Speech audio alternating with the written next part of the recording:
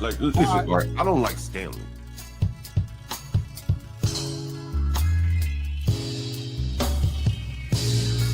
I think the only person I had banned was Stanley.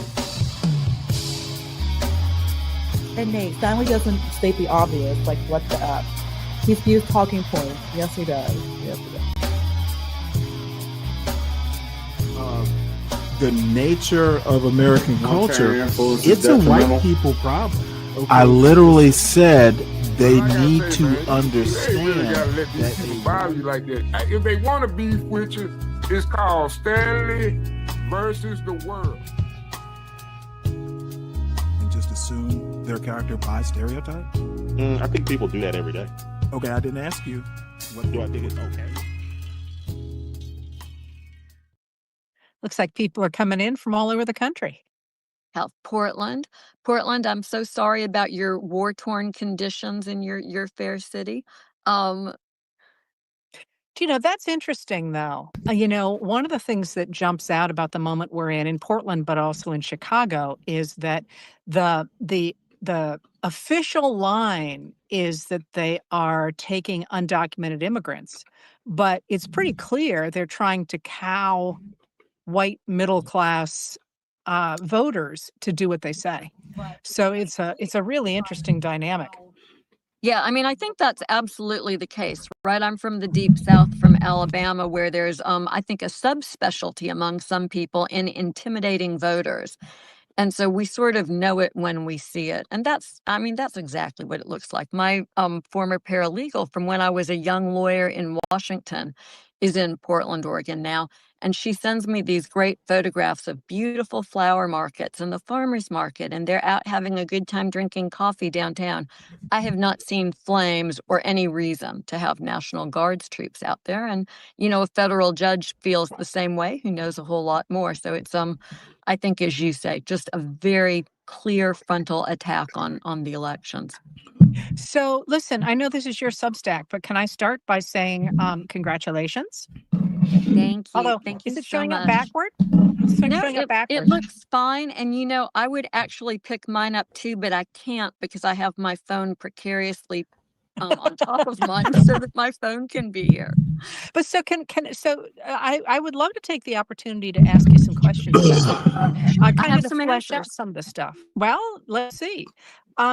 So, one of the things that you talk about here has bothered me forever. And I have mentioned it to legal people before, and they're like, yeah, well, that's not quite right. So can you walk me through the fact you talk about Marbury versus Madison, which is the 1803 decision in which the Supreme Court, under John Marshall, sort of grabs the power to conduct judicial review. And that decision comes down in 1803. But one of the things that you mention in that strikes me as being so important is that essentially when the framers finished the Constitution, they wrote a whole bunch about what the Congress was supposed to do, and then a little bit less about what the president was supposed to do. And by the time they got to the judges, they were like, screw it, we're hungry, let's just have some judges. So basically, our entire judicial system, or not entire, but the vast majority of it, comes from two congressional laws, the Judiciary Act of 1789 and the Judiciary Act of 1801, right? That's absolutely right. And, the founders talked about it before they wrote the Constitution, but not nearly as much after, which has led to this prevailing thought that the Article 3 branch of the government is the least powerful branch. It is. The Supreme Court doesn't have armies to send out to enforce its decisions. And largely the way that its enforcement mechanism works is because we have confidence in the integrity of the courts. That's why judges are so careful about not spilling their integrity unnecessarily. And we live in an interesting world today where, at least with regard to the Supreme Court, that's not always the case, right? I mean, I think it's important to distinguish between district court judges, trial judges, and courts of appeals who increasingly are getting shadow docketed by the Supreme Court, which, criticizes their decisions and expects them to follow law, even though the Supreme Court is no longer, in some of these really important cases, involving presidential power, saying what the law is. They just have an anonymous, signed off decision. Maybe you get a paragraph, no explanation. And then the Supreme Court is indignant about lower court decisions that don't apply it properly, which is, I think, sort of where we are today. Your question, I think, is a super interesting one. Well, Can I get to what I really would love to hear you address? Yeah. And that's that if Congress created the Supreme Court created its own right of judicial review. And if Congress created the courts, can't Congress take it back? Can't they take back the right of judicial review? And can't Congress take back the establishment of the Supreme Court as it currently is? Certainly it has expanded it and contracted it over the years. And the last time anybody revisited in a way that changed the court, the number of people on it was in 1869. Yeah. So this idea that somehow these 9 unelected people get... What's up, CKJ3? Everybody, welcome to Stanley versus the World. It is Monday, so we're back to business. The fuckery is over, at least for a few days. Everyone, please make sure you hit the like button. Also, if you are new, please make sure you subscribe to the channel. Test it out. You can always unsubscribe. And by the way, we actually have had over the weekend, for me, a bonanza of new subscribers. So we're at 247, almost halfway to 500. So let's keep going forward. This is a longish interview, but I've been wanting to watch it for a few days. I think it came out Friday. So Joyce Vance, the lady on the left, is a lawyer. She might even be a legal historian. And we all know who Heather Cox Richardson is, the famous historian, my favorite female historian. So the interview's actually pretty good. I haven't seen it, but I have seen snippets of it. So I think it's worth watching as an opening video while everybody files in. And then I got a ton of news articles. And then towards the end of the show, we're going to go back to Helen Andrews and her premise that America is being feminized, which I actually have a counter to that I read. And I agree. Her take on it is basically, if not outright essentialist, it's simplistic and just, kind of childish, to be honest. To have the final say on the lives of 341 million Americans at a time when they're really seeming to be political actors, to me opens up the idea that Congress, well, if it gets replaced, could say, now just a minute here, let's revisit this. Is that nuts? It's not nuts. I think it's a great question, and I think it's a fair point. I'll start by saying we don't know the answer for sure because it's never been tried before. But could Congress do something? It could. I mean, the current Congress, quite frankly, could try to do something that perhaps people who believe in the rule of law would not like. But a theoretical, democratically led Congress, and I'm saying democratically very intentionally as opposed to Democrat, because I think it would require bipartisan action, could think about right-sizing the court in some really important ways. Where I started, this notion that the court depends on public's confidence in its integrity, that could be restored if Congress stepped in. You're talking about expanding the court. And initially I was hesitant on this, and I still am a little bit, for a very pragmatic reason. Courts that get too big are very tough to deal with. The Ninth Circuit out on the West Coast is a great example. The court is now so big that the judges struggle to read the decisions by every active judge on the court because there are so many of them, 30 plus. But the justices, 9 of them, that was originally configured to align with the number of federal circuits so that you would have one justice for every circuit.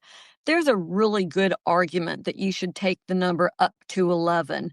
even to 13 because there are two specialty courts. 11 might work out okay. And if that was done in a rigorously apolitical way, and perhaps term limits were imposed at the same time that equalized who was appointing to the Supreme Court, that's complicated, right? Because it doesn't always go back and forth, the presidency. But a good faith effort could be made. And that might have two benefits, both restoring the court's integrity and making the process in the future less political. Can Congress do it? Donald Trump does a lot of things just by going out and doing it, right? I mean, he just went and took off the East Wing. I suspect Congress could go out and add a couple of justices and change rules about timing if it wanted to. And then it would so ironically be up to the court to pass on that, which is, I guess, a whole different kettle of fish. Well, but so I'm actually asking not just about the expansion of the court, which I think obviously we can do because we've done it so many times before, but even taking on the issue of judicial review, as John Marshall set it up in 1803. I mean, he literally just took that power. And in fact, until pretty late in the 19th century, it was not clear that that was going to be the doctrine. And now we all just live with it. But what if we all just said, actually, the Constitution doesn't give you that right. You took that right. And we, as the Congress, are going to take it back. So, it's an interesting question, right? When Marshall in Marbury versus Madison, and forgive me for being super nerdy, decides that the courts have a right of judicial review, which in essence, in that case, was to look over Congress's shoulder and decide whether or not Congress had acted in excess of the Constitution. There's a response to a very difficult situation where the court is being asked to decide about whether these last minute appointments at the end of a presidential administration were legitimate or not. And they sort of neatly sidestep the question by creating judicial review and saying, well, of course, there are enforceable rights here, but Congress in the Judiciary Act went beyond its constitutional authority when it gave us the ability to engage in certain kinds of writs which exceed the constitutional purview of the courts. So it gets caught up in that technical issue, but I think that the opinion is written in a very crafty fashion that sets up this problem. You want to know, could Congress go back and seize that right back? I suppose they could, just along the lines of destroying the East Wing. The problem is what would be left if they did that for the courts to do. There has to be some arbiter for these sorts of critical decisions, right? I mean, the problem that the founding fathers struggled with was, how do we keep the president from becoming a king? Because we're creating this government because we don't like kings. Or as I say in the book, I think king here is just a nice word for a dictator, and maybe we should abandon king and acknowledge that we're talking about dictators and autocrats. And so who can offset that balance? Well, Congress certainly can. The problem is that if Congress then is a powerful counterbalance without any check on it, you sort of could potentially have the same issue. And that's the creation of the courts, and the reason, frankly, we've tolerated them engaging in judicial review all of these years is that they take the most difficult cases, the ones that people cannot decide on their own. And until recently, and I would date this perhaps further back than reversing Roe versus Wade, but certainly reversing Roe versus Wade was a moment in American history. The court has exercised review with restraint and has not, for instance, just in this wholesale fashion, trashed precedent or come up with ridiculous doctrines like the currently in vogue major case doctrine that says, in cases where the court doesn't really want to let Democrats win, we're going to say Congress wasn't specific enough. So, this court is problematic, Heather. I won't pretend that in my view it isn't, as much as that pains me. I think the notion of doing away with judicial review altogether would leave a real vacuum in American politics and the architecture of our system, and I fear what it would be filled by. Okay, that's a good answer. I mean, that's a much more thorough answer than we don't want to go there, which I think is an invaluable thing to have out there. So, I have a bunch of other questions. Let's see which one we want to go with. I'm going to go with the Supreme Court, as you identified just now, and actually as you identify in the book, is a real problem, in part because it had permitted Donald Trump to outrun the courts. But also you have a really interesting discussion of the unitary executive theory, which is a really radical fringe theory that is now mainstreamed. And you identify it in the book as an attempt to get rid of the regulatory state, that they come up with the idea, which is pretty clear, that they come up with the idea that the president is all powerful in order to get rid of the idea that the executive branch, the bodies within the executive branch, like the EPA created by Congress, have any say.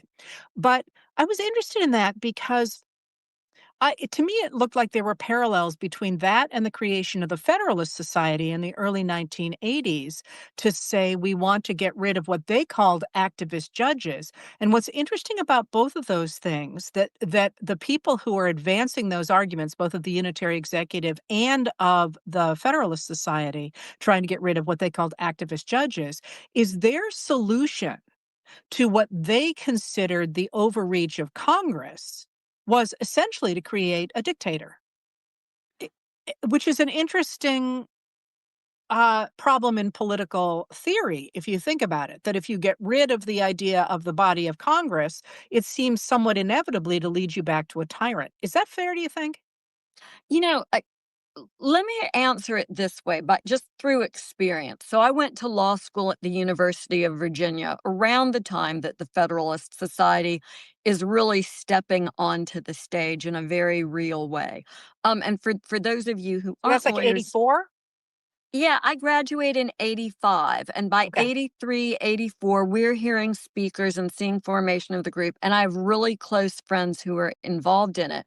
And, I mean, I'll just tell you as an aside, in Birmingham, as a lawyer, I used to go to Federalist Society meetings not because I liked their views, they knew exactly who I was, but because they would get great speakers who would talk about important and interesting legal ways.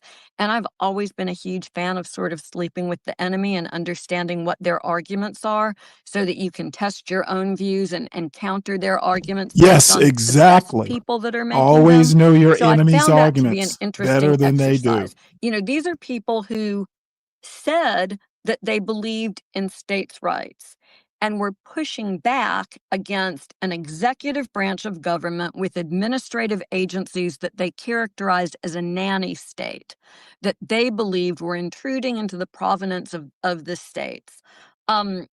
And in many ways, I think they're now sort of like the dog that catches the car.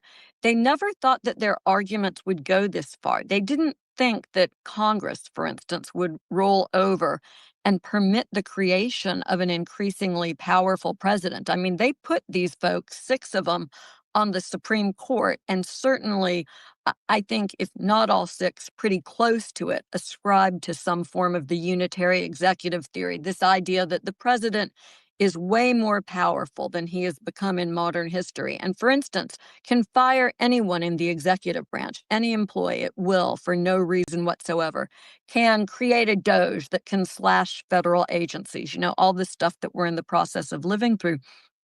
I just don't think that they thought that they could go this far.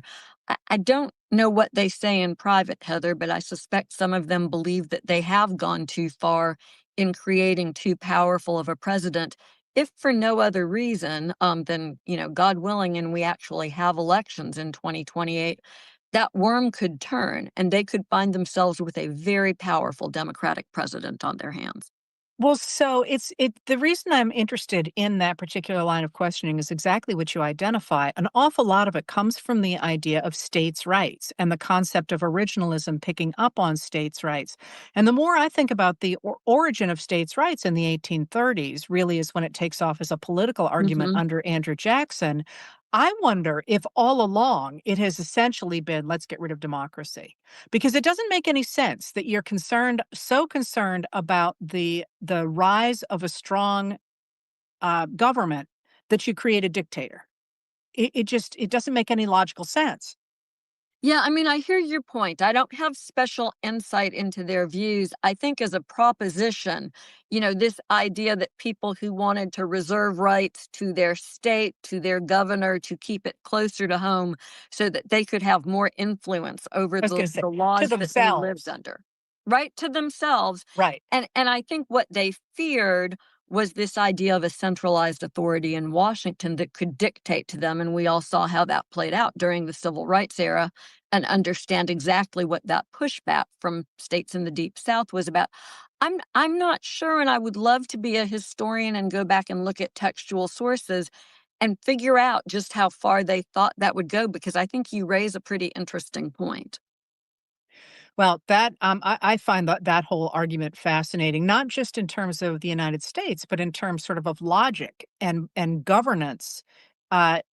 Is this really an accident that they have created a dictator, or was that essentially the plan all along to create what is basically minority rule? And minority rule eventually always devolves into the idea of one person being better than others. I don't know. I think it's an Well, interesting question. I would just say that's the entire point of gerrymandering, right? Preserving Yeah. minority rule.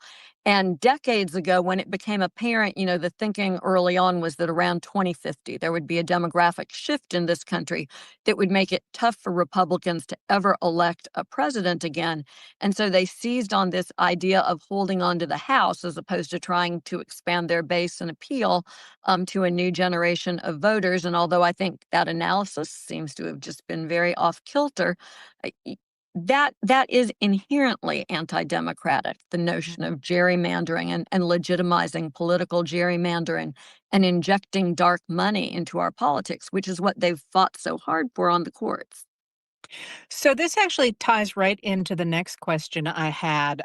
You talk in this book, around page 117, about voter fraud.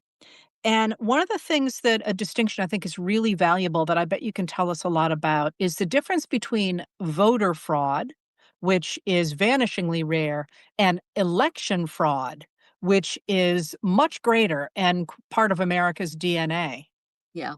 So, traditionally, how voting rights lawyers think about this distinction is voter suppression versus voter fraud. Voter fraud is the idea that people who aren't entitled to vote wrongly vote in elections and have their ballots counted and influence the outcome of elections. And I am just here to tell you that doesn't happen. My friend Justin Levitt, a law professor who has studied this extensively and looked at decades of data, I think found just one or two elections, runoff elections for city councils, very small numbers of votes, where there was even the potential to do that. But the reality is voter fraud gets uncovered because there are so many checks in our system, and it gets prosecuted on just that handful of occasions where it's happened. Doesn't happen in national elections, can't happen in major elections. And also, let me just say this out loud. People who are in the United States who are not citizens are not registering and voting in humongous numbers and stealing elections from Donald Trump or anybody else. That's just not the case. The real problem is voter suppression. That's the real issue. Election People, fraud. I often wonder how people, especially on the right, get hoodwinked or hypnotized, or I don't know whether it's mass hysteria, or maybe it's just like a paranoid personality type, where they're talking about massive voter fraud, and where the fuck do people get this shit from? election fraud I think, has become the more modern term, right? Keeping people who are entitled to vote from voting. Let me tell you what that used to look like in Alabama. So, my husband ran an ill-fated campaign against Roy Moore, a name some of you will remember, for Chief Justice in Alabama. Roy Moore is the guy who ultimately lost to Doug Jones in the Alabama Senate race when some very unsavory dating practices involving younger women came to light. Come But on. Bob, Unsavory dating practices. Boy, that is legalese. Look him girl, up, I'm a folks. Southerner. What are you expecting? But Bob ran against Roy Moore before that came to light. It was despite that fact, it was a shockingly close race. I mean, Alabama history, that was the race that made it possible for Doug to raise money, because Bob came close enough that it was clear we were legitimate. So in that race, These are the mailers that go out in Alabama communities. It's like a really ugly picture of Bob with President Obama over his head holding puppet strings, like Bob is a marionette for President Obama, who he had never met. There is an email that went out to church groups that said that Bob was married to a woman who advocated for Sharia law in Alabama, because I worked with Muslim communities in my district to protect their civil rights. So it was all that kind of nonsense, right? And it goes from that little laughable stuff to these big systemic efforts that we see, laws that are passed that make it more difficult for people to vote. Right now, the poster child is the SAVE Act that would make Americans prove that they are American citizens before they can register or re-register. And that is nothing other than a poll tax. It would force people to spend money to obtain proof of citizenship. For a lot of people, that would price them out of voting. So this is the real problem in our elections. And I think the good news is this is something that we can all play a role in fighting back against. Well, so speaking of which, this is on the main ballot in next month, I forget how many days from now. And the estimate for the proposition that is going before Maine voters is that it will significantly cut down absentee voting, which is how 40% of people in Maine actually vote. And that's obviously being pushed by the radical right, which is trying to get rid of, up to 40% of the voters in Maine, which is really shocking. So you talk in this book, and I think the whole point of this book was how to fight back against this. Why don't you tell us a little bit about that? And then I have some observations about where we might be with that. Um, that sounds good because, I wrote this book in January, February, a little bit into March. And I write in the book that early on I was just tearing stuff up. I would write it and then I would tear it up because it was out of date, because Trump was spewing crap out through the fire hose at just this incredible velocity, much more competent and organized than in the first administration, very aligned with what people who had studied Project 2025 expected, but I think not all at once. I mean, I thought we would see a lot of this, but the way that they did it was very, very off-putting. And so early on, there's so much going on that it becomes very difficult to get your arms around the entirety of it. And I think that was sort of our deer in the headlights moment in America, where a lot of people just stopped in shock and weren't really entirely sure what to do next, right? So I had the challenge of writing this book, not knowing where we were going to be 6 months later, which I guess is always the challenge for authors. Here it felt especially acute. And ironically, I think to the extent that I erred, although I'm very pleased with how the book held up, I think I didn't fully realize how fast Trump would go. For instance, I speculated about the possibility that he would violate court orders and would do it openly and flagrantly. I don't know that I expected that we would be worrying about that as early in this presidency as we did, right? And so I think for me, what that suggests is that the biggest challenge that Americans face in this moment is pretty simple to define. It's staying informed. It's not being overwhelmed by this constant onslaught of stuff, which is consistent with this Steve Bannon view of flood the zone, make it impossible for people to keep up. And we know from the work of experts in authoritarianism, like my friend Ruth Ben-Ghiat, that this is like, 101 for dictators, right? Get people so overwhelmed that they will simply give up. And then you can just roll all over them. So to me, it felt like the primary challenge was telling people, don't do that. Don't let them have their way with you. Make sure that you stay engaged. And that's going to look different for everybody. And that's okay. One of the most important things that I've learned studying democracy is that everyone wants to engage with it differently. I had a law student a couple years ago who wrote a phenomenal paper on using art to sustain democracy. And I think, that's important. I mean, we're both knitters. Knitters are legend when it comes to supporting democracy, whether it was the pink pussy hats in 2016, whether it's the slogan sweaters and hats that are being knit now.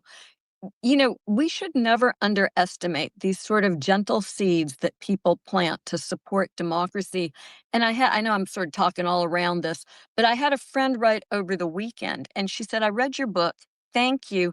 Sometimes I feel like I'm the only crazy person out there that sees problems. And it's good to know that it's not just me. And other people think that we're at a potentially devastating moment in American history, and we all need to band together and do something about it before it's too late. And that's very much where I am. So I'm fascinated. I'd love to hear your Well, observations. so one of the things that you talk about, though, is the replication of democracy in our personal lives.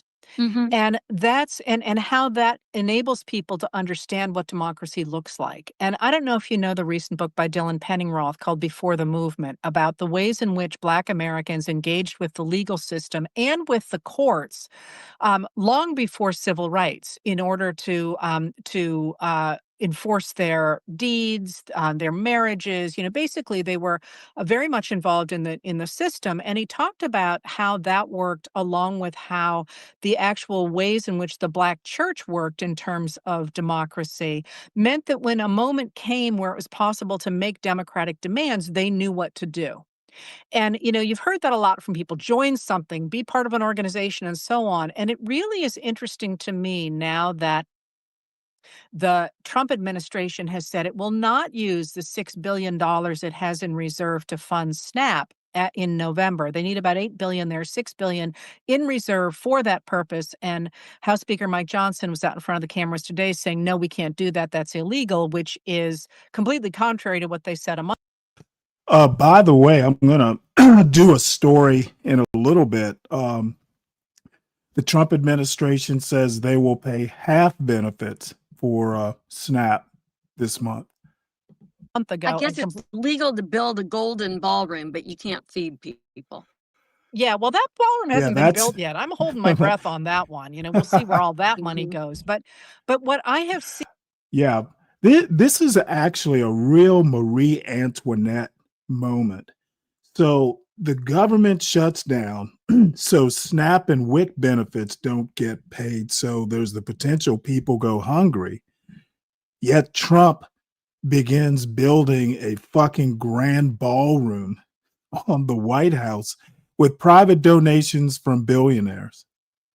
Something is not right with this picture. And again, these weird wackadoodle MAGA people, they're just sitting here and applauding the shit. It's truly amazing. And what's even more amazing is many of these MAGA people are Black men, Black Americans. It's truly stunning. On social media and in my town is people organizing to help each other. The many, the 42 million Americans who depend on SNAP, because the food banks are not going to be able to do it in the state that they're currently in, and probably not fully anyway. But to me, this looks like the kind of cooperation that we saw during the Depression that led to the New Deal. What do you think of that?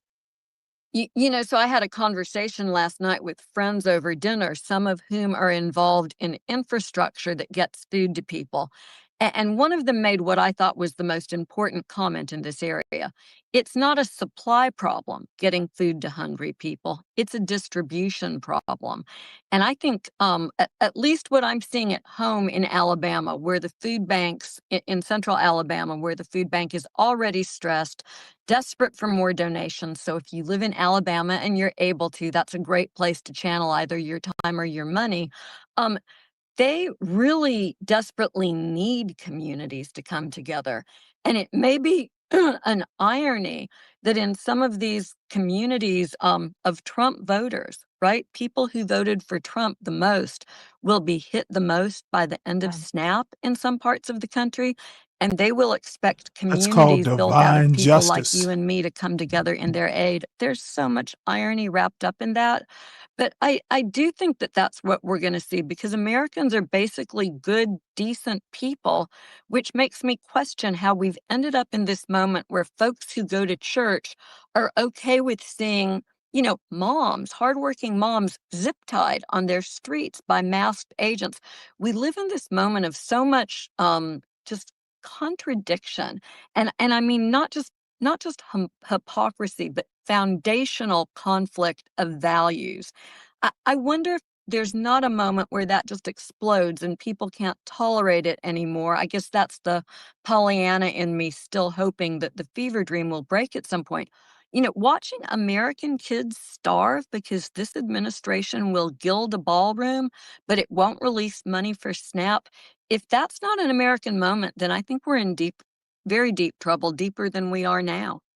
Well, it's funny you say that because as I was coming over here, I thought, I'm really pissed off that my tax dollars went to Argentina rather than to starving children. And I'm like, that's my money, and which is kind of where we started Exactly. this whole experiment, right? Yeah. I mean, it's utterly insane. And, farmers in the Midwest who were being hurt by those foreign expenditures and who were largely Trump voters, seems like they ought to be pretty torqued about it too. I mean, where's the outrage, right? Why are people afraid to speak out against this president? Why aren't there elected representatives who are powerful people coming to the forefront, going to the White House and insisting that they back off and support their constituents, not people in a foreign country who support Trump? It's mishugas. It's just terrible. Just to be clear, the Democratic representatives are doing that. It's the Republicans who are handing over all their power. Exactly. I mean, it's like my friend Dahlia Lithwick, who many of you love because she's, I think, the best Supreme Court analyst out there, talks about a supine Congress. And to me, that's the image. The Republicans are just rolling over on their bellies and telling Trump, do whatever you want to do. And at the same time, we see Democrats who are engaging in what I think of as bravery. I know many people have been critical for them not doing enough. But we are watching, Adam Schiff come under the threat of prosecution. He appears to be next on Donald Trump's revenge prosecution list. His crime being an advocate for democracy, asking the president and his Republican colleagues in the Senate and in the House to do their jobs. I mean, apparently that's a crime in today's America for members of Congress to ask the institution to stand up and fulfill its constitutional obligation. Well, like you say, we're in a moment. But I know you actually don't have a ton of time this afternoon, so I will let you go. But since you don't have the book, there you go. I did it The backwards. coolest thing about it is it's right. When my publisher did it, the cover is embossed. So Yes, that it like is. when you feel down it, you can feel the letters. It's pretty cool. I guess I like have that silly reaction most first authors do to seeing their own book in public, but it's very cool. It's Well, called Giving Up is Unforgivable, a manual for keeping a democracy. Thank you for the question, Monica V. and thank you for letting me talk to you about it. I have Yeah. lots more questions, so we're going to have to do it again soon. Maybe next time we'll bring our knitting again. Anytime you want, I'll come up to your house and we can do it up there. Well, except I have crappy internet, so we have to come to yours. Okay, you come to mine. All right. It's a date. Thank you all for being Right. with us. Thanks, Joyce. All right. Well, that is that. I always enjoy hearing Heather Cox Richardson talk politics. She is literally the best political historian I can think of. So anyway, let's run through the news. Suspects charged in alleged terror plot in Michigan. I heard Kash Patel apparently took time from his date to announce something about a terror plot. So let's hear some details here.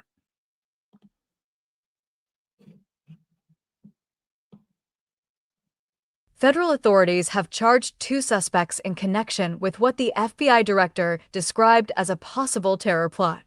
Mohamed Ali and Majid Mahmoud face charges of receiving and transferring and attempting and conspiring to transfer firearms and ammunition, knowing and having reasonable cause to believe that the firearms and ammunition would be used to commit a federal crime of terrorism, according to a criminal complaint.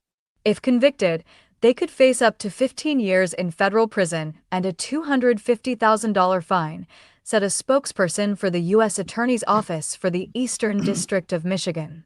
How a Halloween raid unfolded. In the pre-dawn hours of Halloween, residents of a quaint Michigan neighborhood were jolted awake by the blasts of detonated smoke bombs and a voice shouting in Arabic.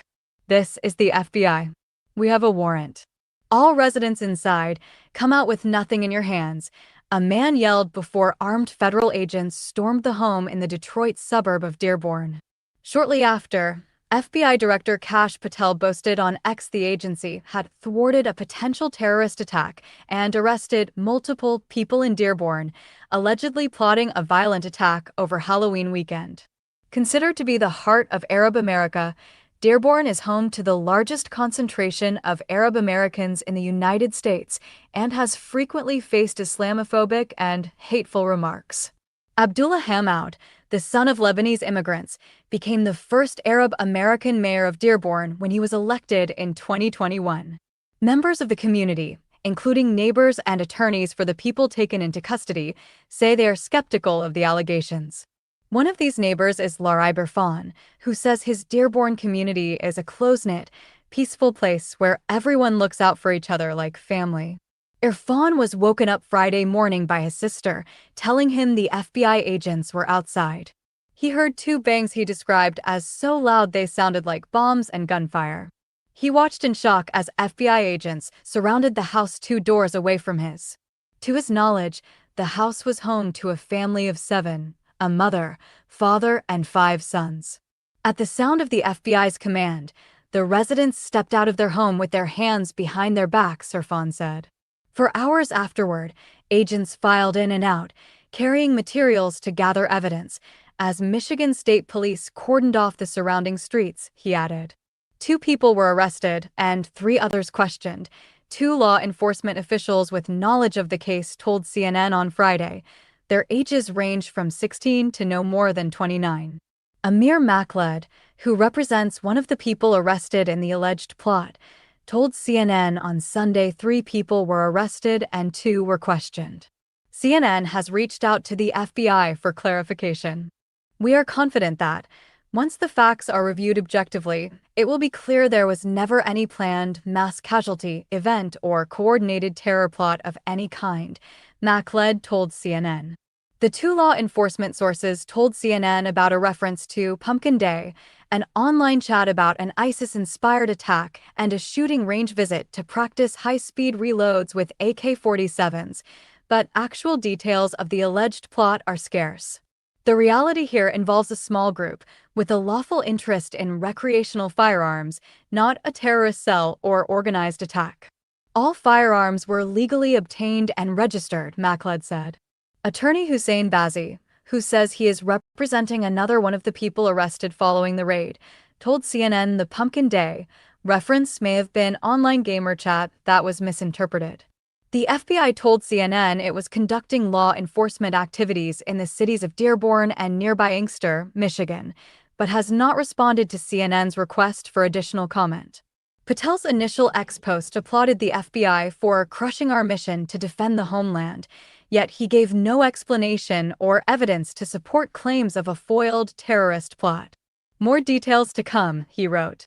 "It's curious to me, Colin Clark, a domestic terrorism and international security expert." Well, I'm going to stop that right here. Zhang seems to think that the article is framed in some way. Well, this is AP, which tends to be about as neutral as any news source. Michigan lawyer says a Halloween terror plot that FBI Director Kash Patel described never existed. I pray that this actually does amount to something for Kash Patel's sake, because if it doesn't, his ass is gone. Says here, a Michigan defense lawyer is disputing FBI Director Kash Patel's allegations that his 20-year-old client and 4 other young suspects were planning to carry out a terror attack on Halloween weekend. announcing their arrests on Friday. Patel said more information will be coming soon. However, the FBI and Michigan authorities have offered few details about the case.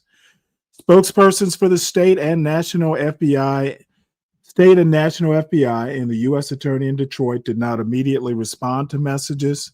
The investigation involved discussion in an online chat room involving at least some of the suspects who were taken into custody, according to two people briefed on the investigation who could not publicly discuss details.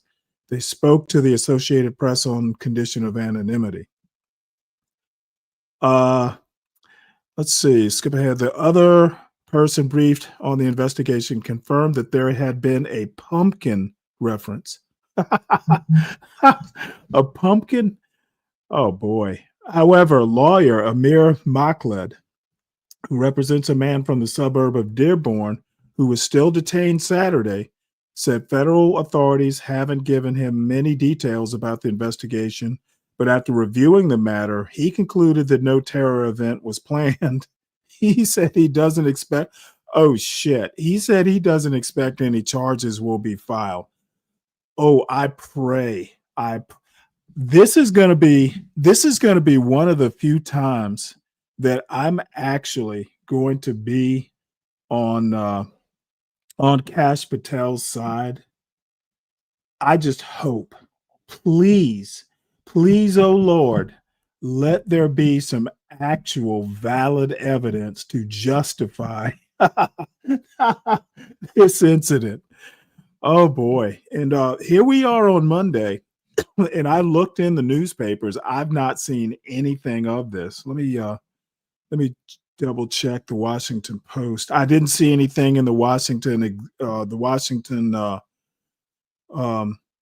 Examiner. I see nothing. You would think an alleged terror plot would be somewhere on the front page. Nothing. Not even below the fold. This is the front page of WashingtonPost.com. Nothing about this alleged terror plot. And I don't recall seeing anything in the New York Times. I'm looking at CBS.com. Absolutely nothing. So White House,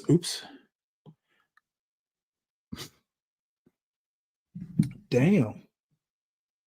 White House says partial SNAP payment, Supreme Court. Speaking of the Supreme Court, the tariff case is coming up on Wednesday. Do plan on listening to that live if possible.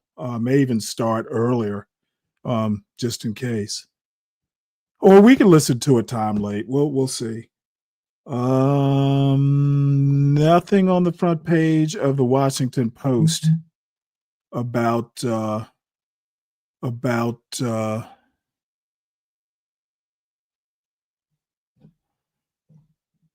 any terror plot. So let's cross our fingers that Kash Patel still has a job at the end of the month.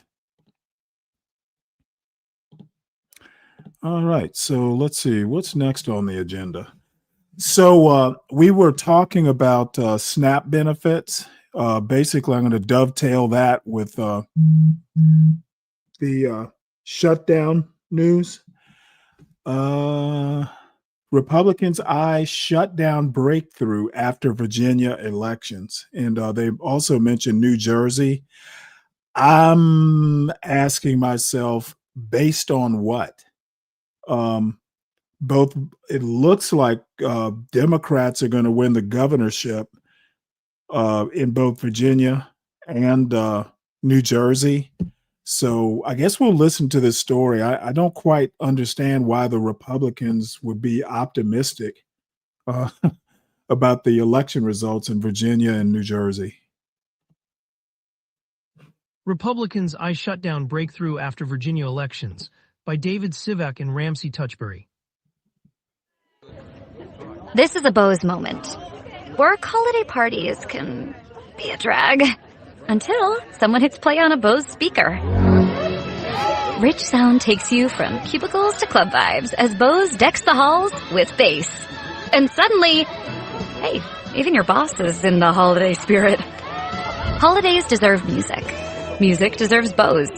Find the perfect gifts and holiday deals at Bose.com. Are there for a shutdown breakthrough as soon as Wednesday, betting that Democrats will soften their health care demands after high-profile elections in Virginia and New Jersey on Tuesday. Over the last week, bipartisan talks have picked up among appropriators interested in hammering out a larger spending deal once the government reopens. At the same time, Washington is facing mounting political pressure as funding runs dry for food stamps and travelers face major delays at airports around the country. The shift signals that 1 month into the shutdown fight, lawmakers may finally be interested in moving past the logjam. But Republicans, blocked from passing a short-term spending bill in the Senate, do not see that happening until a handful of states hold elections seen as bellwethers for Democratic enthusiasm next year. They cannot quit the shutdown before the election because they are afraid their base will get mad at them and stay home, said Senator Markwayne Mullin ROK, an advisor to leadership who has been involved in rank-and-file talks with Democrats. Republicans have misjudged the resolve of Democrats once already, with Senate Minority Leader Chuck Schumer, Democrat from New York, stealing his caucus to stick with its demand that expiring Obamacare subsidies get renewed as part of a funding deal. And even Senate Majority Leader John Thune RSD noted last week that other possible deadlines, including paychecks for air traffic controllers and congressional staff, have come and gone without a resolution to the impasse. Thune and the rest of congressional GOP leadership have said they would negotiate the enhanced subsidies, but only after the government reopens. It would be nice if at some point they would say, okay, we passed this deadline, and the calendar finally gets to the point where they can say, okay, let us move forward, he said. We will see. Yet there are other reasons to believe that a deal to reopen the government could come later this week. Obamacare open enrollment began on Saturday, a date seen as an inflection point for Democrats hoping Republicans would finally negotiate in the face of spiking healthcare premiums. The shutdown will also reach a new benchmark on Tuesday, matching the record for the longest in history. Democrats deny they are holding out to please their political base, but Republicans have long speculated that Schumer forced the issue, at least in part, to fend off a primary challenger in 2028 after he caved in a March fight over government funding. Democrats acknowledge the shifting political reality on Capitol Hill. In recent days, Senate Democrats have begun to show interest in funding the government in piecemeal fashion, starting with food stamps. Multiple judges ordered the Trump administration to tap an emergency fund to keep paying out benefits, but that has yet to happen, and the payments may only be partial if the White House complies. And in a sign of possible shuttle diplomacy, Senator Katie Britt Arell, a GOP appropriator, had at least 2 conversations with Schumer about the appropriations process this past week. Things are obviously percolating, said Senator Brian Schatz, Democrat from Hawaii, who's slated to become the number 2 Senate Democrat in the next Congress. Democrats, for their part, see Trump's return to Washington after a week of travel in Asia as helpful to getting a health care deal done, believing he will pressure congressional Republicans to back off their shutdown stance. So far, Trump has taken the opposite tack, spending the weekend encouraging Republicans to eliminate the filibuster so they can pass their spending bills without Democratic input. However, that option does not have broad GOP support, meaning Washington will need to negotiate its way out of the shutdown. Thune has signaled a White House meeting on healthcare could happen this week if the government reopens. I mean, it is one thing for him not to engage with us overseas, Senator Tim Kaine DVA said of Trump. I think it is a little bit harder for him not to engage when he is here. As for the elections, Kaine predicted that a Democratic victory, particularly a resounding one, could aid the party in the shutdown fight, but he lumped the races in with a confluence of factors that could create a critical mass for reopening the government this week. There is just a lot of stuff going on right now, said Kaine, who campaigned for Abigail Spanberger, the Democratic gubernatorial nominee in Virginia, over the weekend. There is SNAP, there is people getting their premium increases, there is these elections. Picking out which, moving piece will have the most impact, and what impact it will have is really hard, he added. Trump will campaign for Republicans on the eve of the elections in Virginia and New Jersey, holding Oval Office tele-rallies for the gubernatorial candidates. Voters are also headed to the polls on Tuesday in New York for a mayoral race and in California, where Democrats are pushing a ballot initiative to redraw their congressional map. Yeah, I actually see, I still don't see how the Virginia and New Jersey races will soften the resolve of Democrats. If anything, it'll harden the the resolve, having two Democrats win gubernatorial races. So whatever. So Besant says SNAP food benefits could restart in just days. I heard partial, so let's listen to this. Besant says SNAP food benefits could restart in just days. By Zach Halishak. This is a Bose moment. Parties can be a drag. And town fills the room as Bose decks the halls. Besant These said guys, on Sunday that food these guys stamp are doing benefits could commercials restart as too. soon as Wednesday, after two federal judges ruled the Trump administration must tap into a contingency fund. The Trump administration said it would run out of funds for the Supplemental Nutrition Assistance Program benefits on November 1st amid the government shutdown. But the federal judges ruled the administration must utilize a contingency fund to keep paying out benefits to SNAP recipients, although when those funds will be released is still an open question. CNN host Jake Tapper pointed out that the court said at least a partial payment needs to be made by Wednesday. Besant was asked if payments might be dispersed by Wednesday, and he said it could be. He also said the Trump administration does not intend to appeal the ruling. No, but there is a process that has to be followed, so we got to figure out what the process is, Besant said. President Trump wants to make sure that people get their food benefits. 5 Democratic senators could cross the aisle and open the government by Wednesday, the Treasury Secretary added in reference to the ongoing standoff in the Senate over reopening the government. Trump himself has said he wants to see the SNAP benefits returned, and in a Friday social media post, said he has told government lawyers to work toward getting the SNAP funds dispersed. I do not want Americans to go hungry just because the radical Democrats refuse to do the right thing and reopen the government, Trump said. Therefore, I have instructed our lawyers to ask the court to clarify how we can legally fund SNAP as soon as possible. It is already delayed enough due to the Democrats keeping the government closed through the monthly payment date, and even if we get immediate guidance, it will unfortunately be delayed while states get the money out, he continued. If we are given the appropriate legal direction by the court, it will be my honor to provide the funding, just like I did with military and law enforcement pay. The House has already passed a clean, continuing resolution which would reopen the government, but the Senate also needs to approve the measure and must overcome the upper chamber's 60-vote threshold to reopen the government. Democrats are demanding the reinstatement of expiring Obamacare subsidies and trying to use the opportunity as leverage to secure concessions from the GOP on the matter.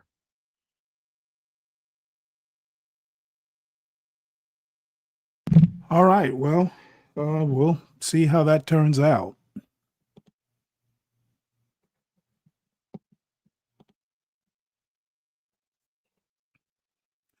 Okay, this is just another live thing about White House says it will make only partial SNAP payments. Let's see.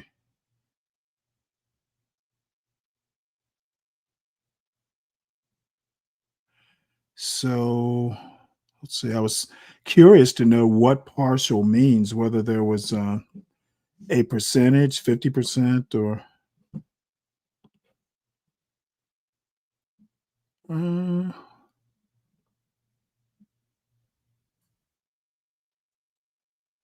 so they're saying only half as much. So half rations.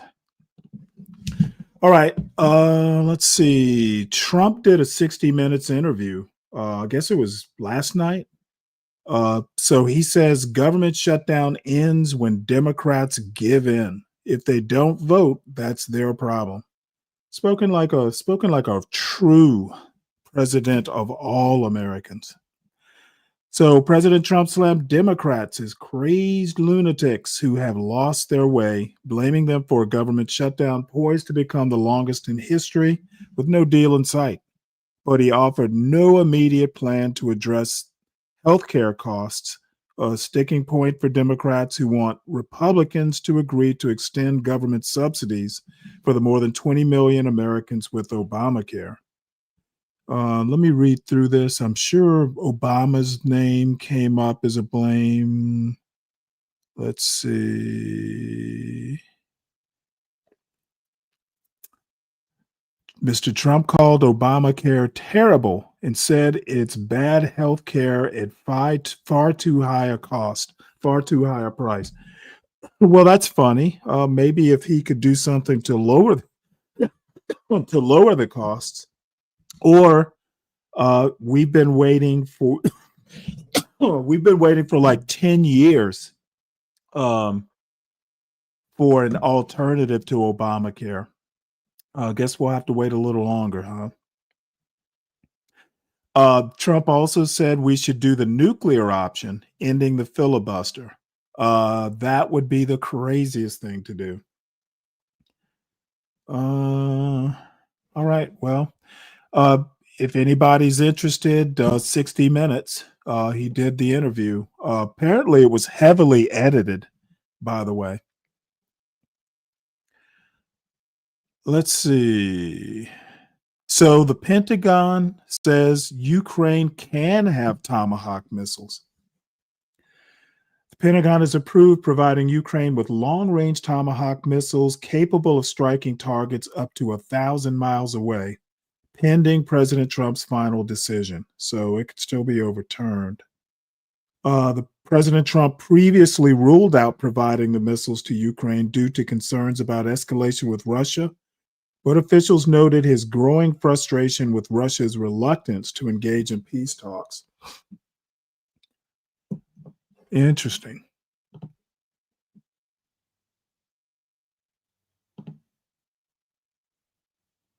This is actually something that kind of surprised me. It might not be. So the Department of Homeland Security to end Biden's automatic renewal of migrants' work permits. So essentially, to renew a work permit, you're going to have to basically go back and be re-vetted, which I don't necessarily have a problem with.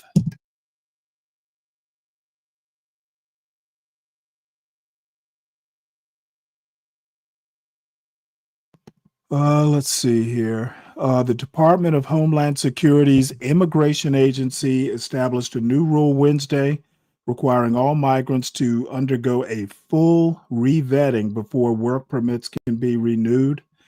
That rolls back a Biden-era policy that had allowed renewals even without the checks being completed. I have no problems with that. Probably should have never been an automatic renewal. Let's see. Let's stay with some more immigration DHS type news. So there was the dude who's in charge of the border patrol or the deployment in Chicago was required by a district court judge to do daily updates for one reason or another. And he appealed it, or the government appealed it, so he won't have to do the dailies. So essentially, the Trump administration wins on this. What happened is the Border Patrol, in particular, had been accused of some underhanded kind of, roughing up people. And the commander himself lobbed a smoke grenade at some civilian. So I guess that pissed the judge off. So essentially, that part of the accountability is defeated. Says here, an appeals court ruled in favor of the Trump administration Friday and stopped a judge from trying to get daily updates from a Border Patrol official about the government's immigration crackdown in the Chicago area. And I agree, that violates separation of powers. The Border Patrol doesn't work for the judiciary branch. So, having a judge supervise, that was never going to work. Now, we're going to do a little bit of foreign policy here. I don't get this. I saw the headline, but didn't really look into it. So let's see what this is all about. Trump threatens military action against Nigeria. And I have a buddy who lives in Lagos. I have to contact him on Discord and see what he thinks of this. On Friday, President Donald Trump designated Nigeria a country of particular concern over alleged killings of Christians. Senator Ted Cruz urged Congress to designate Nigeria, amid claims of Christian mass murder, while Donald Trump warned Christianity is facing an existential threat. Really? And Nigeria was removed from the country of particular concern list in 2023, so it's back. Trump ordered the Pentagon to prepare for possible military action in Nigeria, citing a figure of 3,100 Christians killed without specifying the source or time frame. Tinubu, no idea who or what that is, pushed back on Saturday, saying religious freedom and tolerance have been a core tenet of our collective identity and shall always remain so, while the Nigerian Foreign Ministry vowed to defend all citizens regardless of faith. So the designation could lead to sanctions. I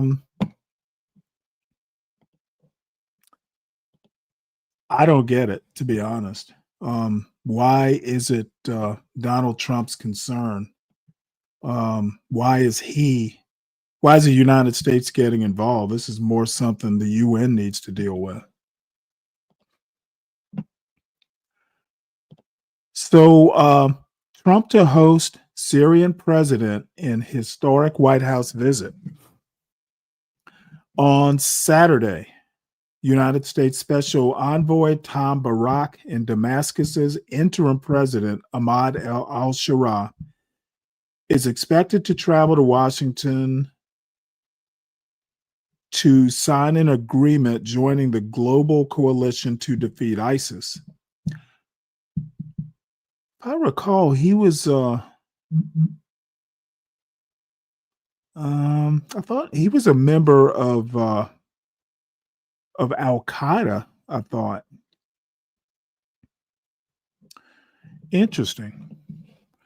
That I hope they put that meeting on camera. So I would love to look at that live. Let's see here. Okay, so he's going to be here in the next couple weeks. All right, let's see. What else have we got here? Trump says his tariffs will help American businesses. So why are they suing? Well, that's a good question.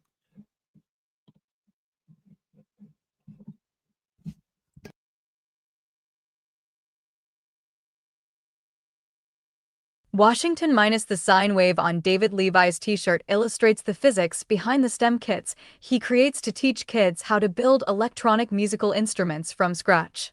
But the oscillating line could also represent President Donald Trump's tariffs that have bounced up and down, creating higher costs and uncertainty for small businessmen like Levi. Levi, an electrical engineer who founded MicroKits in 2020, has had to raise prices, slow production, and pause plans to launch a new product, BananaSynth, that lets kids turn a bunch of bananas into a kind of keyboard. Start the day smarter. Get all the news you need in your inbox each morning. And if the tariffs that Trump has imposed on nearly every imported good, including many of the electronic components Levi uses to build his kits in Charlottesville, Virginia, minus are going to remain high for the foreseeable future. Levi said he might have to move production out of the country. That could be needed both to allow Levi to sell his kits at a competitive price and to gain more predictability about costs. Trump is setting rates by bypassing laws that require a more detailed process for imposing tariffs in limited circumstances. I can't really plan if the rates might change again next month, he told USA Today. More, are Trump's tariffs too big to fail at the Supreme Court? Businesses are not embracing Trump's tariffs. American businesses moving overseas is the opposite outcome Trump promised when he imposed tariffs on nearly every product imported into the United States. Trump said persistent trade deficits have become an emergency because they've hollowed out the nation's manufacturing base. He's also used tariffs as a way to get China, Mexico, and Canada to do more to stop illegal drugs from coming into the United States. But businesses are not embracing his strategy. Levi is among the small business owners challenging Trump's tariffs, an issue the Supreme Court will take up on November 5th. Other businesses arguing that Trump overstepped his authority include a Vermont company that makes women's cycling gear, two Illinois-based businesses that sell educational toys, and a wine importer based in New York City. These tariffs threatened the very existence of small businesses like mine, making it difficult to survive, let alone grow. Victor Owen Schwartz, who founded his wine and spirits import business nearly 40 years ago with his mother, said of his decision to take on the president, "I was shocked that those with much more power and money did not step up." More, Canada's PM Carney says he apologized to Trump over anti-tariff ad. U.S. Chamber of Commerce opposes Trump's tariffs. While Fortune 500 companies did not file suit as Schwartz did, major business organizations have spoken out against the tariff. I'll stop it there and move on. So Wednesday, as I said, will be the actual hearing that before the Supreme Court. So the Supreme Court confronts Trump and his tariffs in test of presidential power. Tariffs are strictly the purview of Congress. Trump has basically taken some emergency power, some law that was passed back in the 70s, I think, basically created an emergency or manufactured an emergency. And somebody needs to check that. And actually, the Senate actually has begun, they passed a couple resolutions checking some specific tariffs. Let's hope they continue. Supreme Court confronts Trump and his tariffs in test of presidential power. This article is by Anne E. Marimo and read by an automated voice. Again and again, since President Trump returned to the White House, the Supreme Court's conservative majority has blessed his boundary-pushing policies, allowing them to take effect on an interim basis while litigation plays out in the lower courts. But on Wednesday, the justices will consider for the first time whether to say no to Mr. Trump in a lasting way. At issue is the legality of his signature economic policy, the use of emergency powers to impose sweeping tariffs on nearly every U.S. trading partner. The outcome of the case could significantly affect the global economy, American businesses, and consumers. Experts say the case is a toss-up that poses difficult legal and political considerations for the justices, made all the more tense by Mr. Trump's efforts to personalize the dispute. Mr. Trump had mused about attending the court's argument this week, and has spoken repeatedly of the case's importance to him. On Sunday, he said he decided against going to court, but stressed that he considered the stakes to be monumental. "The case is one of the most important in the history of the country," Mr. Trump wrote in a post on Truth Social. "If a president was not able to quickly and nimbly use the power of tariffs, we would be defenseless, leading perhaps even to the ruination of our nation." Observers of the court said the justices would be keenly aware that Mr. Trump would perceive a legal defeat as a personal blow. "You can't help but think that that's going to be hovering over the decision-making process in this case," said Donald B. Verrilli, Jr., who was the Solicitor General during the Obama administration. The Supreme Court's 6 conservative justices have so far been receptive to Mr. Trump's claims of presidential authority. Among other things, they have allowed the administration to withhold funds appropriated by Congress, kick transgender troops out of the military, and pursue aggressive immigration-related policies, but all on a temporary, emergency basis. The tariffs case is the first time the justices have weighed the underlying legal merits of a key administration priority in Mr. Trump's second term. Other such cases are on the horizon. Next month, the court will consider Mr. Trump's efforts to seize control of independent agencies. And in January, the justices will weigh his attempt to remove a member of the Federal Reserve Board. The administration has also asked them to consider the legality of the president's executive order ending birthright citizenship. Jack Goldsmith, a Harvard Law School professor and former top Justice Department lawyer under George W. Bush, said that because the legal issues were so closely contested in the tariffs matter, some justices could weigh broader implications across the set of presidential cases, concerned about either handing Mr. Trump too much power or too many defeats. "At the end of this term, we'll see wins and losses for Trump on presidential power," he said.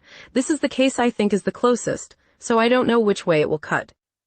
In a sign that the court recognizes the importance of the tariffs case, the justices set a brisk schedule for the parties to submit written briefs and present oral arguments. They now seem likely to rule swiftly, rather than wait until the end of the term next summer, as is their usual practice for the most consequential decisions. The case has divided the conservative legal community.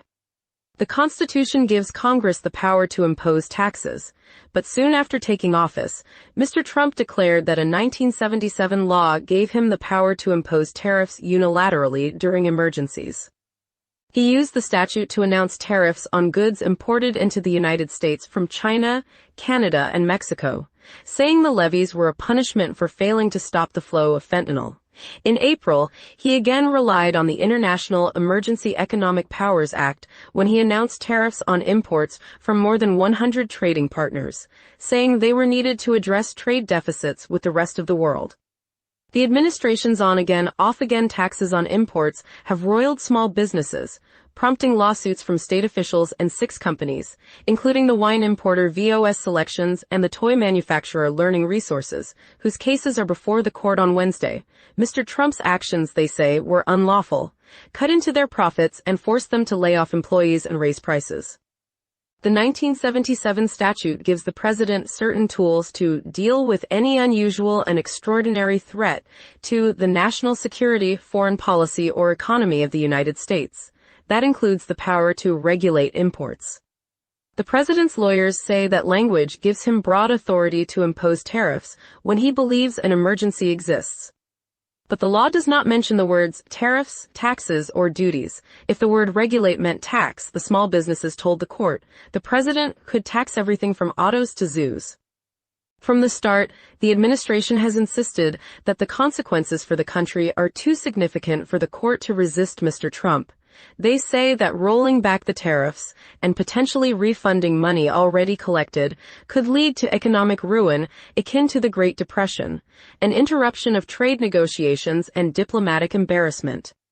I think the more deals we've done, the more money coming in, it gets harder and harder for SCOTUS to rule against us, Treasury Secretary Scott Bessent said in August, using an acronym for the Supreme Court. But prominent legal figures opposed to the tariffs, including retired federal judges and a founder of the Conservative Federalist Society, said the case was not a close call. While past presidents have invoked the emergency statute to impose sanctions or to freeze a country's assets, Mr. Trump is the first in 50 years to rely on it to impose tariffs. Emergency powers are meant to be used in emergencies, said Michael W. McConnell, a former federal appeals court judge nominated by President George W. Bush, who is leading the coalition of small businesses. No Supreme Court would want to provoke a confrontation with the President of the United States unnecessarily, but on the other hand, the law is the law. I'll stop it right there. I think we all get the message. And again, we'll try and listen to that live on Wednesday. So these next few stories kind of involve Trump polls and free speech.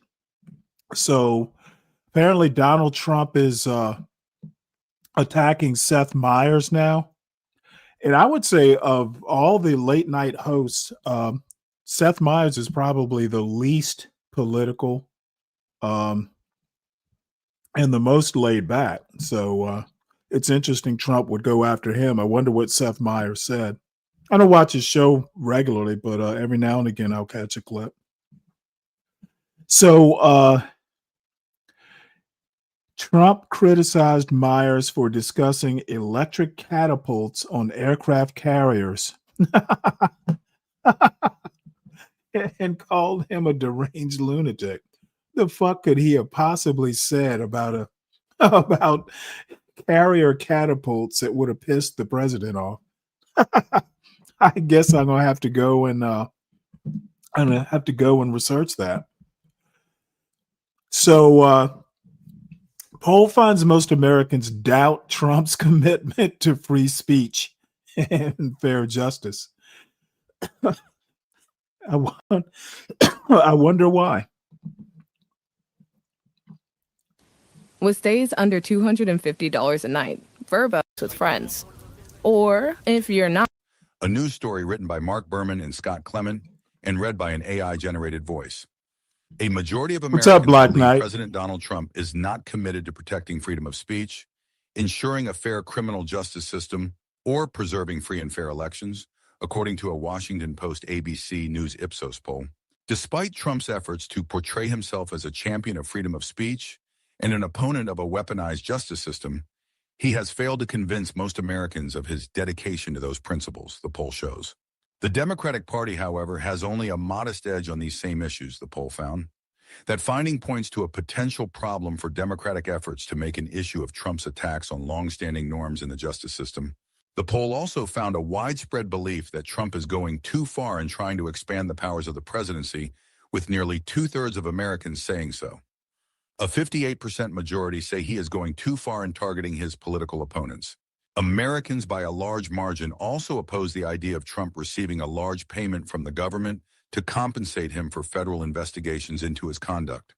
In 2023 and 2024, Trump filed claims demanding a total of $230 million in compensation and, more recently, suggested that he could direct the Justice Department to pay those claims.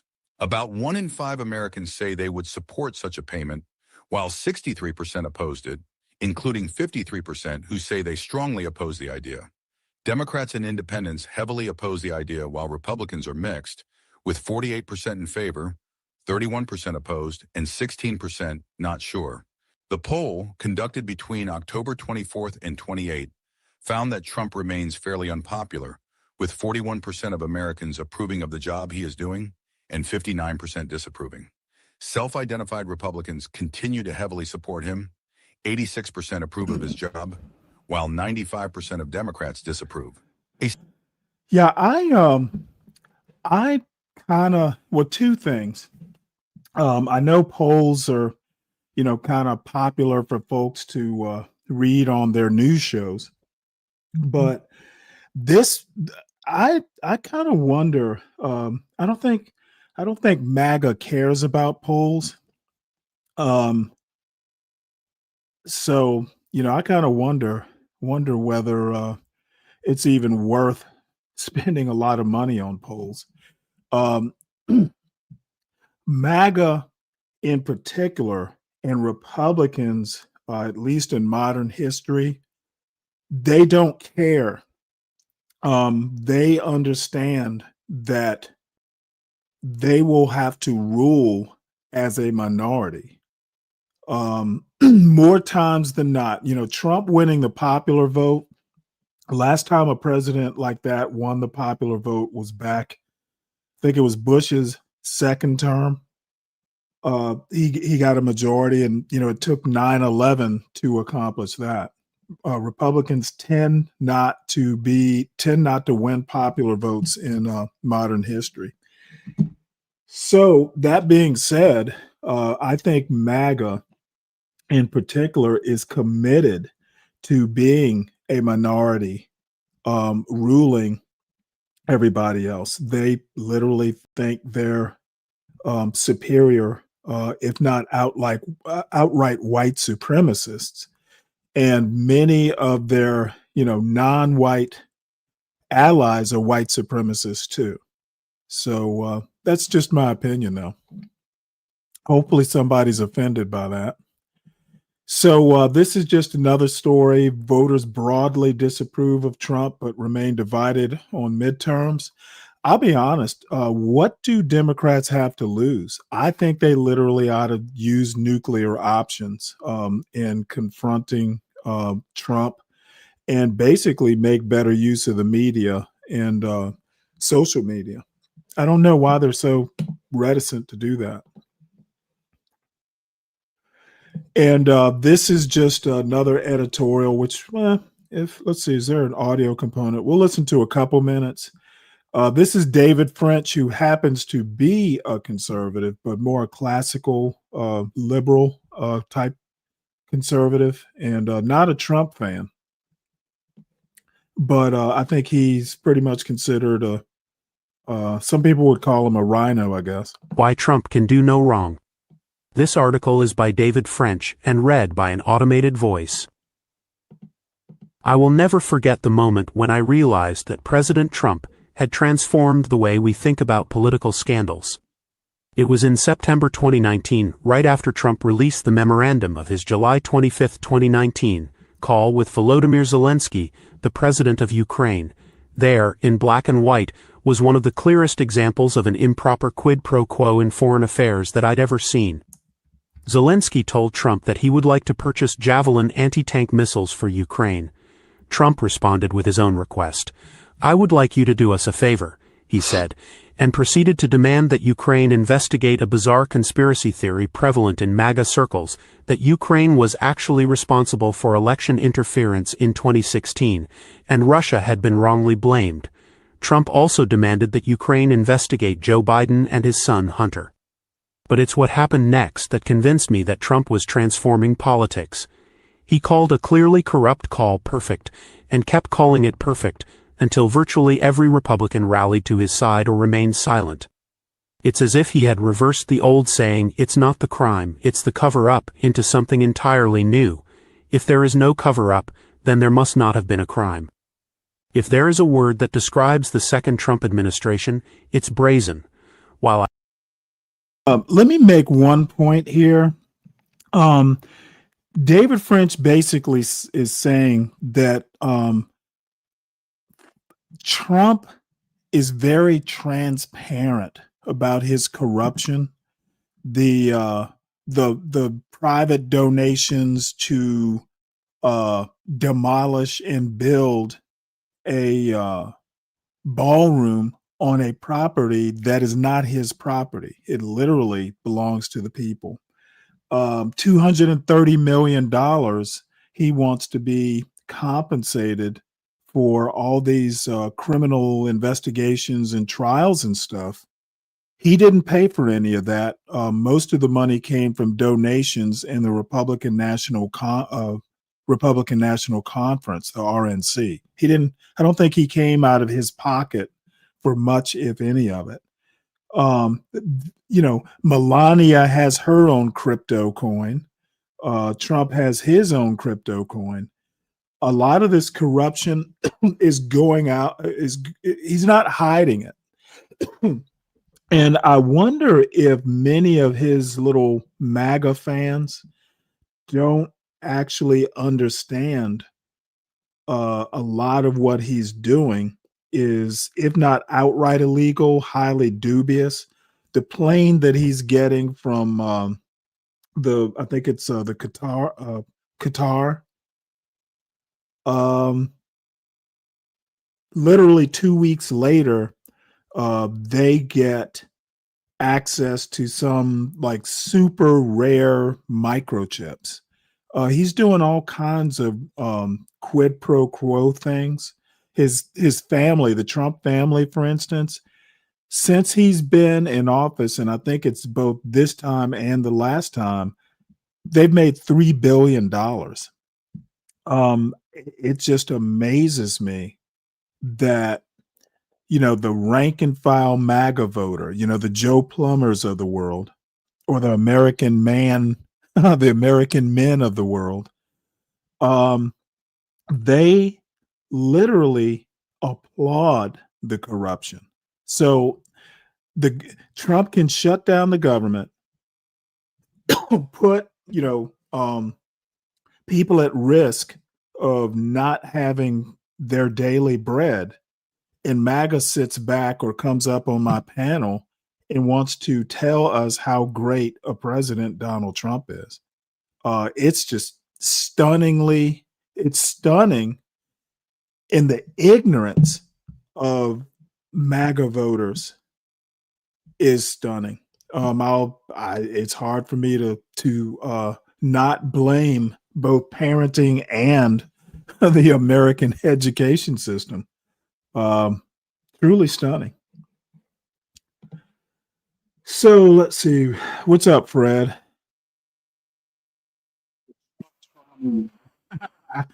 Yeah, well, you know what? You can call it Trump derangement syndrome, but I'm afraid the corruption is real. and it's in the newspapers every day. There's nothing deranged about complaining about Trump wanting $230 million from the Justice Department. Let's see what goes in Nigeria. Well, I think the same thing, CKJ3. Why are we interfering in it? I asked that question when I played the story. Maybe you weren't here for it. So let's see, what else have we got here? Kimberly-Clark, they make the toilet tissue and other, Kleenex and Huggies. They are buying Tylenol. Kenvue, the maker of Tylenol, for $40 billion, which is an interesting move given recent events. Tylenol being associated with autism in kids. Kimberly-Clark agrees to buy Kenvue, maker of Tylenol, for $40 billion. This article is by Lauren Hirsch and Rebecca Robbins and read by an automated voice. Kimberly-Clark, the consumer products giant that owns Kleenex and Huggies, said on Monday that it agreed to spend about $40 billion to acquire Kenvue, the embattled maker of Tylenol, which has fought unproven claims by the Trump administration that link the common pain reliever to autism. Shares of Kenvue have plummeted this year as U.S. health officials have claimed that acetaminophen, the active ingredient in Tylenol, was linked to autism. In September, President Trump said that pregnant women should fight like hell not to take it. Kenvue's stock rebounded strongly on the deal announcement, rising 20% in pre-market trading. Kimberly-Clark shares fell more than 10%, which if sustained would drag the company's value down to a multi-year low. Kenvue was spun off by Johnson & Amp Johnson in 2023 to run the group's consumer products division. Johnson & Amp Johnson kept the more profitable, faster-growing businesses in pharmaceuticals and medical devices. Kenvue has struggled to find its footing as a standalone company, and the activist investment firm Starboard bought a stake in the company and pushed for change. In March, the chief executive of Starboard, Jeffrey Smith. How much you want to bet that that Robert Kennedy has some sort of stake? He's probably selling. He's probably selling Kenvue stock short. Took a seat on Kenvue's board of directors. In July, Kenvue announced the departure of its chief executive alongside a review of the company's strategy. On Monday, Kenvue said that it expected sales to fall by the low single digits this year. Last quarter, its self-care unit, which includes Tylenol, recorded the biggest drop in sales of all its divisions. Under the terms of the cash and stock deal with Kenvue, Kimberly-Clark shareholders would own roughly 54% of the new company. The combined group would generate about $32 billion in annual revenue and $7 billion in operating profit, the company said. There are nearly $2 billion in synergies that could be achieved by cutting costs, which often means layoffs, in the 3 years after the companies combine, they added. Kenvue makes many household name brands like Band-Aid, Listerine, Neutrogena, and Johnson's Baby Shampoo. But since the Trump administration took up the unproven Tylenol autism link, that product has unexpectedly become the company's face. The president's interest in the issue could also give new life to hundreds of lawsuits in state and federal courts that have been filed in recent years by families claiming that their children were diagnosed with autism or ADHD after taking Tylenol during pregnancy. And last week, the Texas Attorney General Ken Paxton sued Kenvue and Johnson and Amp Johnson, claiming that the companies hid evidence linking Tylenol to neurodevelopmental disorders. The suit also claimed, without providing evidence, that Kenvue was created to shield Johnson and Amp Johnson from liability over Tylenol. The plan to spin off Kenvue was announced in 2021, while the Tylenol lawsuits picked up steam in 2022. Scientists have long studied a potential connection between acetaminophen and neurodevelopmental disorders like autism, but research has so far produced mixed results. Kenvue does not report its revenue from Tylenol, but the product generates roughly $1 billion in annual sales for the company, according to an estimate from Morningstar, the financial services firm. Competitors make other widely used generic acetaminophen products. Kenvue also sells baby powder products that have been the source of extensive legal trouble for Johnson and Amp. Johnson, which created a special subsidiary in 2021 to try to bear the brunt of lawsuits it faced. For many years, Johnson and Amp. Johnson has tried to settle tens of thousands of claims that talcum previously used in its baby powder caused cancer. The allegations were that Johnson and Amp. Johnson knew its talc products contained carcinogenic fibers, including asbestos, but hid the risks in pursuit of profits. In March, a federal bankruptcy judge rejected Johnson and Amp. Johnson's latest multi-billion-dollar settlement offer. In recent years, the talc-based baby powder products were discontinued and replaced by a cornstarch version. Plaintiffs in talc cases have named Kenvue in U.S. lawsuits, but under the terms of the spin-off, Johnson and Amp. Johnson agreed to keep those liabilities and indemnify Kenvue in the United States and Canada. Last month, in a new legal threat, a group of plaintiffs in Britain where Kenvue is not shielded sued Johnson and Amp. Johnson and Kenvue over the issue. In response to questions from analysts on Monday about pending litigation related to both talc and Tylenol, Kenvue's chief executive, Kirk Perry, said that the company stood firmly behind the science and the safety of our products.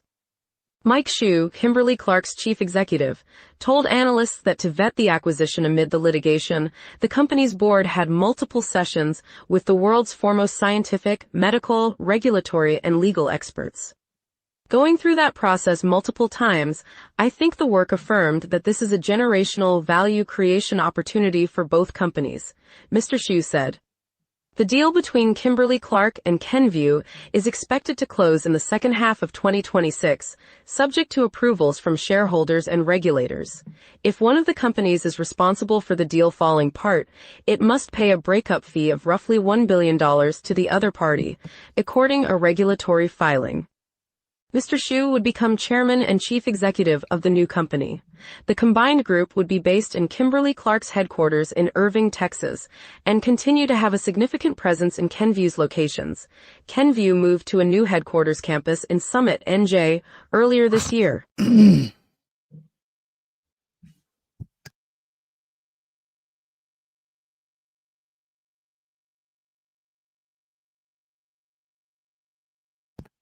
So we're gonna switch gears here, and there is actually a reason I'm I'm talking about this article. Apparently, testosterone is giving women back their sex drive and then some.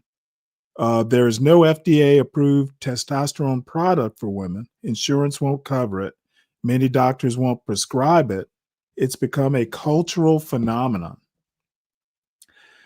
And let's see. We'll listen to a little bit of this, but I didn't know testosterone and women were a thing. Hi, my name is Susan Dominus, and I'm a staff writer at the New York Times Magazine. I'm 55, and I've been hearing a lot from female friends who are about my age that they've been taking testosterone, which is a hormone that women do have, but that drops dramatically with age. Mostly, I would say, they're taking it to help with libido, and some of them absolutely love it. They say they'd never go off of it. It's been great for their marriages. I also have one friend who told me she's on it, and that yes, it definitely improved her sex drive, but that no, it did not make her want to have sex with her husband as much as she loves him. You know, most doctors say it's not a miracle drug, but it can help some women around the age of menopause with their libido in a way that doctors often describe as minimal but meaningful. So one of the problems with testosterone is that it's not FDA approved in any dose for women. So some doctors don't feel comfortable prescribing it. And then you have these women who want to take it kind of going AWOL. They're paying a lot of money for it at longevity centers or at med spas or in for-profit venues that aren't necessarily following the guidelines that the most authoritative medical societies recommend. In 2023, I wrote a story about menopause and menopausal hormone therapy. And at that time, my sense was that doctors still were a little bit skeptical about testosterone. But now my Instagram feed is just like one big advertisement, post after post, influencer after influencer, some of them doctors telling me to take it. And just in the 2 years since that last reporting that I did, it's clearly become something of a cultural phenomenon. So I wanted to look more closely at it. And when I did, I really was fascinated. When I started speaking to experts in sexual health and in women's health, there were two things that really surprised me.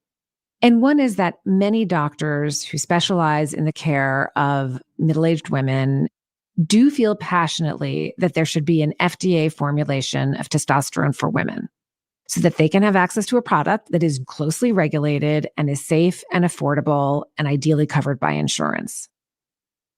At the same time, those very same doctors are really concerned that women are taking it in higher doses than these medical societies recommend, and that they're not getting warned about some concerning side effects that I get into in the article I wrote that's coming up. It's interesting. I think so many women were told for so long that they were not candidates for menopausal hormone therapy or that it was too dangerous for them, that now there's been this swing in the other direction that, women are saying to their doctors based on what they've seen on social media or heard from their friends, I want my testosterone. And they have all kinds of expectations for what they think it's going to do for their mood, their energy. So I think doctors are really trying to balance listening to women and giving them good care with trying to make it clear to them what's actually known about this hormone and where the research is really clear on what it can do. So here's the article I wrote, read to you by Kirsten Potter. Spend enough time speaking to women who are taking testosterone, specifically in very high doses, and you start to notice that they sound messianic. They're often talking fast and intensely. They're amped up. They're describing what they clearly consider a miracle drug, and they have no intention of lowering their dose, despite the unknown risks or some problems with facial hair. After all, how can they worry about facial hair when they feel so alive? It's nothing they can't take care of with a quick waxing, which they now have the energy to do at the end of the day, right after they prepare a high-protein dinner for their family and before they put the finishing touches on their spreadsheets, close their laptops, and light a few mood candles for the sex that they know will be great, maybe even better than the sex they had last night, even though they're a day older. It's changed my marriage. Jessica Medina, a 41-year-old marketing consultant in Orange County, California, told me. With 4 kids in the house and sex happening 6 times a week, up from how about never pre-testosterone, she had to put a lock on the bedroom door. She and her husband had attended a marriage growth group at church for years, but it took testosterone for their relationship to be, as she put it, 100 times closer. She was a little less emotional, a little less sentimental than she used to be, but she didn't have time for that kind of thing anyway. It's more like, get stuff done, handle business, work out, she said. In order to do all that and still have time for our kids and their sports, there's no time to whine about how hard it is. Catherine Lynn, a single mother who ran a bicoastal fashion media company, went on testosterone in her early 40s to raise her energy. She got the boost she wanted, started lifting heavier weights, decided to pursue a degree in holistic nutrition, and enjoyed an unexpected side effect. She started having orgasms for the first time in years. Both Medina and Lynn are taking an amount of testosterone that's brought their levels higher than what women produce naturally at any point in their lifetimes. The way they and many women on these high doses talk about their relationships sometimes has the ring of romantasy, fantastic tales of sexual rejuvenation and newfound intimacy.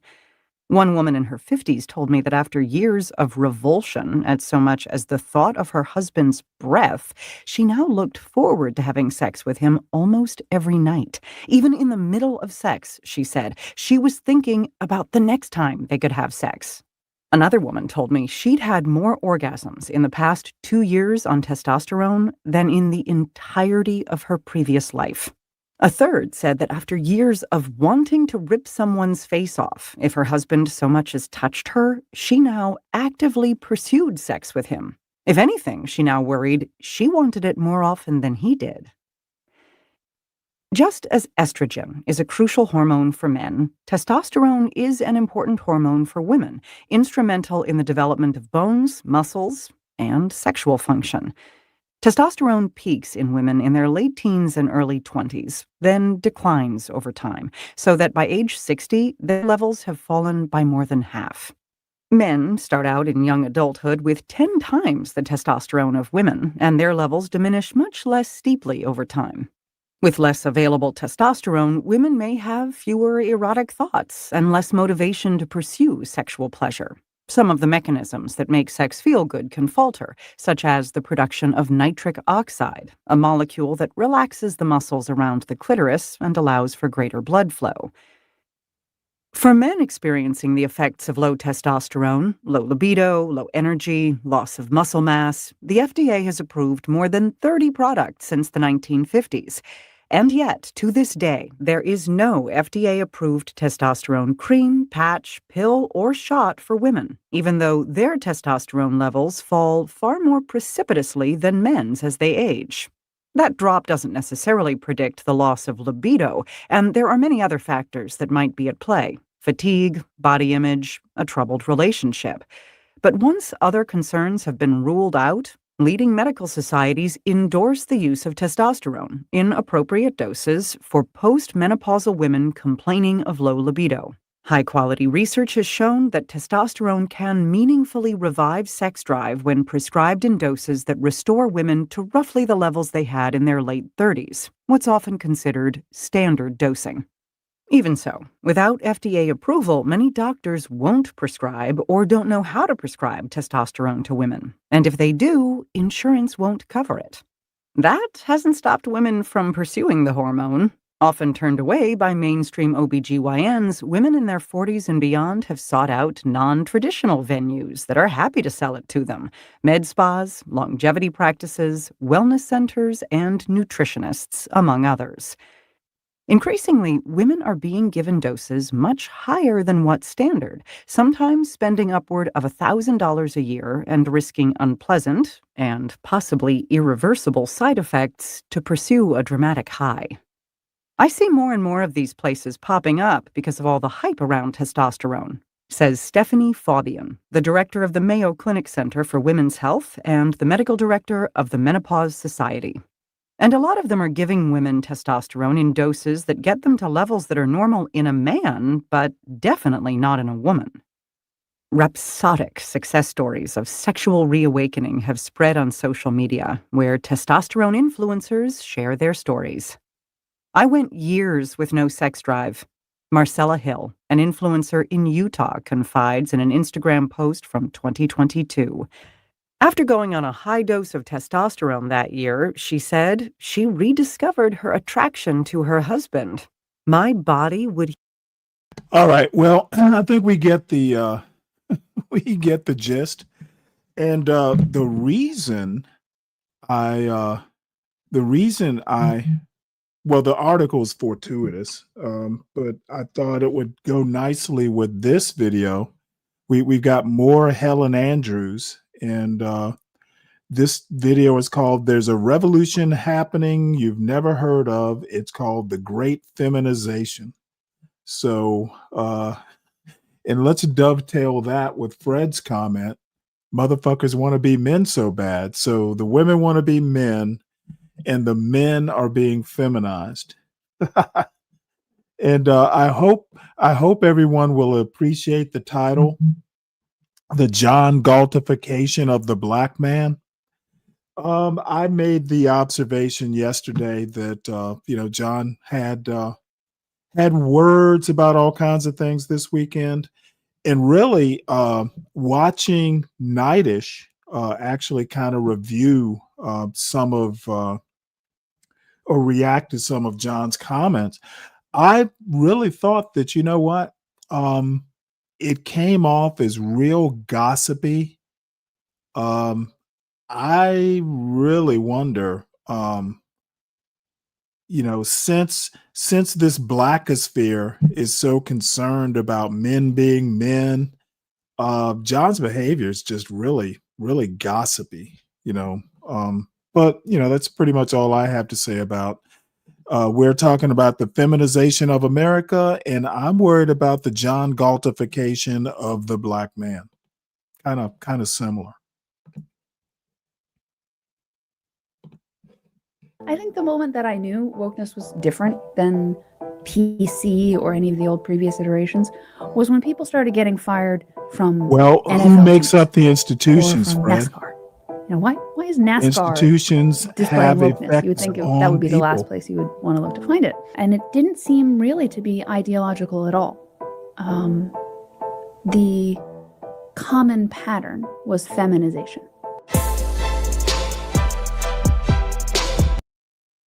And by the way, feminization of institutions. Well, let me put it to you this way. Right after this video, Richard Hanania has a critique of Helen Andrews' quote seminal work, and he gets it right. It's really just her idea of institutions being feminized, making them more friendly, I guess. It's just childish, to be honest.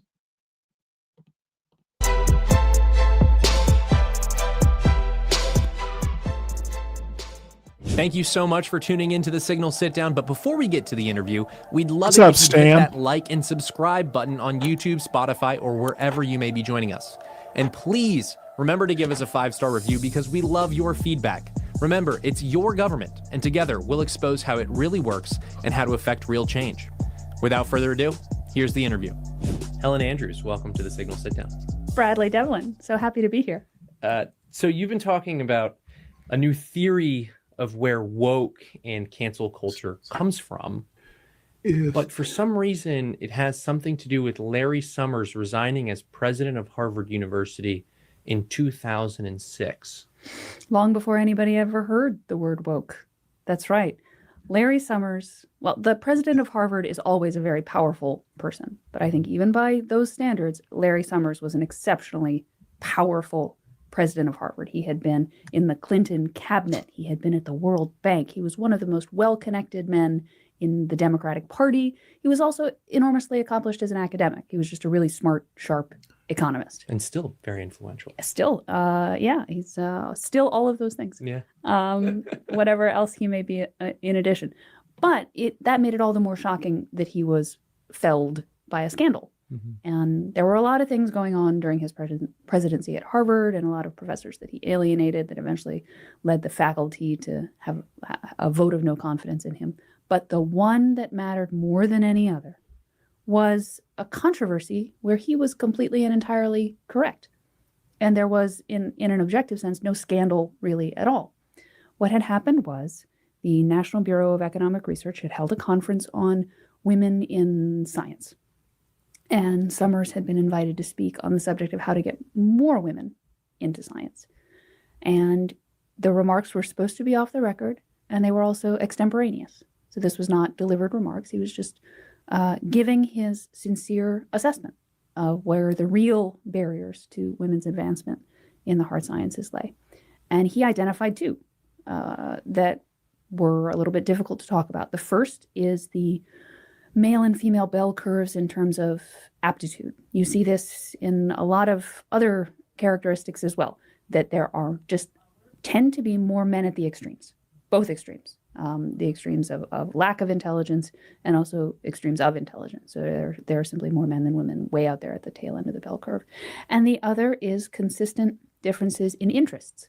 That is, even when you do have women who are high-powered enough upstairs to make it as tenured Ivy League professors, they tend to be drawn to disciplines that involve human beings as opposed to really super abstract things like theoretical physics. So Larry Summers gave these remarks, which were well within the scientific mainstream in terms of psychology and studies that have been done. And yet their response among the women professors in the audience was to say, "How dare you?" In fact, these women went to a reporter, which they were not supposed to do because the talk was supposed to be off the record. But they went to a reporter and they said, "I had to stand up and leave or else I would have fainted," or "I was about to throw up." Now, to be clear, there were also some women in the audience who, when the New York Times called them to get their sense of this scandal, there was one economist, Paula Stephen, who gave the quote, this is what happens at a scientific conference. You hear ideas you disagree with, and then you debate them on the basis of reason and evidence. But there were enough women who said that what Larry Summers had said was beyond the pale, that they were able to extract from him not one, but 3 statements of apology, and eventually tar him as a misogynist.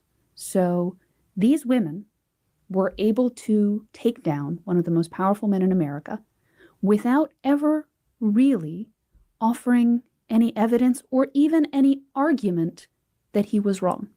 They just said that what he said was offensive, made them want to throw up. And that is the style of debate that characterizes wokeness, not having conversations, but shutting down conversations. And this is interesting because I don't remember, I wasn't politically active at the time, but I don't remember in my knowledge of the conservative movement, many people coming out and defending Larry Summers. I mean, Well, because he's I don't a think Democrat. a lot of yeah, He's exactly. a Clinton guy. I don't think a lot of people would want to have defender of Larry Summers on their resume, but nevertheless, it wasn't made into a cultural issue. It was just like, oh, the board at Harvard gave him a no confidence vote, and there's going to be a change in leadership. But you read an article from a journalist named Jay Stone. That's all that we know him by. He's not even a journalist. He's just a guy on the internet. A guy on the internet who, in 2019, I believe, connected this to the broader phenomenon that we were seeing in cancel culture, and saying this is not just brand new. This did not come out of nowhere. There are precedents for this at the top levels of American society. And you say, quote, the entire woke era could be extrapolated from that moment, from the details of how Summer was canceled, and most of all, who did the canceling? Women. So tell us a little bit about this essay and extrapolate for us. Yeah. It really was one of those moments where things that had been fuzzy crystallized instantaneously. It's one of those, it's a thesis where once you see it, you start seeing it everywhere. Like a lot of people, I was puzzled by the eruption of wokeness. The summer of 2020 really seemed like an episode of mass hysteria. Just like the whole country went crazy. And there have been a lot of theories for why, right? Some people theorize that it's social media, that it's all the phones now. And so we're living in this great global gossipy village. And that's why rumors and suspicion and woke targets tend to be taken down so Right. easily. The monster with 1,000 ears and 1,000 eyes seems That's right. a little bit more real when you're on social media. That's right. And then there are other people who think that wokeness is a substitute religion and that therefore it's the decline of church attendance and church affiliation, the rise of the nuns that leads to wokeness because that's just something that everybody needs. And if you don't get it from your church, you're going to get it from an ideology. There are some people who see an ideological genealogy of wokeness. They say it's cultural Marxism and that spread on the universities and the universities infected everybody else. And that's why we got wokeness everywhere all at once. All of those theories have merit to them, but there were, in most cases, something about the mechanism didn't seem to be entirely clear to me. Right. If I may, I mean, one of the interesting things about the idea that it's just repurposed cultural Marxism, right? We've just branded it in a sexier way now. That doesn't fully track because if you go back to the Frankfurt School, I mean, some of the work that Hermann Marcuse was doing wasn't quoting Marx for his theory of no tolerance for intolerance. He was quoting John Stuart Mill.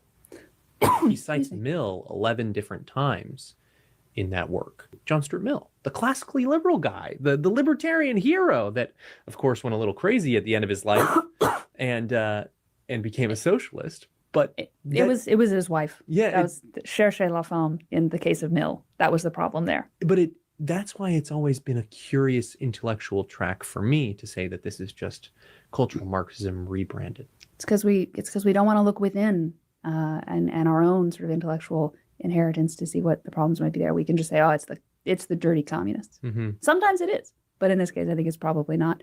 The weakness of the wokeness is cultural Marxism theory for me is that I saw wokeness erupt in areas of our society that are not remotely Marxist, like big business, Fortune 500 companies. Wokeness tended to show up in the most unexpected places. I think the moment that I knew wokeness was different than PC or any of the old previous iterations was when people started getting fired from NFL teams or from NASCAR.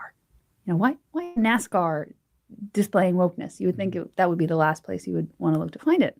Or Wall Street firms. These are not hotbeds of wokeness. And it didn't seem really to be ideological at all. The common pattern was feminization. That is, if you look at survey data, women are much less in favor of free speech than men. Typically, if you ask women, would you allow to speak on your campus somebody who said that transgenderism was a mental illness? Would you allow to speak on your campus somebody who said that Black Lives Matter is a hate group? Women are much more likely to say, no, shut that down. And men are much more likely to say, well, I disagree, but let him speak and we'll talk it out. Wokeness seems to me like a repudiation of rational debate. And as I read through this essay by the... You know, I wonder if this is basically the opposite. If wokeness is an extreme, I think this reaction to quote wokeness is an extreme. Where's the middle ground? Pseudonymous J. Stone, it seemed to he made the case that these woke patterns of behavior match female group dynamics in ways that are sort of deeply encoded in human society and have been Hey, better yet, by experts. better and yet, found LA, to be I don't trust ineradicable. men with big glasses. So unpack that a little bit more for us. These patterns of female behavior. At some points, I believe he and you use the term feminine modes. Mm-hmm. What is feminine about this? Because you had a critic from the New York Times, one David French, who I've been doing a good job not hate reading David French, but when I saw that he was writing in response to your essay, I instantly clicked on that and read it. And he's not very nice to you, of course. You know, evangelical Christianity needs to be a whole lot nicer, except for all the people that I disagree with. He says that you're kind of ignorant of men and you idolize men, and that you're ignorant of history. And he says, don't you know the French Revolution? There were purges and the guillotine. Wasn't women up there cutting people's heads off? It was men. And I think that goes to your point that there's been purges and cancellations, if you want to call them that, throughout history. But this is something very different. It's funny. I also usually don't read David French, but I did read this one, and I was talking over this column with a friend of mine who happens to have a PhD in political theory and is an expert in specifically, the thought of the era of the French Revolution. So he knows, more about French political thinkers than anybody I've ever met. And somebody has to do it. I know. Yeah. He had something to say in David French's defense, which I thought was really fascinating. He said, well, I guess we definitely can lay the French Revolution at the foot of masculinity because it was a rhetorical trope of the Jacobins that the political system of France under the king and the royalists had been dominated by whispering and the conversations of the salon and the court. It's an effeminate politics that has corrupted this town. That's right. And it has been secret. What we need to have, they said, is open, manly argument. Well, let me, I have a story to tell one of these days about a month before I got out of the Navy. I had an encounter with I think he was an E4. And I can tell you right now, at least in the Navy,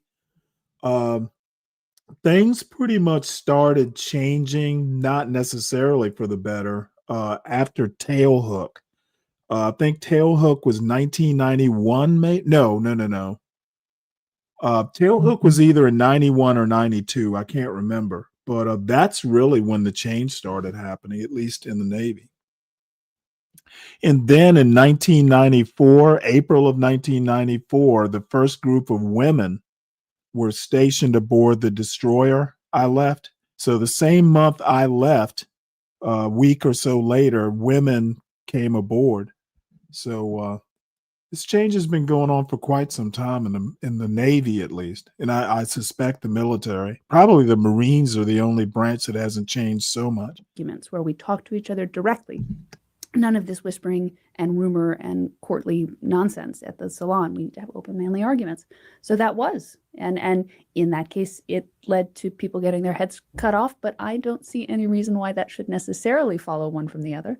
But that is true. Right. So that's a masculine mode of. That's right. There are masculine modes of failure. Men do crazy things, and so do women. Right. Maybe again, coming to the French's defense, wouldn't you rather have the feminine failure over the masculine failure? If the masculine failure is people bleeding out. And I'm just gonna come clean, as many will probably suspect. I find this whole framing of masculine and feminine, Follow. Sorry about this. I clicked the wrong button here. I find this whole framing of failure, for instance, being masculine or feminine, I find it somewhere between fascinating and horrifying. Failure is failure. Masculize, what would you call it? Genderizing, genderizing failure. Let me put it to you this way. It is very Latin. Latin has male, female, and neuter genders. So that's right. There are masculine modes of failure. Men do crazy things, and so do women. Right. Maybe again, coming to the French's defense, wouldn't you rather have the feminine failure over the masculine failure? If the masculine failure is people bleeding out in the middle of the town square, and the feminine failure it's just a bunch of gossip. A bunch of gossip that makes much lower body count. Right. And that alienates you from society. I mean, this is the type of alienation that Tocqueville talks about in a Republican democracy, right? That you might not be killed, but you might be debanked. You might not be welcome in the marketplace. You might not have an easy time fitting in with your church community or your bowling league or whatever you might be up to. That is a terrible fate for anyone. It's inhuman to do that to somebody else, but it's not killing them. That's true. Although one downside of that is that you have a lack of accountability, right? It's always the actions of the mob. You always, if you're being punished, you always want to have one authority that you can appeal to, as opposed to appealing to a diffuse group of faceless individuals. It is true that masculine modes of conduct and feminine ones each have their own failure modes, and that the masculine ones tend to have higher body counts. And I guess my position is that failure's bad either way, but that we need to tailor it to the purposes of an institution. Think about something like a university. What is a university for? It's for finding and transmitting the truth. And truth only marches on. We only discover new things and get rid of old bad theories thanks to those unique, eccentric individuals who are willing to be the first one to put their hand up and say, I disagree. I believe something that nobody else does, and I think I can defend it, and I'm going to have the backbone to stand up and try. Right? Like those eccentric weirdos are what keep knowledge moving forward. Right. So if you are a university, you definitely do not want to have a social atmosphere of conformity. You do not want people able to shut down new ideas just because they are offensive or don't fit in or make somebody feel bad. Now, if you were running a different kind of institution, that might be fine. For example, do you know what the most feminized industry or the most feminized profession in America is today? It is veterinary medicine. Oh, I would have guessed nursing, but this is Even nursing more. for dogs. That's even more feminine than And my farm answer. animals. It's not just pets. There's Jesus corporate veterinary- Christ. And I think Oh, boy. 80% of veterinary students today are female, which is a huge change from 40 years ago. So I feel like the feminization of veterinary medicine is not a huge problem. I think that's fine. I think it has not corrupted veterinary medicine in any way that I'm particularly worried about, because the norms of feminine group conduct are not antithetical to veterinary medicine. But they might be if you're something like a university professor. So that's it all has to be context specific. Feminization is not always a terrible thing. You have to examine its effects based on what is the purpose of the institution you're looking at. So I want to return to different industries and the great feminization's impact on different industries in a second. But first, I want to take an opportunity to really try to define our terms here, because wokeness has entered, I think, the canon of words that had so much meaning for a very short period of time, and then it faded into meaninglessness. Another one of these words is globalization, right? I don't know. I Globalization should meant probably everything speed this up. in the 90s or the early 2000s. And then it proceeded to mean nothing during the era of George W. Bush and Barack Obama. It meant nothing and it meant everything at the same time, right? Trump comes along and says, this word means nothing and everything at the same time. I'm going to co-opt it and use it for my political ends, which I think is genius. And Republicans, seeing that precedent, has seen woke, which is it's a street term origin, right? From the culture. And Republicans have seen that and co-opted it to explain what they are against, right? Common sense versus wokeness is the deep well to which most Republicans in Congress go to whenever they have a difficult question to answer and they're not really sure how to answer it on the policy front. So let's define our terms in the context of great feminization. What is woke? What is cancel culture?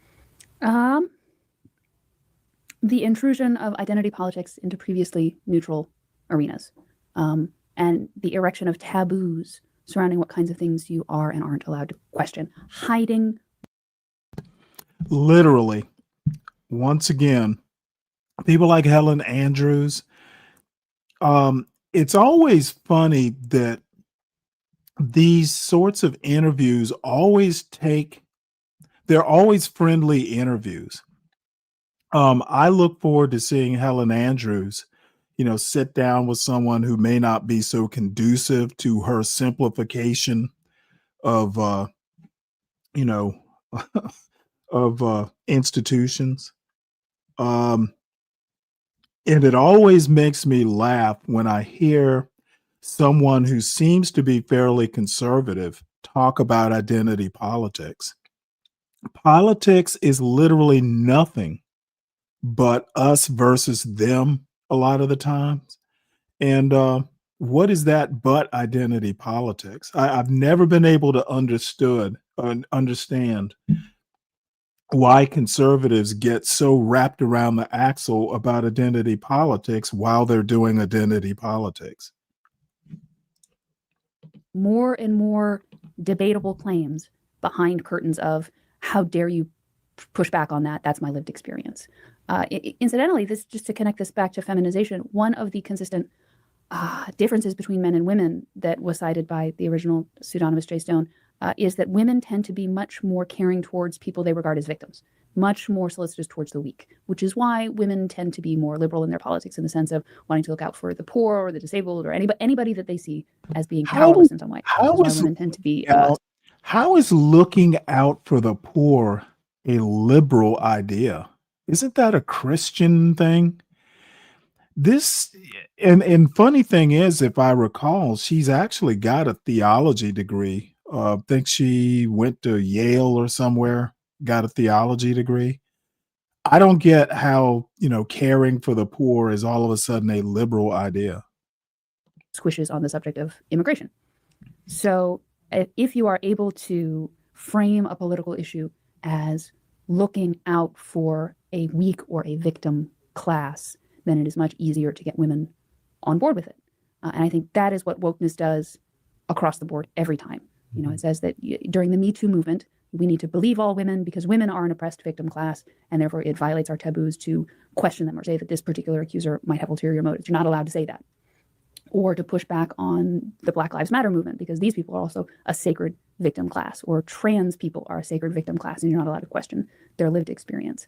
And wokeness rolls along by continuing to accumulate more and more sacred victim classes that you're not allowed to question. Mm-hmm.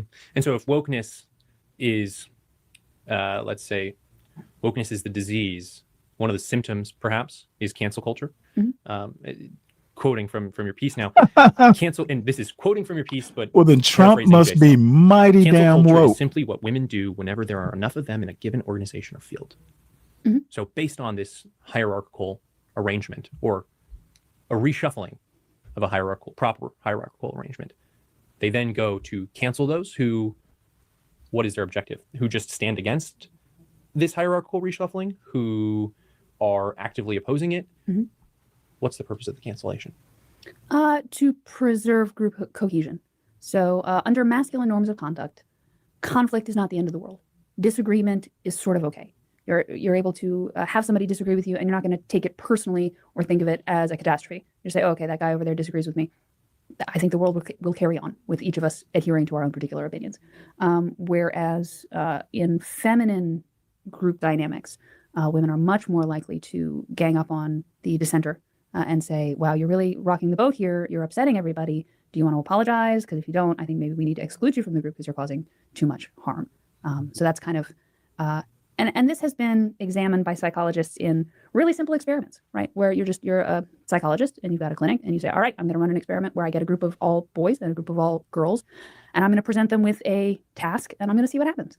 And you really do see that the men will shout at each other and have conflict and then settle into a pecking order, and there will be kind of a top dog and he'll tell the other ones what to do. And then at As the a end, mom of 3 boys, you have no idea what that looks like at all. I know. The top dog can be magnanimous or not, depending on his mood, thinking about my oldest. And then women will not establish a hierarchy.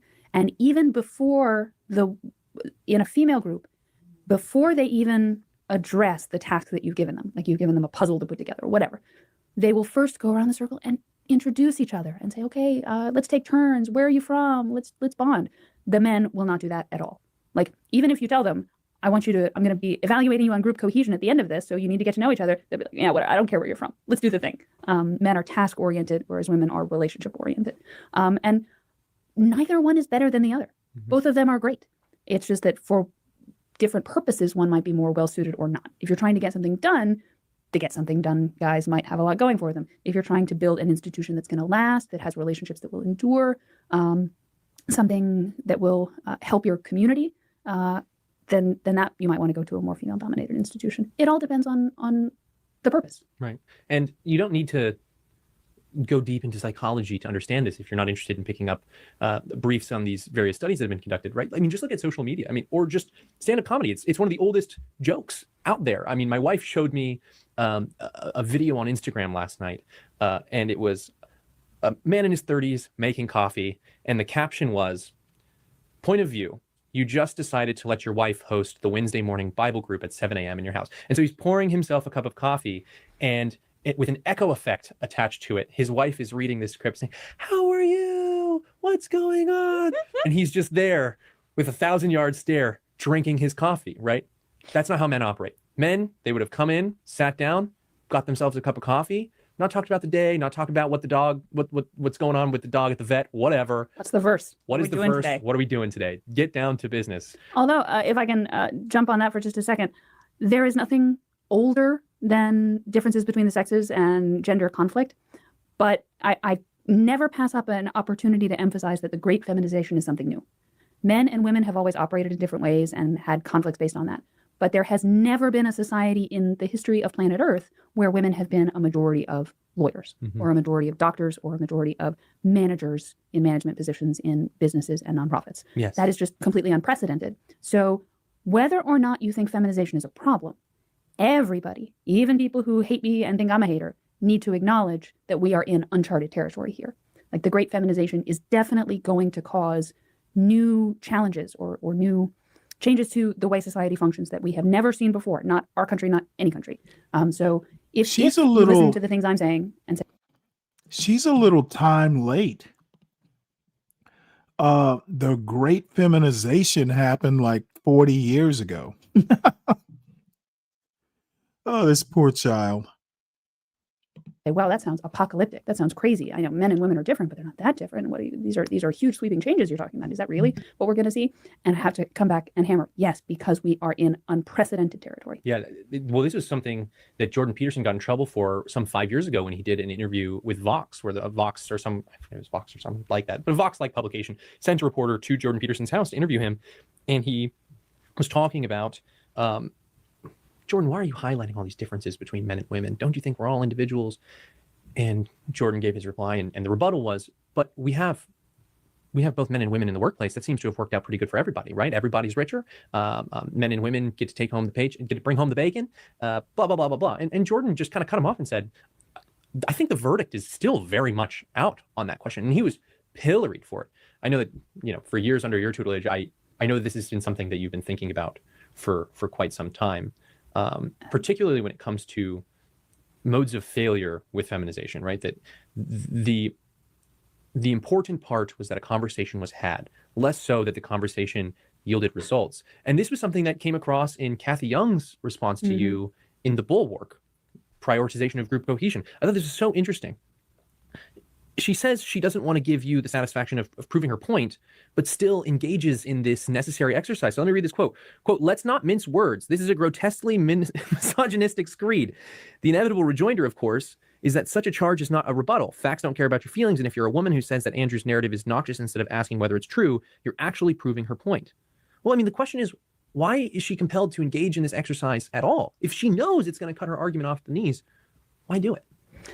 And sorry, I don't mean you to be turning into psychologist for Kathy Young. I don't wish that on anybody. I don't know why Kathy Young is the way she is. But one aspect of her article is something that I've seen from a lot of criticisms of the essay that I wrote, which is that I made the point in an inflammatory way or in a not sufficiently intellectually serious way, and they hold up as an alternative that was a better articulation of this feminization thesis, the work of Corey Clark, who I admire a great deal, PhD, haver, credentialed academic, doing good original work on the coincidence of the feminization of institutions and the rise of wokeness within them, and the survey data that shows that women tend to adhere more closely to woke ideology.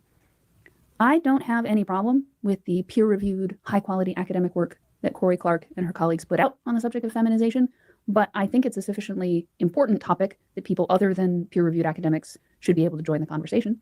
I also think that there are aspects of feminization that are not always clear to peer-reviewed academics, that don't always show up in their national surveys of political opinion, that are more likely to come from firsthand experience, anecdotal experience of what it's like to live, what it's like to work in an office where the HR lady has a veto over everything, or observations of how woke cancellations occur. Like a storyteller will have a lot to say about how feminization is or is not reflected in that. Right. So, and you imagine the type of vetoes that are existent in peer-reviewed journals. That's, self-censorship. And this is, anytime you're talking about gender differences, you need to think about what kinds of expertise you're going to accept or reject. And for a lot of people, they assume that the kind of expertise that's going to matter the most is that of psychologists and gender psychologists particularly. I am all in favor of the scientific method and subjecting hypotheses to empirical study. However, I note as a matter of history that psychologists in general and gender psychologists specifically have a track record of saying things that are completely crazy, that common sense would have told you was completely absurd. The trans stuff is the most obvious example where they're saying things that are transparently false. But leaving that aside, even for the moment, it was the gender psychologists throughout the 80s and 90s who assured us that gender was pure socialization. They were the ones saying, hey guys, I did a study, and it turns out if you give your daughter trucks for Christmas instead of dolls, all of this gender stereotype stuff will disappear. Now, those were peer-reviewed study. Those were experts and professors who were saying these things. And it was definitely an example of the common phenomenon where the people who are most credentialed in a subject say the most insane things, and that you would have been better off at that time listening to somebody with common sense or somebody with 4 kids. Once again, this is literally a distrust or mistrust of experts. Okay, what puts her in a position to contradict experts in peer-reviewed papers? Beyond me. She's not even a psychologist of any sort. And the other thing is, so many things in life are counterintuitive. Okay, common sense, while great, sometimes knowledge trumps even, what one might call common sense. It might be counterintuitive, and just dismissing it because you disagree, and then you take peer-reviewed papers and then throw a bunch of anecdotes at it. This is why America's fucked up, and MAGA in particular is fucked up, because they're listening to people like this young lady, no expertise whatsoever, writing on a topic that is very surface level. And by the way, she's come under a lot of criticism. She is not, I'll put it this way. There are people on the right who are criticizing her. Who says, I've got daughters and sons, and let me tell you, they're different. So I appreciate the contribution. Daughters of and academics sons are different. Of course, there are biological differences. I mean, we were just talking about testosterone and other, types of hormones. So that is obvious. Okay. But I think that gender has a lot of, gender is influenced by biology, but it's not biology. And there are enough exceptions that, I'm not sure you really want to just flippantly talk about the feminization of something. I'm not even sure she understands American culture that well. experts to this conversation, but I don't think they should be the only ones there. And I also tend to think that one of the reasons why people privilege the academics who weigh in on this over nobodies and journalists and people without fancy credentials like yours truly, is that the academics are more likely to say, well, we can't say if it's good or bad. I'm just presenting data. I'm not coming to a judgment. It's got pluses and minuses. That's we just right. Need to think That's seriously, it. So what people like her want are judgments or pronouncements. There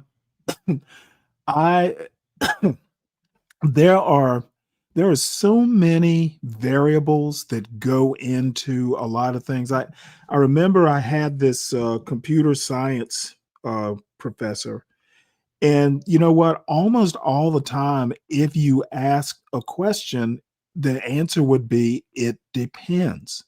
Okay, it depends on context. It depends on sometimes the temperature of the day or the season of the year.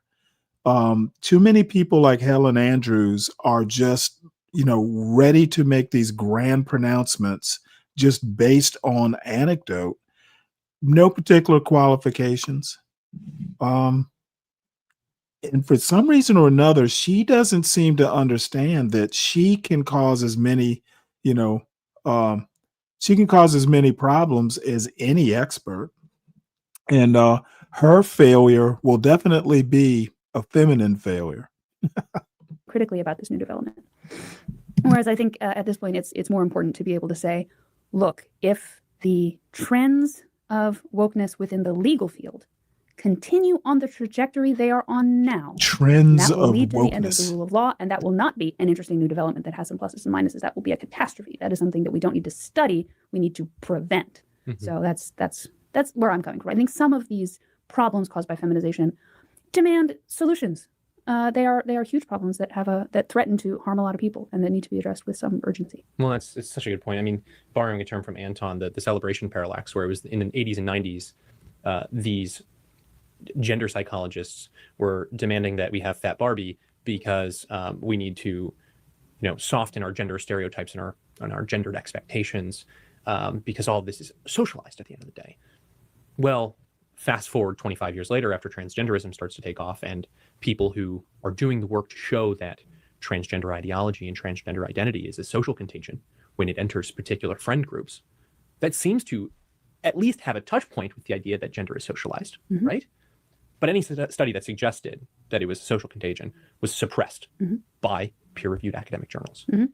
And so when Kathy points to this alternative from psychologists and from academic journals, I think maybe she just has way more trust in the scientific system, big science, than you and I. Maybe that's true, but I think there's a point to be made about the great feminization and the appeal to the expert class. That's always a method for them to create social cohesion. This was particularly on display with COVID, where we had to trust Deborah Birx and Anthony Fauci as a matter of social cohesion. Mhm. So you say in your piece, everything you think of as wokeness is simply an epiphenomenon of demographic feminization. Where are we in this march of demographic feminization when we look at these various industries? A lot of these industries began to admit women for the first time in the 1960s and 70s. In the late 1960s, women were 5% of the lawyers in America. It was very rare for a woman to go to law school. But we had a big fight called feminism in the 1970s over whether or not we thought women could be lawyers, and we decided that they could, and that's great. But it took a long time to go from token representation of the kind that was achieved in the heyday of second wave feminism to what we have now. And this is why the great feminization thesis resonates with me so strongly, is because just the timing fits. Law schools became majority female in 2016. Other institutions that became majority female in the last 10 years, often the last 5 years, university professors. You thought it would have been earlier. I would have guessed it would have been earlier, but no, that tipped over only just in the last 5 years. Medical schools became majority female in the last 5 years. The white collar workforce overall, most workers with a college degree in America are women. There was a brief period after the financial crisis when a majority of workers, period, were women. And imagine going back a century and explaining that to somebody. We had been debating whether women could be in the professional workforce at all, and now they were a majority of the workers in your economy. That's astonishing and definitely an inversion of ordinary human family forming patterns. Managers in America, management positions, 46% of those management positions today are held by women, so not quite a majority, but getting there. And then the other type of feminization that is notable and that we definitely need to pay attention to is fields that have become overwhelmingly feminized. I talked before about veterinary medicine and how that's 80% female. That's also the case in psychology. 75% of PhDs in the topic of psychology today are awarded to women. And that particular field, I think, is an important one for us to study, because that is a field where feminization has clearly not been the result of women just outcompeting men. There are some people who look at law schools and white-collar workers tipping majority female and say, well, men, you just got to get your act together. You're getting your butt kicked. Come on. It's just that women are that much better in these fields.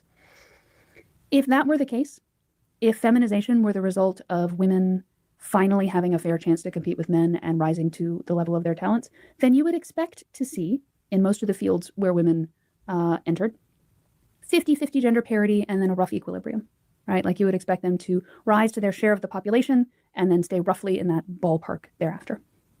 But that's not what we see happen. Even in law schools, they were 50% female, and they've gotten more female every year since.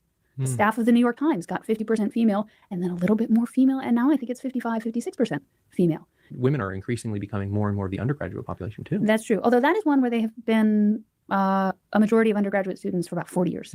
And in fact, even in 1900, college students roughly equal men and women. A lot of women went to college in America 100 years ago because at that time, America was one of the most feminist countries in the world. We liked educating our women. It has never been the general sense in the United States that women were not deserving of education or were not equipped for education. There are some patriarchal cultures that are like that, where if you have a family and you have sons and daughters, you will send the sons to school, but never, ever, ever the daughters. That's just not the way it was in America. And I think we can be proud of that and have every reason to be proud of that. It's because so many women became teachers. And of course, you want teachers to have advanced educations. So there are some forms of feminization that I think are enduring, I think are resilient. I think elementary school teachers are likely to continue to be majority female, no matter what we do. But are men fleeing employment at the New York Times or graduate departments in psychology because they are afraid of competition? Or are they fleeing these institutions because they have become hotbeds of gossip and backbiting and whatever the heck was going on when they drove Barry Weiss out of that institution? That seemed really toxic in quite a feminine way to me. So nobody drove Barry. Feminization tends to be accompanied by some toxic. Barry Weiss quit She wasn't fired. Nobody drove her out. She quit because nobody liked her. Behaviors, and that's what's causing men to flee these institutions, then that's not healthy competition. That is a toxic dynamic that we should stop. And that's so interesting. I mean, the fact that I don't want to make it sound too nefarious, but women enter institutions, they achieve parity, in the process, kind of changing how that institution works. And once that institution is remade, there's no equilibrium. The march just continues. And so what does this mean for someone who's trying to trace the great feminization back to its roots? I mean, is this an ideological problem? Did this start with the first women going to school? I think you've answered that in part. Or is this simply a numbers problem? Like there's a critical mass that needs to be achieved, that this is simply a matter of personnel in the pipeline rather than the ideology that might be pushing folks in that direction? In many cases, it is purely a matter of demographics. It's something that happens naturally once you get enough women in an institution. And it is something that happens without any of the women really intending for it to happen at all. Very often, if you've got an English department at a college campus that was all male and is now majority female, the modes of interaction in your department faculty meetings are going to be extremely different. And it's not necessarily because your department head is now a woman and she has laid down new rules. It's just because the emergent dynamics of the way people find it acceptable to interact with each other tend to be different between men and women. And this is why it's important to make clear that women who thrived under the old system, the corporate go-getting gal with shoulder pads who was up there in Wall Street in the 1980s, like that career woman was exceptional. I mean, she was clearly a woman of amazing talent and ambition. She too will find it very difficult to flourish in today's office, where if you give direct negative feedback to your subordinate, they can go tattle on you to the HR lady and she's going to come tell you that you were being abusive and write up a citation or something, right? Like these norms of let's all be nice to each other are very hard on men, but they're also very hard on women who prefer the masculine modes of interaction. And it's not something that anybody does on purpose. It really isn't, which is why it would be inappropriate to blame women in some kind of moral sense for the great feminization. It's not that they are trying to change these institutions. It's just that that's what tends to happen. So I guess the question then is, who is to blame? And you mentioned the woman with shoulder pads in the 80s. One of the pieces that I loved from your book, Boomers, which is a series of profiles of prominent boomers to kind of explain where boomers went wrong, right? They promised liberation and they delivered disaster. One of my favorite lines from that is, the story that you get of America in the 20th century, 50s kids, greasers, and watching TV, and 60s hippy-dippy hanging out, and 80s buckling down, getting serious, financialization, making money. This is not stories of the generations that grew up in that decade. It is a single story of a single generation, that generation being the boomers. The story of America is what was happening to us at that time. Happening to us at that time. And so if you are a woman in the 1980s with the shoulder pads making a lot of money, you're probably a boomer, right? Mm-hmm. And you benefited from that 1970s feminization that kind of put us down this path eventually. Does this trace back to the boomers? What impact has the boomers had on this? It's funny. Claudia Golden is an economist who won the Nobel Prize for her work on women in the workplace. So she's clearly somebody whose work is relevant to our discussion. One of the most interesting findings that she made is something that's kind of common knowledge, at least among women, which is that the first generation of corporate go-getters tended almost uniformly to be childless. That it was just society decided we were going to let women into these competitive careers, but we were not going to make any accommodations for them to allow them to have kids. And therefore, either they wanted kids and it never came together, or they understood that this was going to be an either or proposition. And so there have been various balances that we've tried in women in the workforce versus childbearing over the years. You have the have kids first and then have a career model. That's what Sandra Day O'Connor and Ruth Bader Ginsburg did. You have the get a career first and then have one, maybe two kids at the end if you can squeeze them in model. That tended to be the successor generation after the 80s go-getter. If you can squeeze them in. Careers in the 90s. Love it. And now we've got more of a hybrid mode where if you look statistically at women who are pursuing professional careers, they tend to continue to be in the workforce, but make it part-time.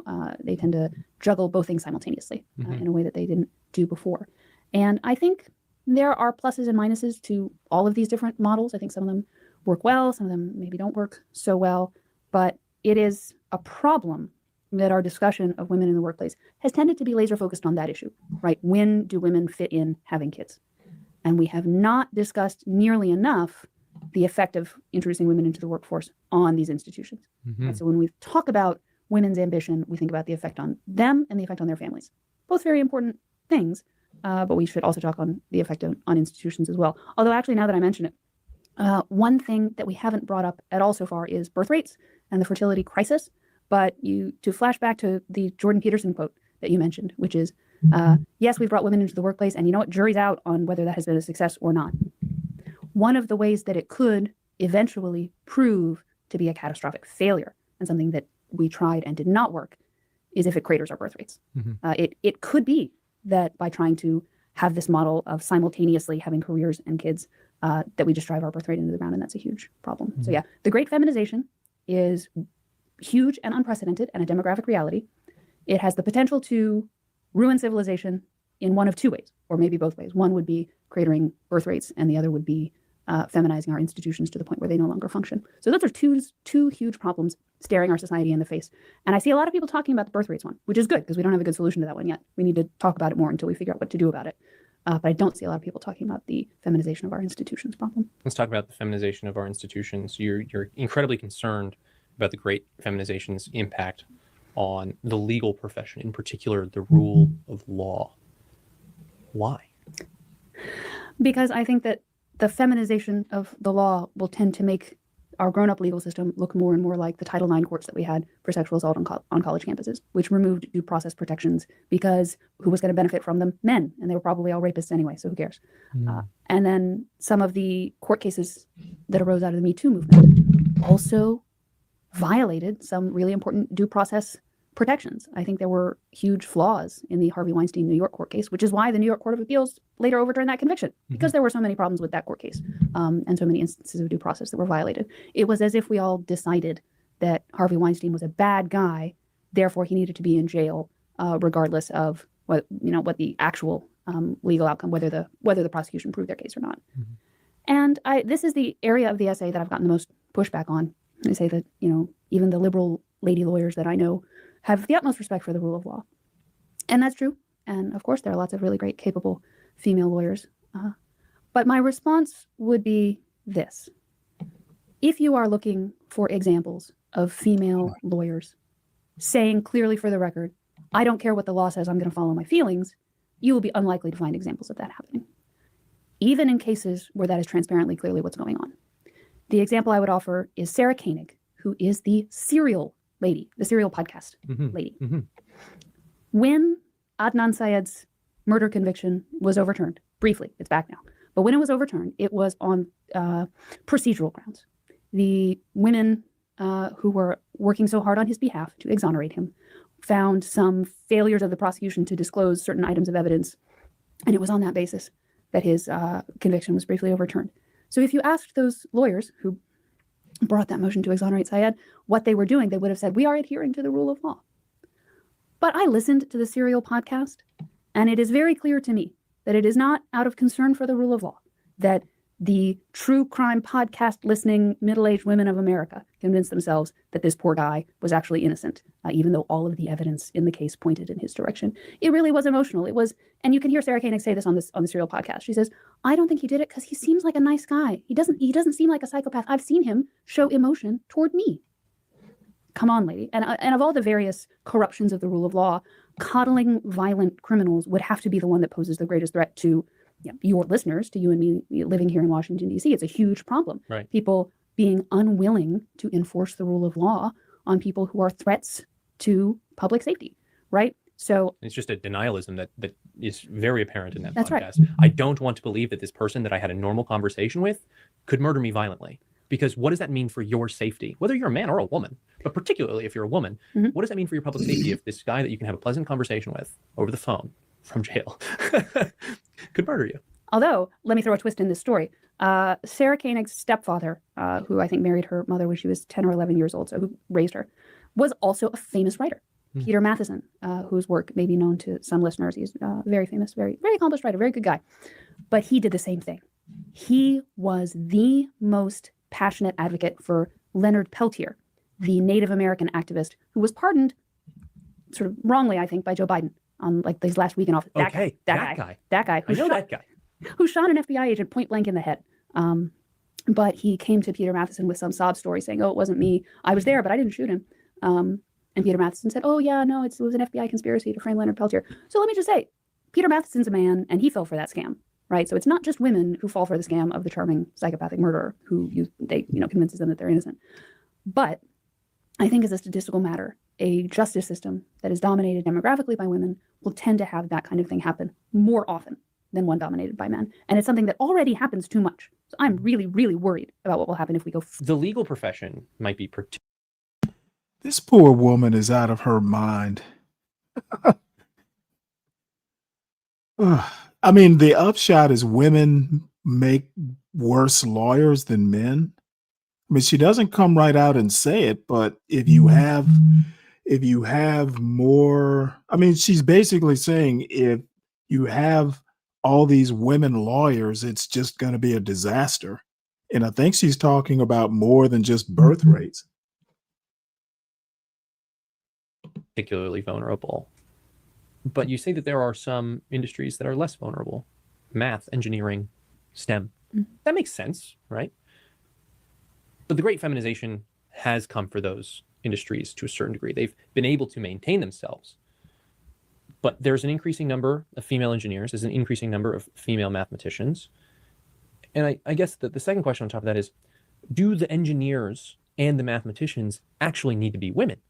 Or at an engineering firm, does there just need to be enough women staffing departments? I suspect AI is going to solve this problem. We don't need mathematicians, male or female. Just stick a computer in there and we'll be good. Departments that are auxiliary to the engineering that's done at Boeing to feminize it. So if your marketing team is women, if your HR team, that's always the one that people go to, is predominantly women. If your legal team, your general counsel's office is predominantly women, do the engineers actually need to become women to be feminized? This is exactly the pattern that you see in a lot of tech companies. But yeah, I don't worry about the feminization of fields like math and engineering, because just as an observation, women tend not to go into those fields because they're, for the Larry Summers reasons we were talking about earlier. Right. And the women who do go into those fields tend to be exceptional and tend to adapt very well to the male ways.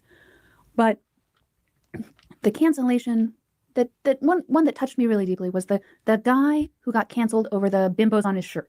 He was wearing like the Hawaiian shirt type with the busty ladies on it that some friend had made for him, like a bowling shirt or something. And this guy, I forget what astonishing thing he had done. He had just landed a satellite on a moving comet. Something truly extraordinary. Really impressive. It's like a Palmer Luckey character who's doing satellite stuff. Okay. Exactly. And he looked like a fun, goofy Palmer Luckey type guy. But he had done something scientifically extraordinary. And a reporter had been on hand to ask his comments on this amazing thing that he'd done. And he got canceled because he was wearing this stupid bowling shirt with busty ladies on it. And people said that he was being a misogynist. And he gave a tearful apology. He said, "You guys don't understand. I had a female friend who made this shirt for me and I wore it as a favor to her because we're just having fun. I'm so sorry. I didn't mean to disrespect women. It was degrading." I thought, how can you do this to somebody who's just accomplished something so amazing? So that's the way it goes down in a lot of tech companies. You have people who are doing amazing things with technology, but who are then vetoed or corralled by people in their HR department. And that's really all it takes. But I think that she is just basically picking, one exception. Because it is See, that's the other as a matter thing. of Having worked in corporate America, to women. And having worked in corporate America, and I'm not going to talk about this specific example that Helen Andrews gives. A lot of times, it is more than just one incident that winds up getting someone fired or in some sort of hot water.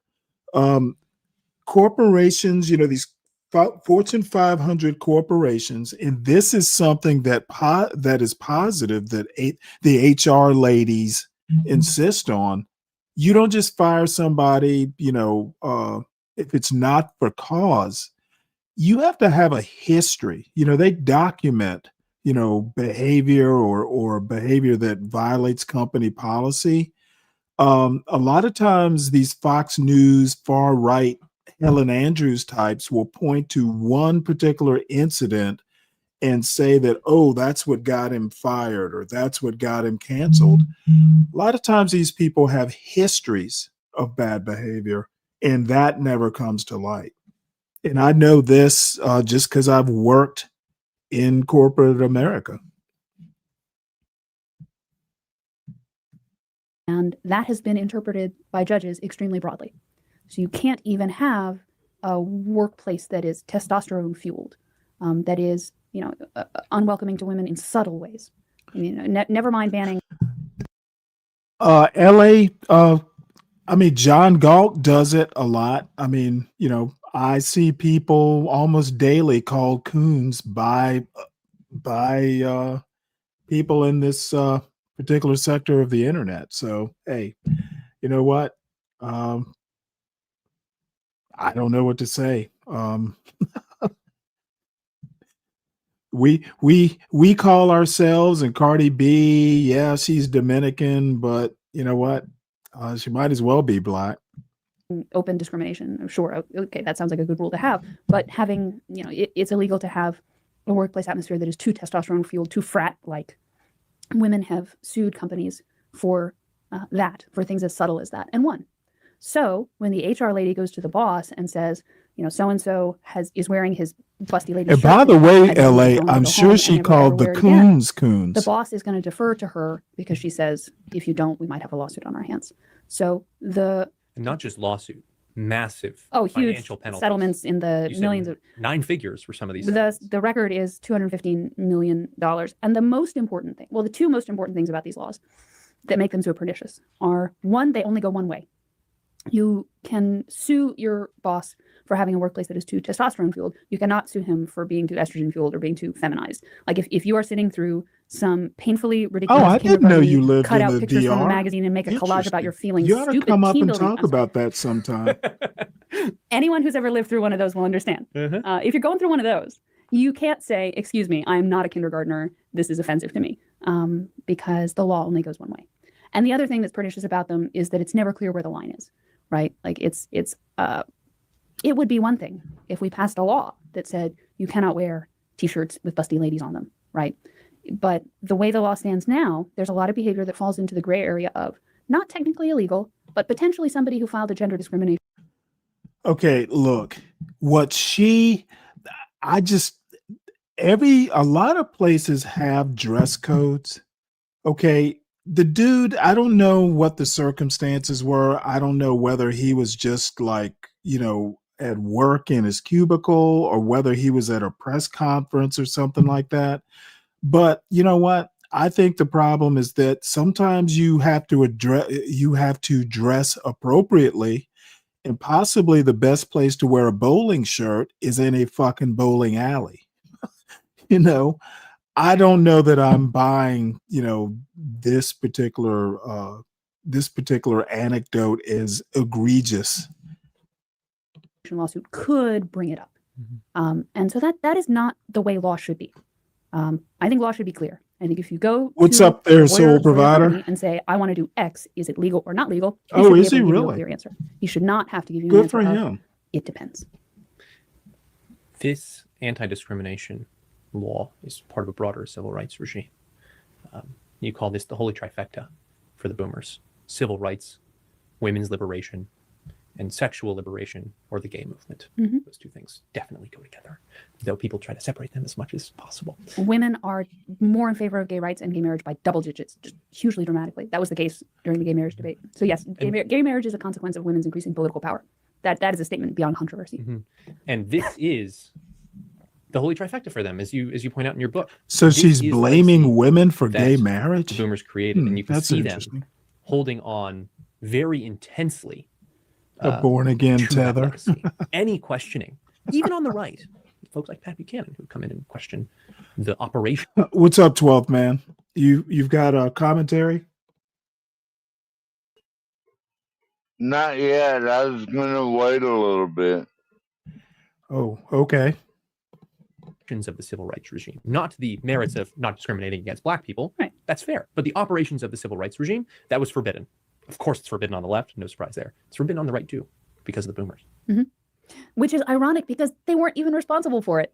It's the same way. It's worse in England. A lot of things are worse in England. But this particular one, there's That's been the motto of our country for 250 years. It's worse in England. Yes. but the boomers there talk about the Dunkirk spirit and the spirit of the Blitz and keep calm and carry on. It's like, no. The whole point of the baby boom is that it happened after World War II. You were not there for this. And even if you had been there, you would have been an infant. No, this is not your generation. This is not even close to your generation. Why are you piggybacking off of this World War II spirit? I don't know. That's what they do in England. But we do something equally worse here, which is the boomers. Anytime you point out any criticism, like you say, Black Lives Matter, those three words together, I would agree with. But in terms of the gist of their movement, they seem to be making claims about the frequency of unarmed black men being shooting by police, and they're not backed up by data. The boomer response to that is to say, how dare you? You would have turned them back at the Edmund Pettus Bridge or whatever. But that's ironic because the baby boomers were mostly born, in the late 40s, or mostly born in the 1950s, which meant that they were not there when Martin Luther King was marching. They were not around for that. So they were in school. That's right. So for them to claim the moral mantle of all of that, even feminism precedes them. It was only once they came on the scene, both, all of those movements. Once again, so you have to be present to engage in the spirit of the civil rights movement or what have you. This is why people like her just generally aren't taken seriously outside of their echo chambers. Civil rights laws apply to everybody regardless of age, and I don't agree that if you're not there, you can't get into the spirit of civil rights. That's just fucking this woman is problematic. What's up, 12th man? What's up, Stanley? She's like the Laura Ingalls without the Ingalls. You know what I mean? She just repeats all this nonsense. Well, she's probably considers herself an honorary trad wife or something.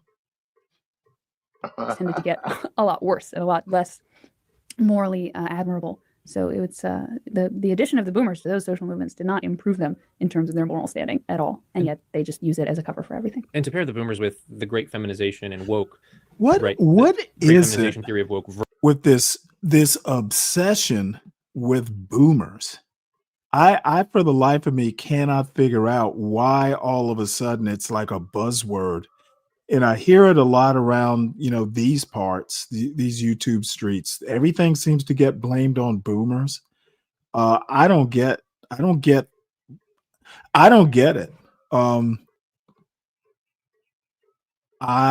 think that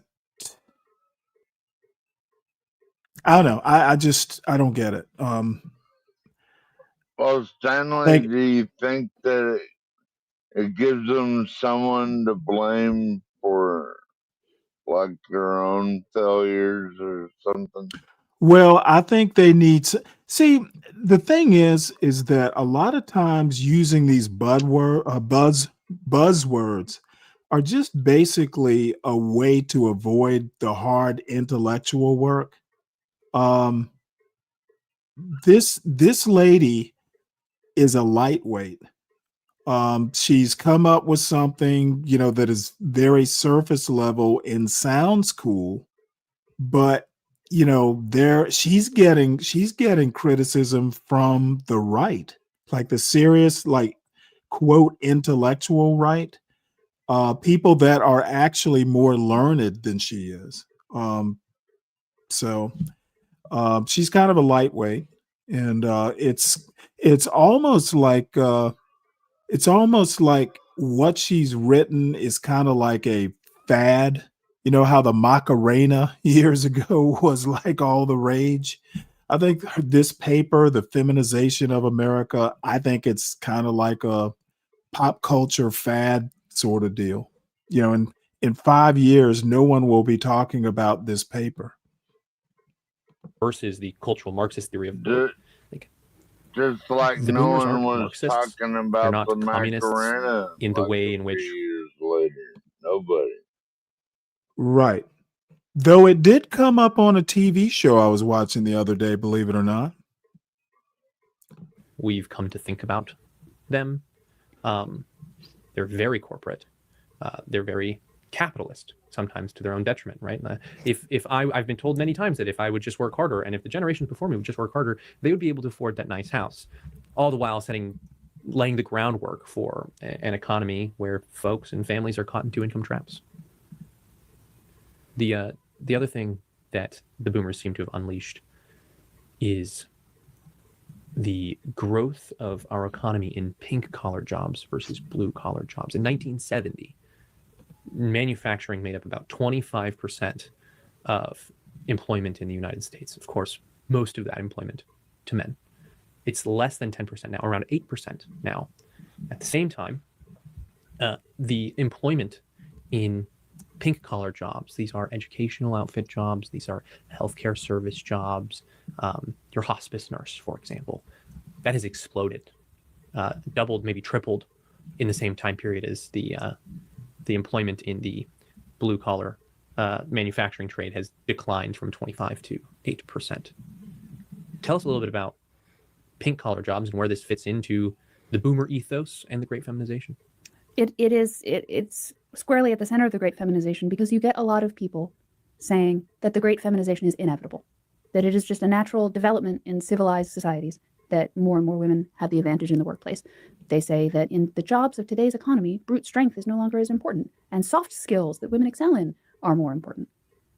I don't think that doesn't sound right to me. I can just as easily imagine someone saying, in today's economy, technology is more important than it's ever been, and men tend to be more left-brained. So that, of course, that's why men flourish in today's economy, because they're more technologically minded. So I think you could tell a lot of different stories, and it doesn't quite, it's not as pat as that. It is certainly What I would like these far right lightweights to talk about is why these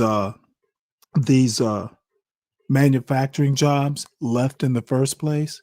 Guarantee you they are not going to go into the origins. Okay, if losing manufacturing was a feminization, then guess who offshored all these jobs?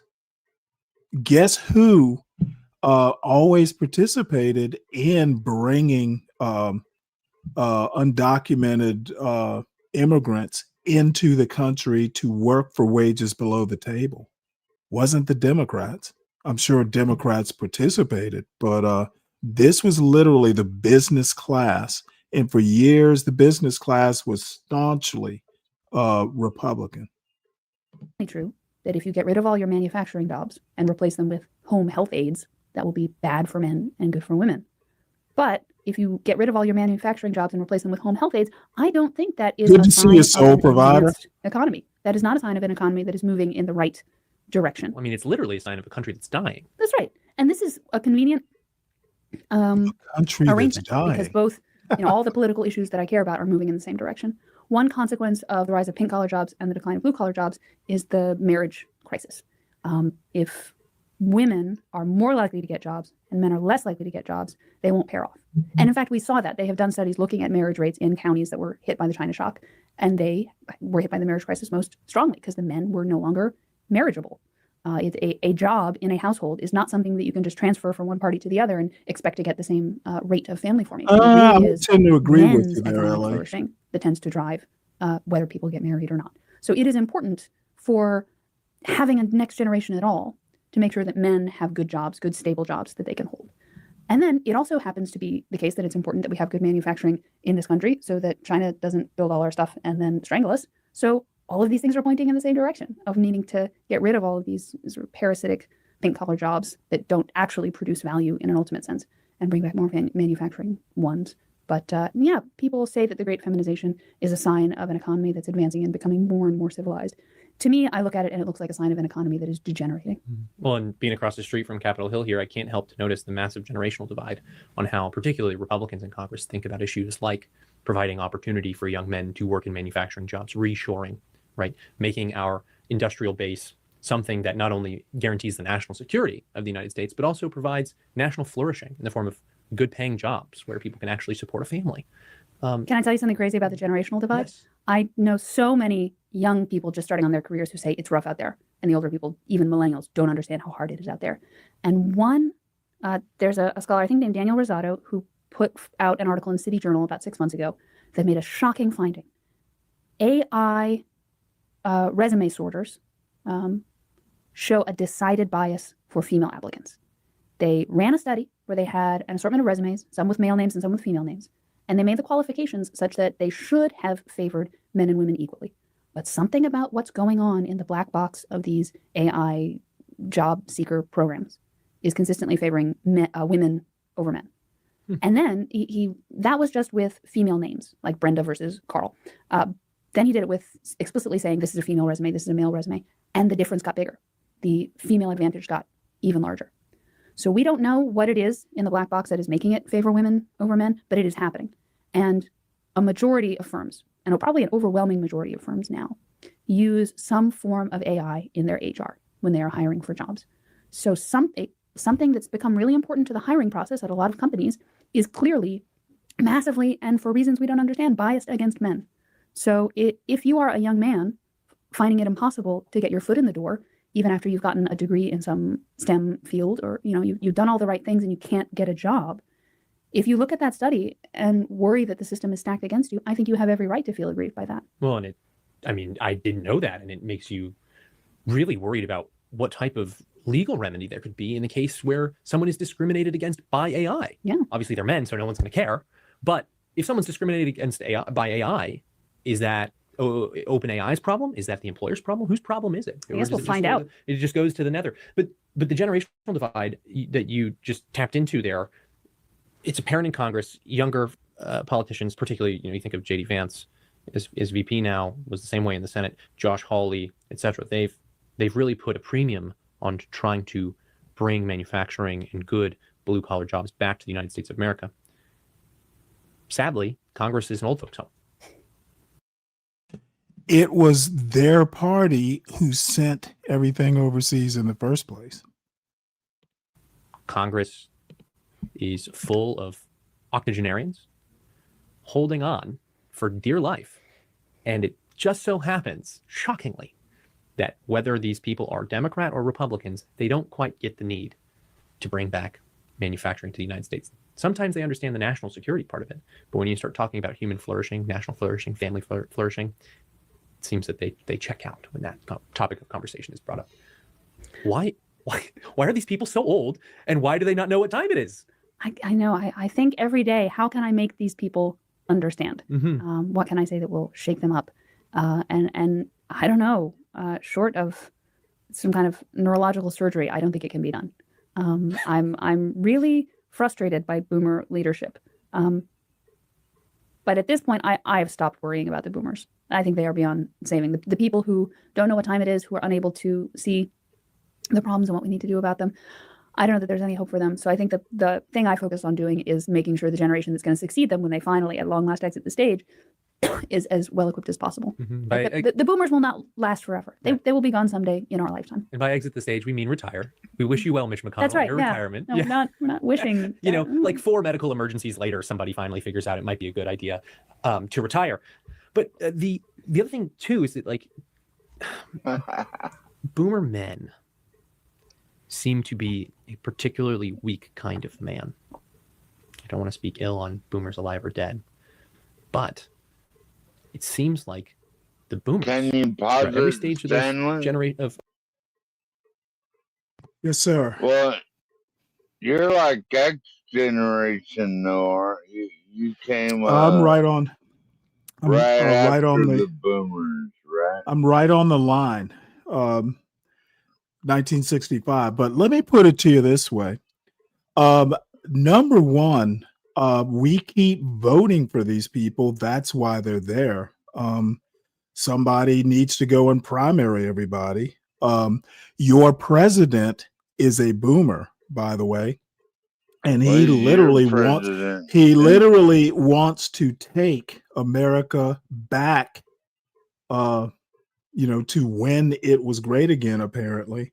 That doesn't sound like very forward thinking to me. And then the other thing is, who the hell are we to replace these octogenarians with? People like this pudge right here? This dude is not he doesn't strike me as someone I would want to vote into office. So he might be the wrong messenger in this case. And that white woman is? I don't know that she'll ever run for office, but the two of them talking about octogenarians, it is a valid concern. These people stay, until they practically die in office. However, my point is that who are we going to replace him with? This dude, these young Republicans like this dude, he doesn't look like he would be, someone I would be inclined to vote for. Fat shaming. I didn't say he was fat. I said he was pudgy. Yeah, he is pudgy. No, you're right about that. All right. Well, you know what? I think you wouldn't want that liberal white woman for any Helen sort Andrews? of significant office, would you? Helen Andrews? Yeah, that woman we were just listening to. Because she's not a liberal, that's for sure. She sounds kind of liberal. Nope, she is probably farther right than you are. So this is Richard Hanania, who I occasionally do show. He pretty much calls himself a classical liberal, and I've been kind of reading his work off and on for years. He has certainly matured, and just so you know who he is, he literally had a lot of influence on the Trump administration. If there is such a thing as kind of like a MAGA intellectual, he would probably be, the one I would point to. Mainly because he actually, I think he's got a law degree from Stanford or somewhere. He's pretty well educated. I don't always agree, with a lot of his takes over the years, but I have to say, he has moved more or less in a never Trump direction, mainly because he's one of these, he and I might actually align in that he's a classical liberal. And you know what? I think that I tend to find myself being kind of a creature of the Enlightenment, even though the Enlightenment is hugely problematic. But compared to some of the other, compared to having a dictator or a monarch, there's a better chance that you get better results in having a self-governing type of politics. But anyway, he has a criticism of Helen Andrews, and I'm going to read the first couple, maybe 3 or 4 paragraphs. Then I'm going to read the last paragraph.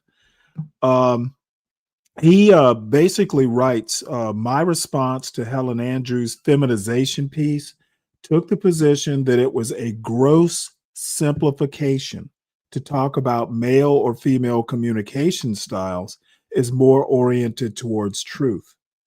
Matt Iglesias made the excellent point that the first order effect of women entering the workforce in larger numbers is an increase in meritocracy. I think Paul Bloom, who I've never read, had perhaps the best summary of the whole thing. His take on Helen Andrews is that the article gets some things right, but isn't radical enough in its conclusion.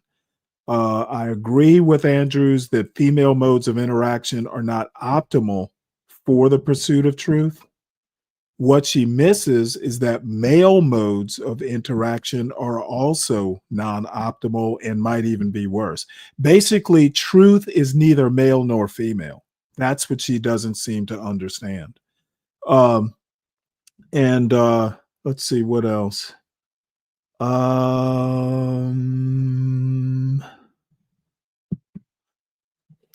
So Hanania continues, this is what I think rubbed people including me, the wrong way about the essay. Andrews took a human problem and made it into a woman problem. And as I pointed out, in the era of Trump, Putin, and Rogan, we're living in yet another point of history when the problems with male modes of communication and thinking are on full display. You literally have a bunch of people who are trying to be alpha males, not doing that great a job. I can't say that anything that Trump is doing right now is going along smoothly. Signature programs like immigration, like I say, I agree with a number of Trump's goals. It's just the chaos in his methodology. It's just churning up a whole bunch of turmoil.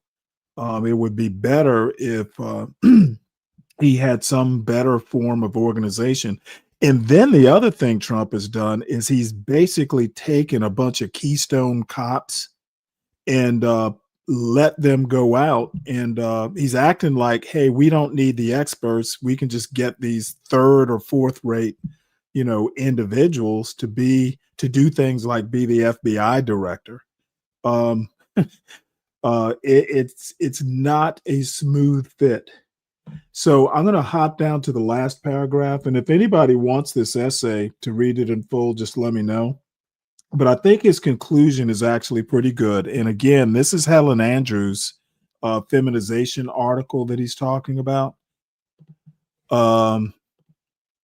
It's called he says the unfortunate thing about Helen Andrews' piece is that it was a missed opportunity to take a principled stance in favor of freedom and the market as arbiter of reality. Matt Iglesias notes that she thinks women are causing the fall of Western civilization, but doesn't have enough courage of her convictions to call for them to be banned from working. Instead, it's a piece with an implicit message of social engineering about the need to remake society with a predetermined based conclusion. This is part of a broader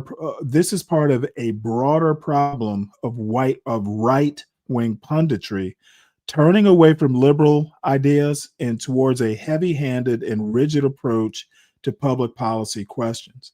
At the same time, both hysterical and devoid of real solutions. That sums it up. All she's doing is being hyperbolic. I don't even know that you need solutions.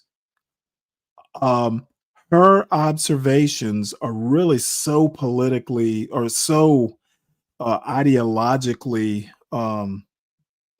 stained would be the word, that they're really, it's a pithy piece. It's fun to think about, but you know what? Like I said, in a couple years, nobody's going to be talking about the great feminization.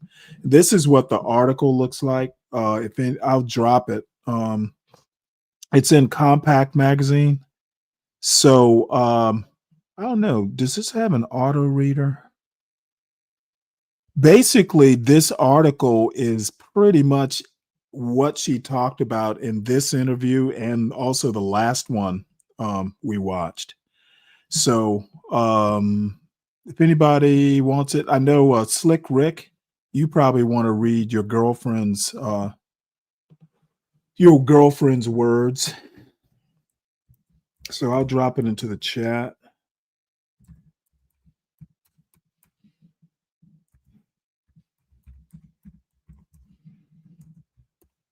All right. What's up there, JB? What's up there, J-Dub? So what do we got next? I do have a few. Actually, I have another Helen Andrews that might be worth watching. Let's see here. Where she talks about conservatism from a few years ago. Here it is. Let's at least see what it's about. If it's boring, we're going to switch over to Glenn Lowry.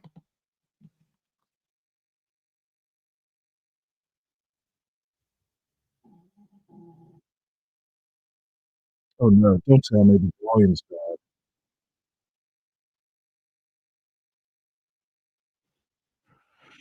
Y'all tell me how the volume is. If the volume isn't any good, we don't need to watch this.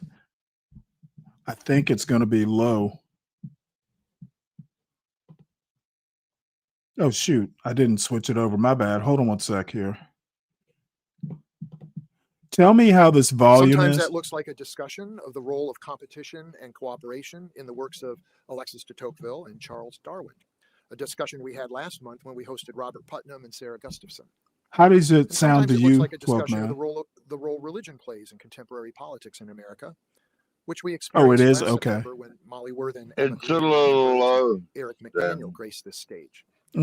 Well, Tonight, we LA begin says a it's discussion okay. of the conservative movement in the United Okay, a States. little bit good enough. That will Okay, carry well, over I into don't tomorrow know. night. It's kind of a long thing. It's an hour and a half. I don't know that we're going to go Over the next through two all of nights, it, we will hear from but I four want to of the see most what she prominent has to conservative say voices on in something contemporary other than the great Helen Andrews, feminization. David Brooks, And this Matthew speech Continetti, and Matthew Martins. is Each from night, two of the last four year. speakers will make a short presentation describing the Yeah, it's from conservative a year landscape ago. of the age of Trump. He The looks a presentations little will be like followed by a John panel Bolton. discussion that includes all four speakers. Our two speakers tonight are Helen Andrews and Matthew Martins. I will introduce each one now, and then they will take the stage without further introduction. Is that Yeah, I'll John turn my Bolton? volume Speaker, up. Helen Andrews, is No, a it's senior not John editor at the Bolton. American Conservative. Previously, she was managing editor of the Washington Examiner magazine. Sure looks like She earned her him. BA in religious studies from Yale University. Helen is perhaps best known for two important publications. First, her stunning piece on public shaming in the internet age titled Shame Storm, which you can find in the January 2019 issue of First Things. And second, her takedown of my own generation in her beautifully written and insightful book called Boomers, the men and women who promised freedom and delivered disaster. She's got a flair for titles, doesn't she? Her work has appeared in the New York Times, the Wall Street Journal, First Things, the Claremont Review of Books, Hedgehog Review, and many other outlets. In 2017-18, she was a Robert Novak Journalism Fellow. Our second speaker is Matthew Martins, a trial lawyer and partner at the international law firm of Wilmer Hale in Washington, D.C. He earned his JD at the University of North Carolina School of Law and an MS at Dallas Theological Seminary. Matt served as a law clerk to Chief Justice William Rehnquist at the U.S. Supreme Court and as a political appointee in the Criminal Division of the U.S. Justice Department under Attorney General John Ashcroft. He has spent the bulk of his 27-year legal career practicing criminal law both as a federal prosecutor and as a defense attorney. Recently, Matt published a major work on criminal justice reform that combines deep theological reflection, firsthand knowledge of the American criminal justice system, and a profound compassion for human beings, whether victims. And by the way, I'm not wedded to this video. If if a preponderance of you want to move on after a few minutes, just let me know. Now, will you join me in welcoming Helen Andrews?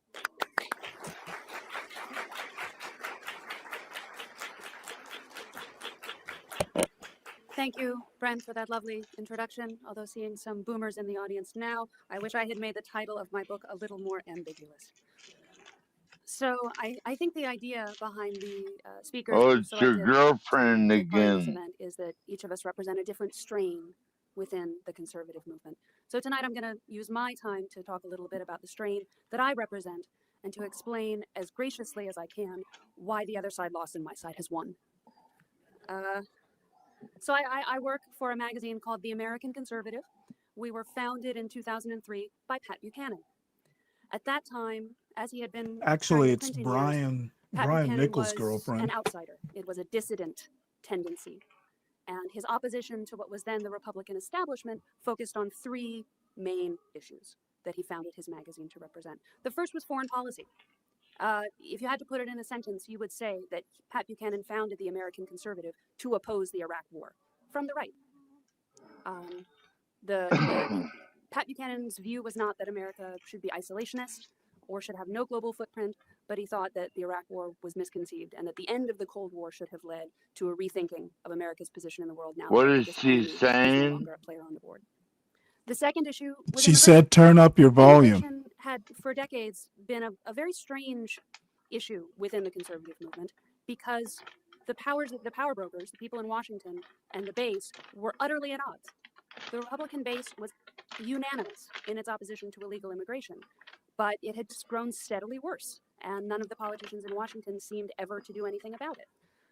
And Pat Buchanan really stood for taking a stand and saying, no, illegal immigration has to stop. And by the way, we should rethink legal immigration as well.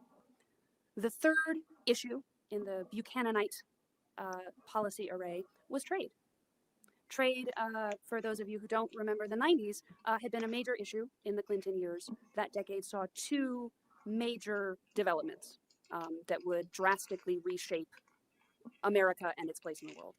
The first was NAFTA, which Pat Buchanan was one of the few on the right to oppose at the time.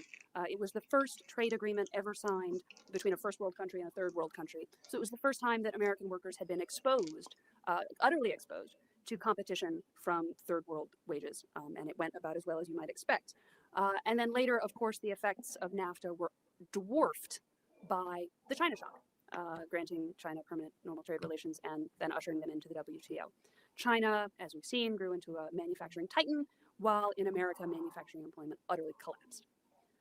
And as I mention the trade issue, because foreshadowing is going to be important to the second half of the story, it's important to clarify that there are two reasons why Pat Buchanan and people like me who agree with him are worried about the free trade maximalism that prevailed in the 90s. Total free trade is bad if it leads to a decline in manufacturing. One, because it's bad for the workers. If a factory moves from Ohio to China, there are people who have lost jobs, and that's bad for them, and that's a policy harm that needs to be addressed. But the second is it's bad for everybody.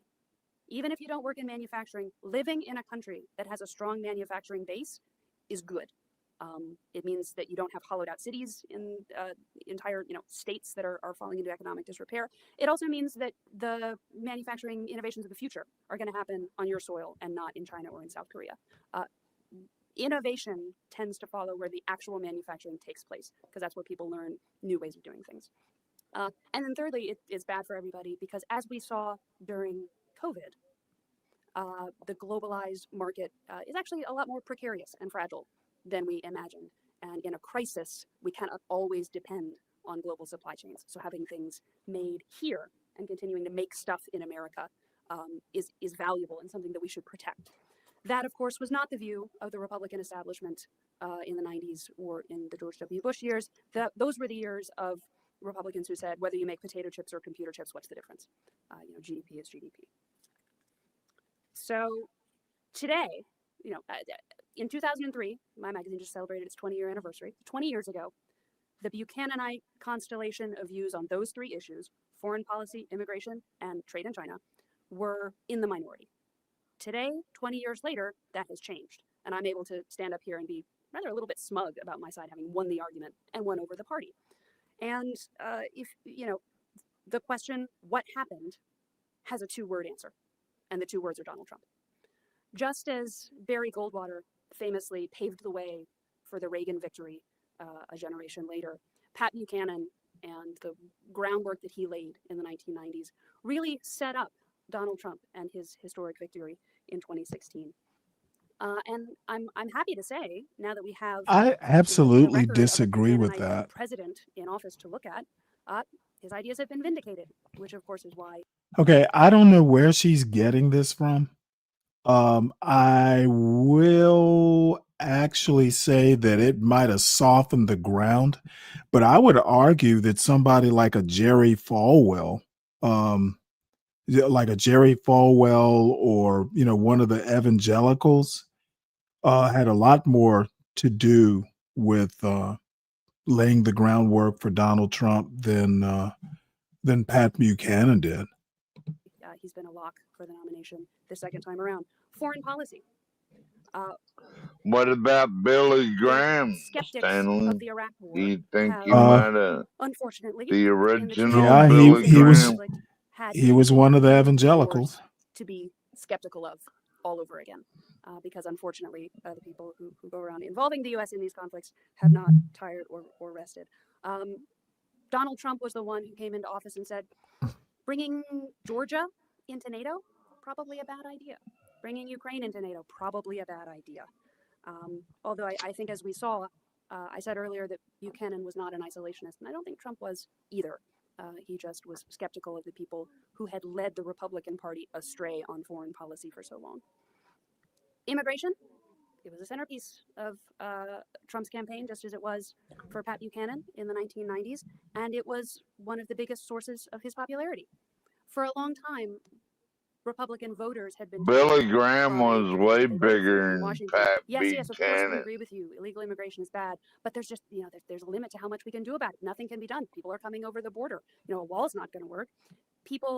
Immigration restrictionists in the voting base had been sort of inundated with arguments of futility. We would love to help you, but there's nothing we can do. So one of the biggest services Donald Trump performed is proving those people wrong, that they were lying all the time. There were lots of things they could have done to reduce illegal immigration, and Donald Trump came and did them, and it worked. Remain in Mexico was a successful policy. And also, the other big warning that had always prevented conservative politicians from taking action on immigration the way their voters wanted them to was the threat that it would be toxic in elections. This was the message of the famous RNC autopsy report. You can't go hard on the immigration issue because you will alienate voters. We need to prepare the Republican Party for a more diverse America. Therefore, we can't act on illegal immigration now. Well, Donald Trump picked up votes among Hispanic voters between 2016 and 2020. So I hope that has put to bed the idea that taking a stand for the rule of law is necessarily toxic to a Republican candidate. And then, of course, the third Buchananite policy pillar is trade. And when the people that I went to school with are all, insanely liberal. There were not that many conservatives where I went. But when I talked to them, these people who have all gone on to work at the DNC, some of them, and I asked them, is there anything about Trump that you like? Is there any achievement he had that you will give him credit for? The one that they all say that I hear most often from them is China. He really woke up America and the political class on China. If Trump hadn't won in 2016, I think there's a good chance that both parties would have continued on autopilot, the same lines that were recited during the George Bush years of, yes, we need to help China. The richer they get, the more democratic they'll get. We need to do nice things for them. We're converging. And it was Donald Trump who really made it okay to say, no, that hasn't worked out. The rosy promises of the Clinton years haven't been borne out by events. China is a threat, and we need to treat them like one. Trump did not always do great in the personnel department, but one of his inspired choices was Robert Lighthizer as U.S. Trade Representative. Bob Lighthizer, if you don't know his name, has been involved in this issue for decades. Nobody's thought more deeply about trade than he has, and he's firmly in the Buchananite camp. So Donald Trump pretty much put him in office and let him go nuts and fulfill every policy dream he'd been thinking up for decades, and it actually turned out rather well. So to reach the final third of my remarks and start circling in for a landing, when Donald Trump lost in 2020, I was personally worried. The question in my mind at that time was, is the party just going to go back to the way it was before? Is everybody in power just going to pretend that 2016 never happened? We're going to go back to being the party of George Bush and Mitt Romney and pretend that was all just a big hallucination. The years since then have reassured me that that is not going to happen, that we are not going to revert to the status quo that was failing the right and failing America. Nikki Haley, I'm sorry to say this, in her home state, is going nowhere. The party is Donald Trump's party, and I think the House Speaker shakeup reflects that. So it's very important to me that continue to be the case. Right now, I'm optimistic that this will continue to be Donald Trump's party and that the future belongs to people like J.D. Vance, who have all of the great, brilliant ideas of Trumpism without a lot of the baggage that apparently annoys so many people. So I'm confident that that's the way things are trending. But I really do want to emphasize to all of you here that it's important that happen. We need to make sure we don't revert to the status quo of yesteryear, because the real difference between people who support Trump and his policy agenda now and the people who don't and went the never Trump path is that those people refuse to learn from new facts. They just refuse to learn the lessons of history, and particularly the lessons of the last 30 years of history. On trade, for example, I've actually talked to libertarian economists, Cato Institute type people, GM, George Mason University type people, and I've said to them, okay, I understand being against decoupling from China now. Because if you think, we're too deep in it, we're too entwined, we can't withdraw from China without completely destroying our own economy, so we just have to make the best of the situation as it is. I can understand that point of view. But tell me honestly, when you look back at the 90s and the decisions that were made then, can you identify any mistakes? Is there anything you wish you had done differently? The China shock that decimated the Midwest, was that really inevitable? Or could you maybe have averted that? And these libertarian economists say, no, China's rise was inevitable.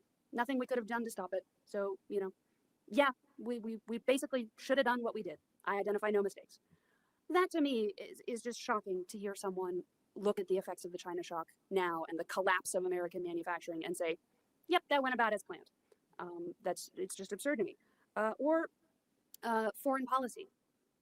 That's the last to close. I'll close on that one because that is the issue that is nearest and dearest to the heart of the magazine I work for. It's the centerpiece of our mission.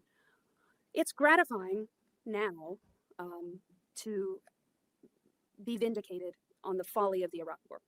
Most people nowadays agree with us and say we were right, and George Bush should have listened to us and not AEI at the time. But it's as nice as it is to have people agree with you 20 years too late. I would much rather have them agree with me on decisions that we're making now. And it's frustrating to see so many people who will agree that the Iraq War was foolish, but then say, oh yeah, but we got to send maximum aid to Ukraine. We got to stop Putin. Yeah, let's get as involved in Ukraine as we need to be. Ramp up. So to see the same people making the same mistakes over and over again over the course of decades really just makes me personally feel alienated from the movement that I've devoted my professional life to. So I would like to vote for a party that makes me proud and makes America a better place. I would like to work for a movement that makes America a better place. And that's only going to happen if we embrace the Buchananite pillars that he was right about in his lonely battle, Pat Buchanan, lo these many decades ago now. And it took a long time for people to come around to his point of view. But as Donald Trump showed, they really have, and there's no going back. Thank you.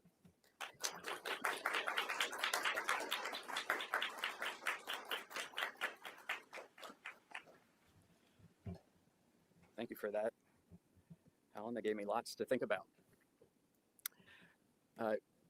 Interestingly, what this presidency has given us a new focus on is the criminal law.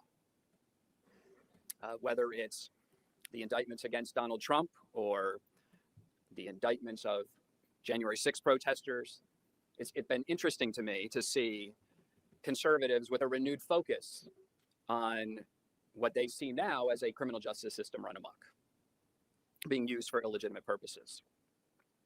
And to Helen's point, I would say that was a lesson that we should have learned 200 years ago at the founding, but that we've abandoned in the meantime. So as I was thinking about my remarks tonight, I looked up the definition of a conservative in the Encyclopedia Britannica. It defines conservatism as a political philosophy that seeks to promote and preserve traditional institutions and practices. Or as Russell Kirk puts it, conservatism adheres to custom, convention, and continuity. When it comes to criminal law, however, to be a conservative, at least for a good period of time, and maybe even continuing, was to be tough on crime. Rather than adhering to our constitutional tradition of limiting the power of the state when it exercises that most awesome power to prosecute and punish a citizen by means of physically coercive force, what passed for conservatism for too long, and perhaps even still does, has given too little regard to our tradition of constitutional restraints on government, and instead affords extraordinary deference to law enforcement. I could point to a number of examples about and features of our criminal justice system to make that point, but I'll focus tonight on just two, on bail and how it relates to plea bargaining. Today, reducing pretrial detention, meaning reducing the number of people who are jailed prior to trial and affording more generous pretrial bail, whether that's through the elimination of cash bail or the establishment of bail funds, is a position generally associated with progressives, while so-called conservatives tend to support pretrial detention, meaning jailing people before their guilt has ever been determined.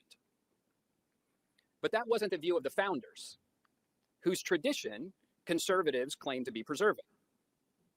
The Constitution's Eighth Amendment, by its plain terms, prohibits excessive bail. Professor Kellen Funk of Columbia Law School and a graduate of Bob Jones University here in Greenville, and Professor Sandra Mason of the University of Pennsylvania recently penned an article soon to be published in the Harvard Law Review, arguing that the contemporary conservative aversion to bail and support of pretrial detention is inconsistent with the founding era attitude. I'm always amused when I see on my Twitter feed references to the January 6th DC Gulag. Apparently everyone's now coming around to this notion. In the article by Mason and Funk, in an article entitled Bail at the Founding, they argue that, quote, the black letter law of bail in the founding era was highly protective of pretrial liberty. As Funk and Mason explained, quote, nearly all accused people at the founding had the right to release on bail, and bail was carefully calibrated to defendants' financial circumstances. They go on to explain in this article that even when bail was required, it was not the cash bail that's so common today, but rather merely a pledge to pay. Examining the historical record, Funk and Mason conclude, quote, there is no indication that any accused person or surety was ever required to produce cash or collateral as a condition for the accused person's release. Did I mention Kellen Funk has a PhD in American history from Princeton? He concludes, quote, there is no American tradition of cash bail that dates to the founding era. No tradition. Compare that to the prevailing situation today. And this is actually a really good point that he makes. All these people in this particular, sector of YouTube, whatever you want to call it, who pretend to be conservative, know nothing about conservatism, American history, etc. 1987, the U.S. Supreme Court ruled for the first time in 1987, 200 years, more than 200 years after the founding, that bail was permissible not only to ensure a defendant's appearance at trial, but also because of the defendant's supposed future dangerousness. Having not been convicted of even the crime charged, the court ruled a defendant could be detained for fear of other crimes he might commit. In the 37 years since that ruling, the lower courts have gone hog wild, gorging themselves on pretrial detention. Now, on any given day, not just in the wake of January 6th, about 500,000 people are detained prior to trial in the United States, 3/4 of them for traffic offenses, property crimes, and drug possession. People, again, who've been convicted of nothing. Exacerbating this deviation from our Constitution's tradition of generous bail and regular pretrial release is the modern abandonment of the Constitution's guarantee to a speedy trial. In early America, not only was pretrial release the norm, but trials tended to be held quite quickly. But in 1972, the Supreme Court was presented with a case involving a more than 5-year delay between a defendant's arrest and his trial on a murder charge. Though the justices thought it a, quote, close case, they unanimously concluded that the defendant's speedy trial right was not violated by that delay. 5 years is speedy enough, they said. In the years since, again, not surprising, lower courts regularly find that lengthy delays in getting to trial don't violate the speedy trial right. It's very common for criminal defendants to sit in jail for years awaiting trial. In 2013, the Houston Chronicle reported on the cases of dozens of defendants who languished in jail, local jails for years, in some instances up to 8 years, awaiting trial. In 2005, the Mississippi Supreme Court ruled that a 4-year delay in bringing a defendant's case to trial following indictment and arrest did not violate the speedy trial right because the court, quote, does not recognize as prejudice the negative emotional, social, and economic impacts on the defendant's life resulting from pretrial detention. In 2013, a California appellate court ruled that it didn't violate the speedy trial right to jail a defendant for 7 years before trial, despite, quote, the oppressive nature of pretrial incarceration and the anxiety it produces. In 2020, a Massachusetts appellate court said 5 years of pretrial detention was no speedy trial violation. In 2014, the New York appellate court said 1.5 years was no speedy trial violation. In 2019, a Washington state court acquitted at trial a man after he spent 8 years at trial in detention prior to trial, unable to make bail. As a federal appeals court in Chicago summed it up, quote, significant pretrial incarceration does not alone make out a deprivation of the right to a speedy trial. Say what? What tradition supports that nonsense? But assuming you endure lengthy pretrial detention without bail, at least you'll finally get your day in court, right? You'll actually get a trial, won't you? Hardly. The criminal jury trial is largely extinct in the United States, having been killed off by prosecutors who want to avoid accountability for their charging decisions and want to escape the restraints of prosecutorial budgets that should be a normal part, that were a traditional part of any justice system. Nothing about that is conservative. The British denial of the right to the jury trial was one of the colonists' grievances against King George III that's recited in the Declaration of Independence. In fact, so central was the jury trial right to the founders that it's the only right that appears twice in the US Constitution, both in Article 3 and in the Seventh Amendment. As Thomas Jefferson observed, I consider the trial by jury as the only anchor yet imagined by man by which a government can be held to the principles of its Constitution. And yet today, approximately 95% of criminal cases and criminal convictions are the result not of trials, but of plea bargaining. How do you get 95% of people to give up a constitutional right to a jury trial? The answer is coercion. Through excessive or outright denial of bail, disregard of the speedy trial right, and judicially sanctioned enhanced sentences for those who insist on a trial, prosecutors can coerce guilty pleas out of people. By locking people up before they're convicted, particularly when it's minor charges, and then offering them plea bargains and promises of time served on if they plead guilty, or threats of long delays awaiting that so-called speedy trial, and threats of far more severe sentences if they're convicted after those trials, prosecutors can and do coerce people into giving up the jury trial right and instead pleading guilty. And it's not my speculation that the denial of bail coerces guilty pleas. We have a recent study to prove it. Recently, because of a consent decree entered into Houston, challenging the bail system in Harris County, Texas, data was collected that allowed researchers from the University of Pennsylvania to look at 380,000 criminal cases, 190,000 of them before the consent decree, 190,000 of them after the consent decree. And what that study, released by the University of Pennsylvania researchers in August of 2022, showed is that increasing the availability of pretrial release reduces by 17% the number of defendants who get convicted. To put a finer point on it, what the study showed is that when the prosecution had to prove its case, rather than coerce people into guilty pleas by lengthy pretrial detention, the prosecution turned out to be unable to make its case 1 out of every 6 times. The National Registry of Exonerations maintained by the University of Michigan reports that since 1989, 24% of exonerations, meaning people we later learned had not committed the crime, 24% of exonerations were people who pled guilty. Duke Law professor Brandon Garrett did a study of the first 250 people exonerated by DNA technology. And of those 250 people we know to a scientific certainty did not commit the crime. 6.5% had pled guilty. What exactly are we conserving? What tradition are we maintaining with that type of criminal justice system? What it seems like we're conserving is precisely what the American colonists went to war over, and what we sought to prevent from happening again by the very terms of the US Constitution. I should conclude. When it comes to criminal justice, the order and justice and freedom, to use Russell Kirk's words, enshrined in our Constitution, were the products of long social experience, the result of centuries of trial, reflection, and sacrifice. The colonists, having learned hard lessons from the experience with English rule, quite literally gave their lives to ensure our right to be imprisoned, if at all, only after a trial presided over by an impartial judge upon the verdict of a jury of our peers. The founders understood the need, especially when it came to criminal justice, for, quote, prudent restraints on power and upon human passions to avoid both anarchy and tyranny, again quoting Russell Kirk. Our criminal justice system today is a dramatic departure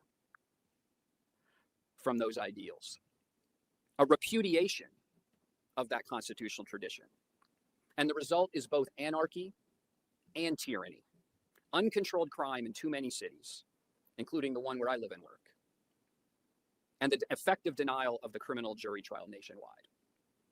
Labeling that supposed tough-on-crime system as conservative is a tyrannical sleight of hand of anti-historic proportions. Too many people fall for that linguistic trick, I fear, because the impact of the system falls on people not like them, until it does. But the hard-fought lesson of history is that tyranny against others might one day be turned on you. The lawfare we now see being waged as a means of politics should alert us to the fact that that day might have already arrived. Regardless, whenever that day comes, you'll wish you conserved the system, forged from the long social experience of trial, reflection, and sacrifice. So let's conserve it now. Thank you.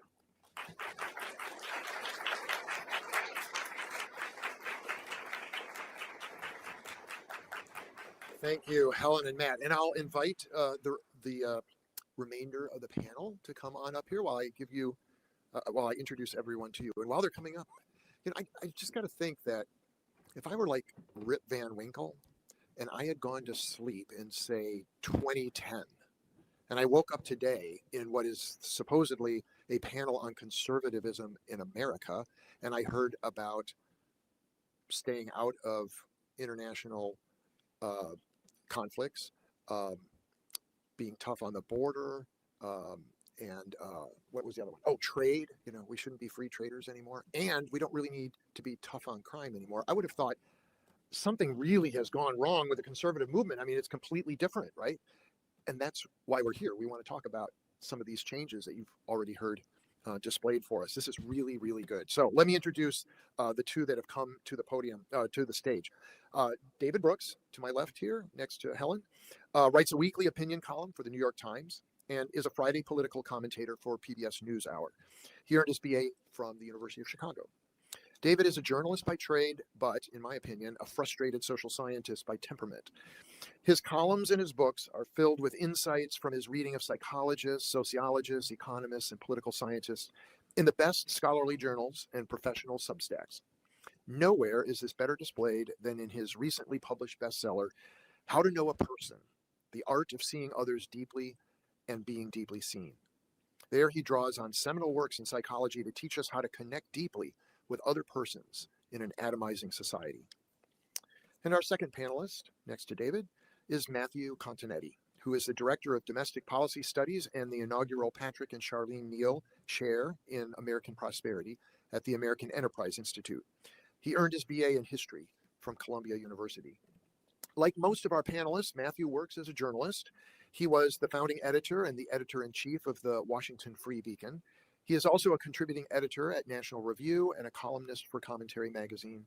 In addition, he has been published in The Atlantic, The New York Times, The Wall Street Journal, and The Washington Post. But Matthew is also a scholar focused on American political thought and history. He is the author of 3 books, including The K Street Gang, The Rise and Fall of the Republican Machine, The Persecution of Sarah Palin, How the Elite Media Tried to Bring Down a Rising Star. The Persecution of Sarah Palin. The Right, The 100-Year War for American Conservatism. So please give our panelists a hand as we welcome them.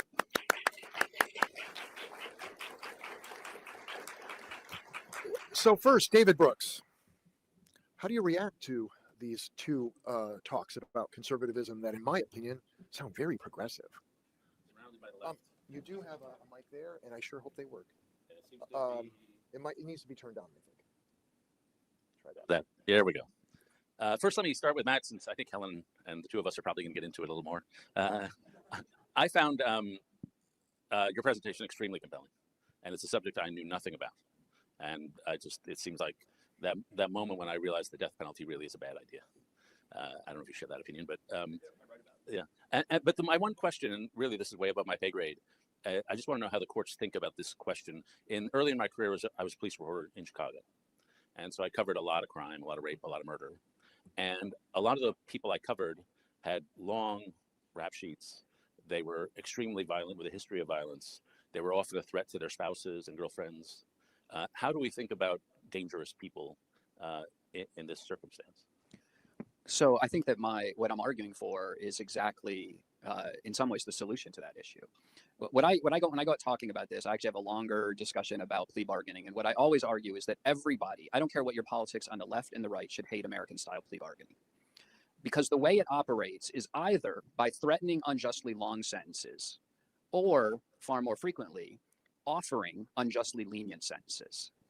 And so the reality of what actually happened is obscured, and what the person actually did is never addressed. I had somebody just recently, a friend, call me, long story why, but he brought to my attention someone who had been charged with a rape and had pled guilty to a misdemeanor assault. And he asked me, so what happened? And I said, that's an excellent question. And we don't know, because our plea bargaining system lies to us about what actually happened. And so either this person committed a rape for which they should have been punished quite severely, or they didn't.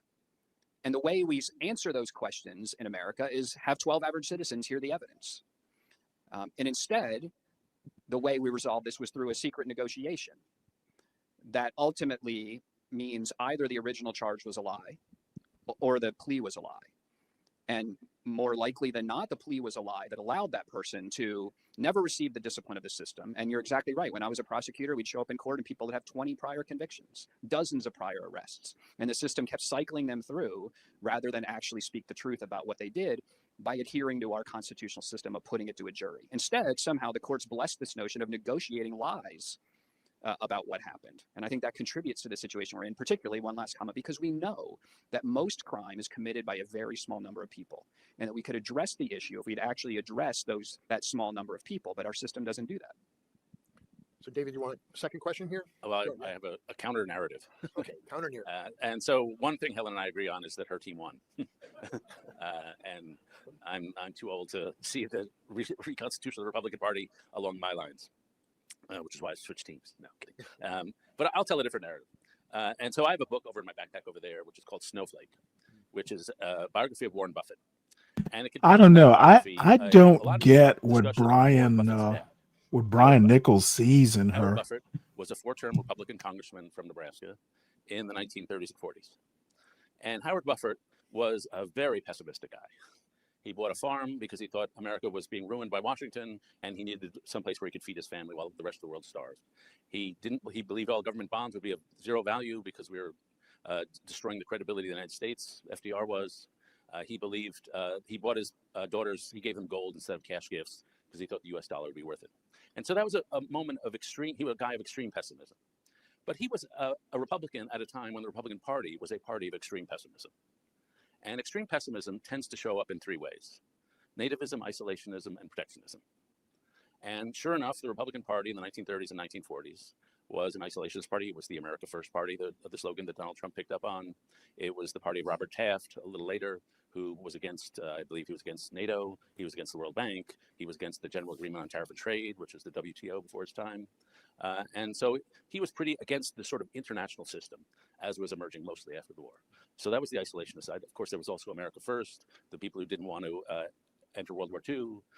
Howard Buffett thought that FDR and George C. Marshall had engineered the attack on Pearl Harbor and opposed the entry into World War II even after Pearl Harbor, which I think other isolationists did. And then, of course, it was also a nativist party. It was the party that shut down immigration in the 1920s. And so that was a party of very different from the Republican Party I grew up in. And that party was changed in my story by Dwight Eisenhower. And one of the nice things about Matt's book is Ronald Reagan's not the total center of the story, but Dwight Eisenhower took a party that was extremely inward-looking and pessimistic, and he made it an outward-looking and optimistic party. He had a great deal of confidence in himself, a great deal of confidence in American power and the ability to extend American power. He had just won World War II after all. And so he defeats Taft, the isolationist, and my buddy, Howard Buffett, decides as a congressman, he can't endorse the Republican nominee. And so he will not endorse Eisenhower. And so his wing of the party is basically destroyed by Eisenhower. And the Republican Party becomes the Republican Party that I sort of grew up in, which is internationalist, believing in more or less free trade, and in believing in legal immigration. And that becomes the party of Ronald Reagan, who's super optimistic and super confident in American ability. That becomes the party of the Bushes and Romney and McCain. And it produces, to my mind, a lot of good things. So it produces, I was in the Soviet Union when the Soviet Union collapsed. It produces the international order that destroys Soviet communism. It creates the international order that creates the vast spread of democracy, often in the 1990s. It produces the international order that helps end apartheid in South Africa.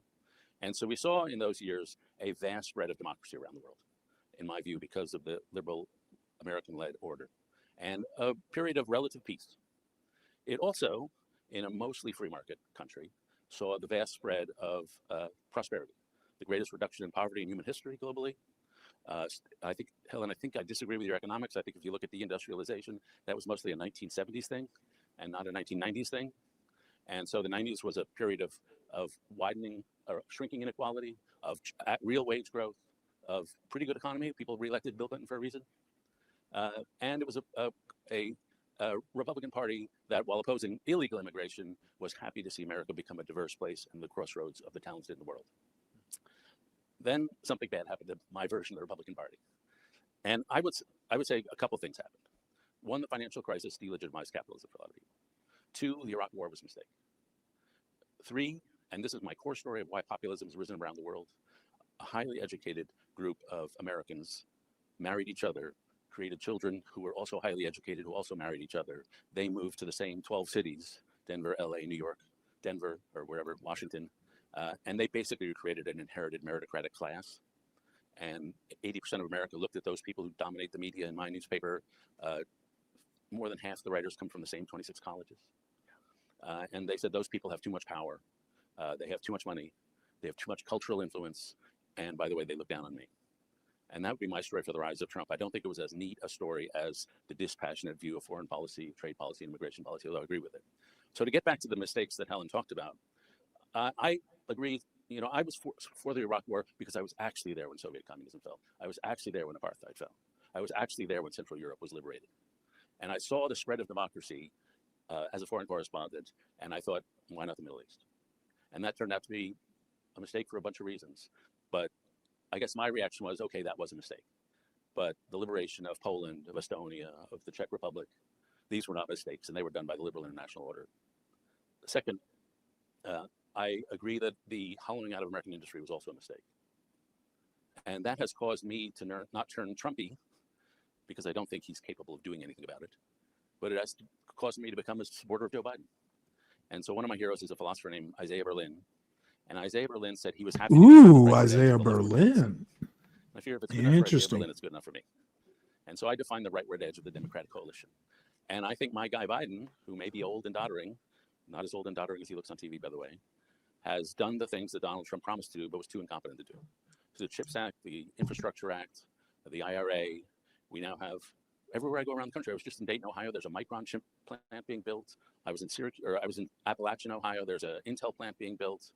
Manufacturing is coming back in part because it was sparked by these three measures that Joe Biden passed.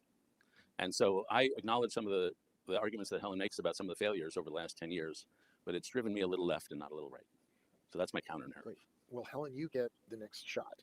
So, you know, why did his side lose so badly? Sounds pretty good. I don't even know if it's his side. I feel like David just conceded the correctness of Trumpism on the merits on a lot of the issues. So I feel pretty good about that. I would say that what I think we've returned to is the pessimist, nativist, isolationist, and protectionist Republican Party of the 1920s and 1930s. And the internationalist party that I thought I saw has turned out to be a parenthesis in history. And thus I view the Trump movement and the populism that he represents a little less attractively than you do. When I hear my Republican Party described as pessimistic, I'm not even mad. I'm just confused. I honestly believe that there is not a more optimistic human being alive on the planet right now than Donald J. Trump. Have you seen him? It's American carnage? It's his Flight 93 election? Make America great again? No, I believe Trumpism is the only strain in politics right now that actually believes in America and Americans. Then apparently she actually doesn't understand the again in Make America Great Again. It's assuming it's not great right now. That's what he's talking about. Regression, going back to the way it was, is not optimistic. It's the other guys who say, yeah, China took all our manufacturing. Well, That's just how comparative advantage works, baby. They're just better at it than we are. It is America's fate to be a second-rate power and not have a manufacturing base. We just don't measure up in the globalized economy. Sorry. Or they're the people who look at STEM PhD departments, grad students in American universities. A lot of the science and STEM fields, those graduate departments are 75% foreign students, some of them more than that. They say, yeah, of course we need to import grad students from around the world. We couldn't possibly train Americans to be grad students in electrical engineering. I'm the one saying, well, actually, no, I think we should have graduate departments in STEM fields dominated by American citizens at American universities.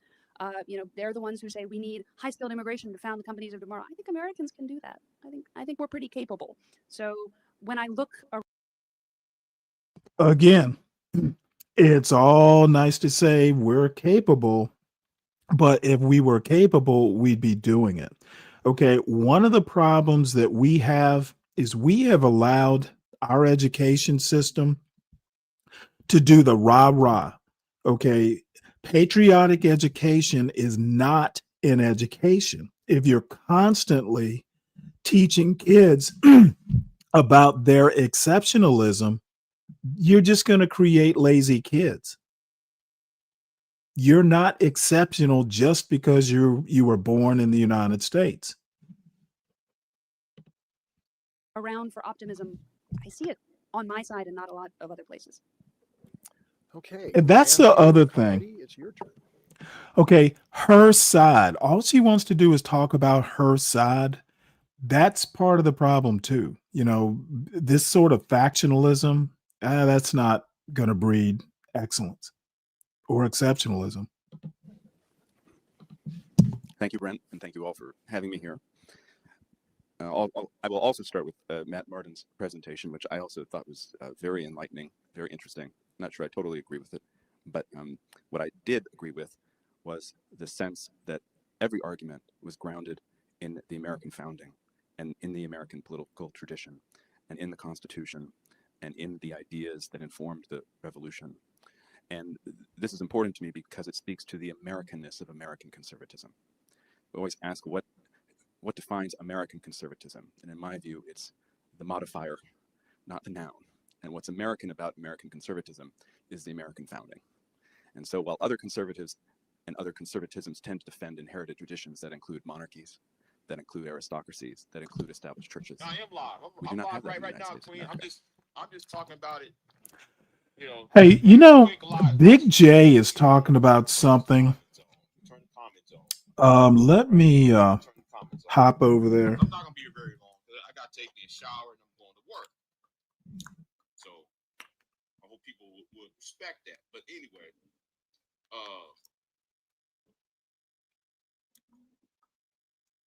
I'm sick and tired of seeing a lot of you people who are in y'all's 40s, in your 50s, still acting like this is high school.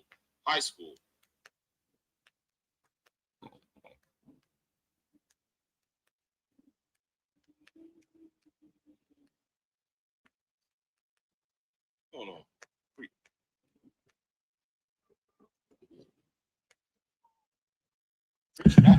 I'm going to see if he minds if I... What's going on here? Yeah, so, see, a lot of y'all need to understand Ooh. you are spoiled milk.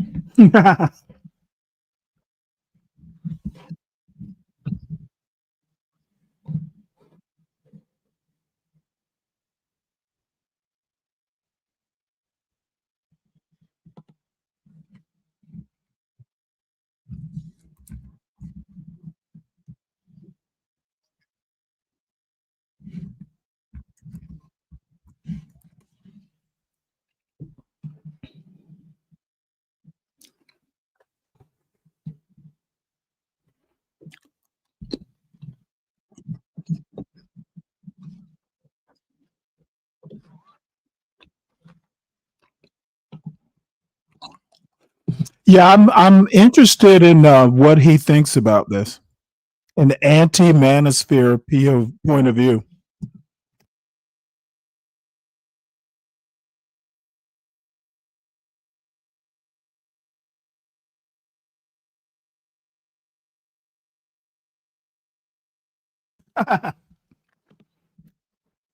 Oh shoot! You know what? I thought I'd switch this. My bad, folks. I'm getting old. And trust and believe, I'm not just talking about single people. Some of y'all who are married are spoiled milk and don't want to admit it. That's why I talked about the married sales. You men who are married, you women who are married, but every time y'all open y'all's mouth, y'all always talk about what single people doing in bed. Last night, I mentioned a couple names last night. People asked me, what is a marriage sale? What is a marriage sale, Big J? What is one? I mentioned two names. As soon as I mentioned those two names, you Negroes got upset. You Negroes got upset when I mentioned, no, scratch that. I actually mentioned three names. And you Negroes got upset. Now, the Manosphere idiot, the Manosphere clown on DJ's Witch Doctor channel got so upset, right? Because I mentioned his boy Valdez. I mentioned Valdez. Well, Anger Man is a marriage sale.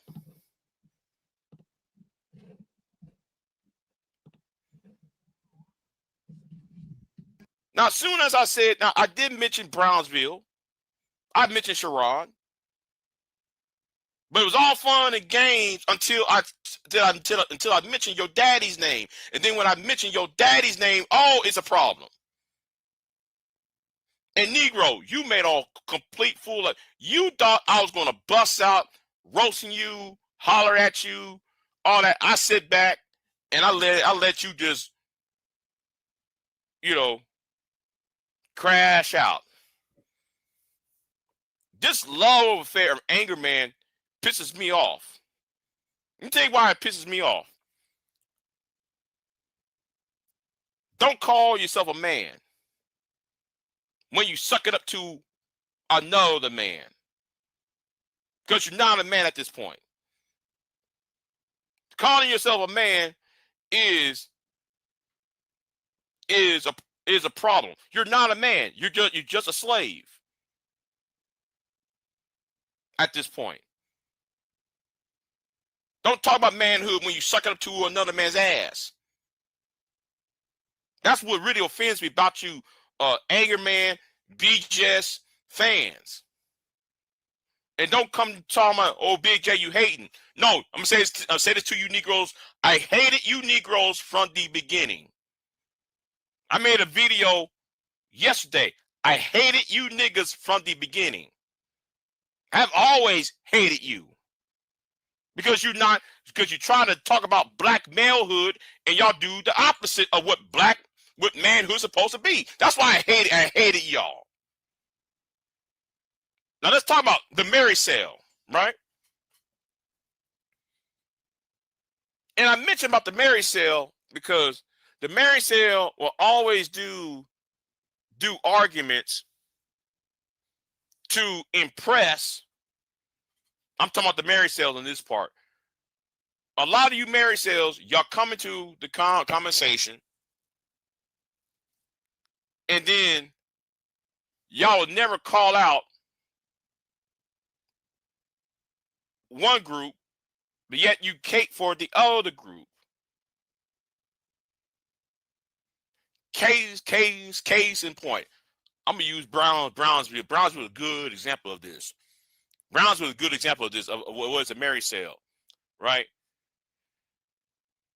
You call every woman a queen except for your wife. While on top of that, you willing to chastise every other man, like how Brownsville try to chastise Rude, but won't chastise Choco Kitty when they're doing the same decrepit, immature behavior.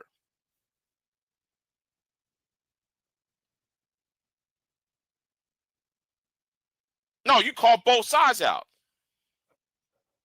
See, the reason why a lot of men and a lot of women too, they're on this married sale shit because they're not getting attention at home.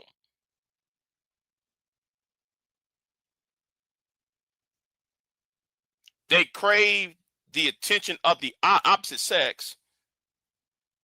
They crave attention from women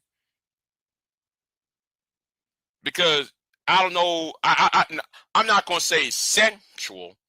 I'm not going to say sexual. What I'm saying is it's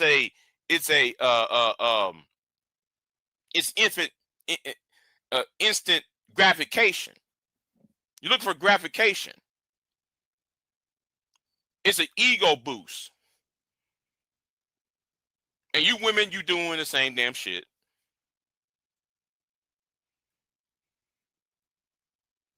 And I'll mention the name Bomb. See now, yeah, I said it. See, now the thing is, right? Y'all married, but then y'all every time y'all have a conversation, it has to do with dick and pussy.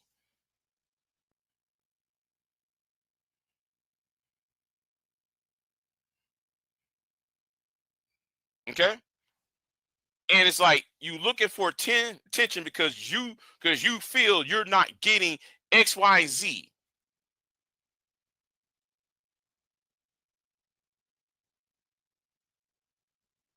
I don't care who's dating who. And you know what? I'm gonna tell you who are the worst married sales. And just if anybody's curious, I don't hear a whole lot of anti-manosphere points of view. So that's why I switched over. We may go back to what we were watching before, but I'm interested in what Big J has to say. The pro-blacks. The pro-black married sale is the worst married sales ever. Who you talking to? Who you sleeping with? Is she red, black, and green? Snow Bunny's never, doing that Umar Johnson statement. Snow Bunny's never, black beauties forever. Some old that lame ass bullshit he be saying. Umar Johnson is also, is spoiled milk. When are y'all gonna stop relying on these spoiled milk ass Negroes? And y'all be impressed with these one-liners.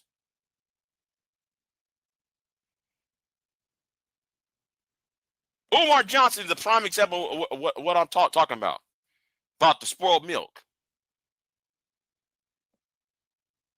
Oh, Umar saying it because he loves us bullshit. If he was caring about the black community, he would have married the conscious stripper.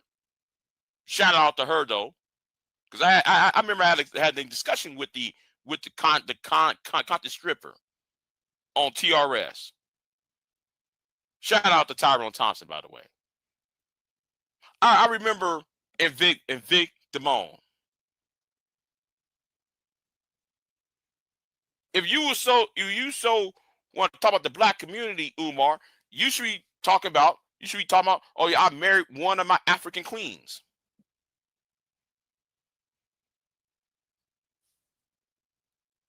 Oh, y'all didn't know though? I used to talk to the content stripper. Y'all didn't know that. Okay, you know what? Where is V-Dub at? V-Dub he has the archives. Shit, he has the archives. Him or Vic Damone got the archives. Yeah, we was all on Blog Talk talking. This is when she exposed Umar. So yeah. But anyway, right? But at the time, I gotta let me tell the truth to myself. Let me tell the truth on myself. At that time, I was on Umar's side. Yes, I'm gonna tell the truth on myself. Because I didn't believe it. I didn't believe it. I didn't want to believe it. Until she finished what she was saying, then I know she was telling the truth. Because I thought she was just another woman trying to knock down a man down. Right? Yeah, though I was on that bullshit. Well, when I say on that bullshit, I wasn't Umar fan though. I wasn't Umar fan, but I was very skeptical every time I see a woman just jumping out the woodwork saying the man did this and the man did that. Well, Queen, Queen Sunkiss. The thing was, Queen Sunkiss. I was on that bullshit, and I allowed some things to cloud my judgment. And again, I was a young man at the time, and now I am wise. Okay, you know, you live a lot longer, you become wise. I 100% agree. So when like she finished what she said, I start to believe it. Once as she finished what she was saying.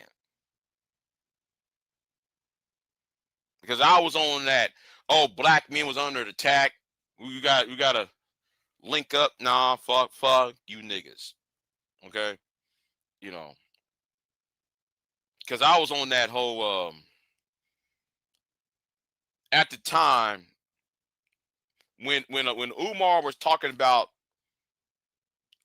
they was giving children, boys rather, when they was giving boys it wasn't Prozac. What was it giving them? Ritalin, right? When it was giving young kindergartners and first grade boys Ritalin, and Umar was correct because Dr. Helen A. Smith, who's a white woman, said the same thing. So did Susan Hoff Summers, who wrote the book called War on Boys. So that's when I was on this idea that, oh, boys in America, and it wasn't just black boys I was defending. Boys in general, boys and young men was being under attack by the education system. So I said, you know what, fuck this shit. So I thought the conscious stripper was slandering Umar. Because you know, everybody was on that men's rights shit. Right? Everybody's on that MRA shit at this point. So I was on that shit. Like, again, a lot of you niggas lie about this MRA, men's rights, manager shit. That's why I step away from you, because y'all, a lot of y'all lying. Because what you're saying does not match the facts on the ground. That's why I don't fuck with you red pill niggas. The shit y'all saying is based upon fabrications. See, again, when I was a young man, I was trapped up in that one area that I forgot the other shit you niggas was saying. Because I still was on that education system, fucking up young boys up, while y'all was over here blaming black women for every goddamn thing in the world. See, I was still on that education shit and the job shit. That's why I said the other day, I hated y'all from the beginning. I don't hear nobody say, oh, Big J, you try to be a part of this and that. No. Go back to my archives. Go back to my earliest videos. I hated you niggas from the beginning. So don't try to rewrite history when I said it. When even the video I did yesterday showing the other video, it says black men are children. And back in 2014, I said you niggas are children. Y'all shouldn't be listened to. Y'all shouldn't be in leadership. If all you do is talking about hair weave all day, and talking about why you couldn't get a date in the 1980s, and we're here in the 21st century, and you're talking about your dating problems in 1970s and 1980s. I wasn't even born. I'm an 80s baby. How the fuck that supposed to work out? That has something to do with me. I don't care about the Monahan report. By the time I got here on this planet, the Monahan report was an afterthought. By the time I got here and became an adult, Welfare Reform Act of 1997 destroyed the talking points that quote unquote supposed to be in the Monahan report. So I don't want to hear all that crap. That's actually a good point. BGS. I don't want to hear all that bullshit. See, I think for myself. None of you niggas y'all think for yourselves. Y'all followers. But anyway, y'all are spoiled milk. The best thing for spoiled milk is taken outside somewhere and poured into a compost. Spoiled milk should be poured on somebody's garden. Spoiled milk should be poured on somebody's drain. That's spoiled milk. You got no business 45, 55 years old, 40-something years old, and you're still talking about, you're still doing all this, watch out, ladies. That's why, man, we are MGTOW. That's why we are Manosphere. That's why I'm SYSBM. That's why we are fill in the blank. If you still talk about relationships at a certain age, something wrong with you. Ain't nothing wrong with these women. Something wrong with you. And you don't want to admit that shit. There's something terribly wrong with you. It's no longer her fucking problem. She moved on. You didn't. Now, do you see me complain about women? The women that I broke up with, the women that got away. You don't see me talking about them. See, the problem is y'all looking for y'all come online looking for a trope. No, I'm sorry. You're looking for a trope to cope on. It's a trope and a cope.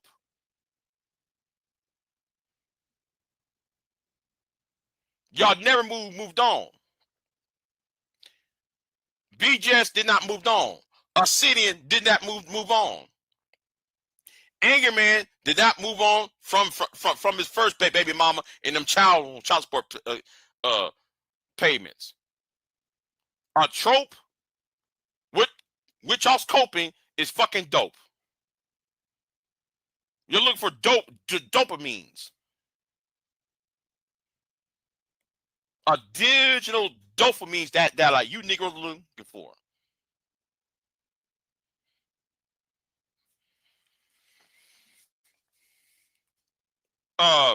Pure said, how didn't you find that racist woman and black on Twitter?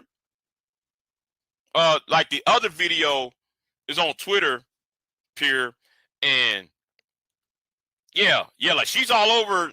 Yeah, and I like how, man, you went ahead and cooked her, Pure. But oh yeah, thank y'all for the her name is lit. Yeah, her name is this, Pure. Yeah, she's all over the internet though. She's all over the internet. She's trying to be the female Nick Fuentes. But I'm more angered that the black men over here is putting their faces in her ass. I think Nick Fuentes is more feminine. I saw the Hodge twins. I saw a chaotic truth on her Twitter doing raw shit. And that's why I said though the other day, stop putting out your dirty laundry. And yes, I'm about to do a part 2 on her ass. There will be a part 2 on her ass, because remember when I said about Pop the Balloon channel is anti-black? Notice she used the Pop the Balloon videos. See, you know what? See, I'm talking. It's like what Nitka told me. Nitka told me what the woman from Poland. She said, "Big J, you're talking to the wrong people."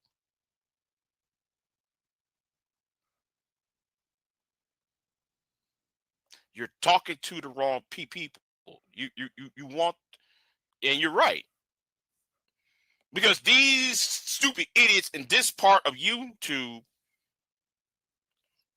can't grasp on what's going on. They're using your talking points against you.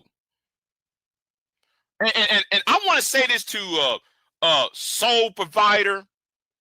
Soul Provider, why won't you troll racist white people then, instead of you fucking with me? Same go for Don Gordito. How about you fuck with these racist white people instead of fucking with me?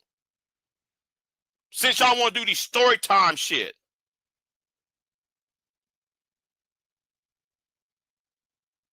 While y'all were talking about, oh, you know, while one of y'all's supporters said that it was okay for Cassie Ventura to get her ass stomped out by P.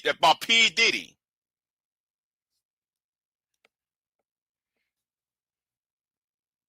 Yeah, exactly. They're cowards. All these so-called black trolls, they're cowards.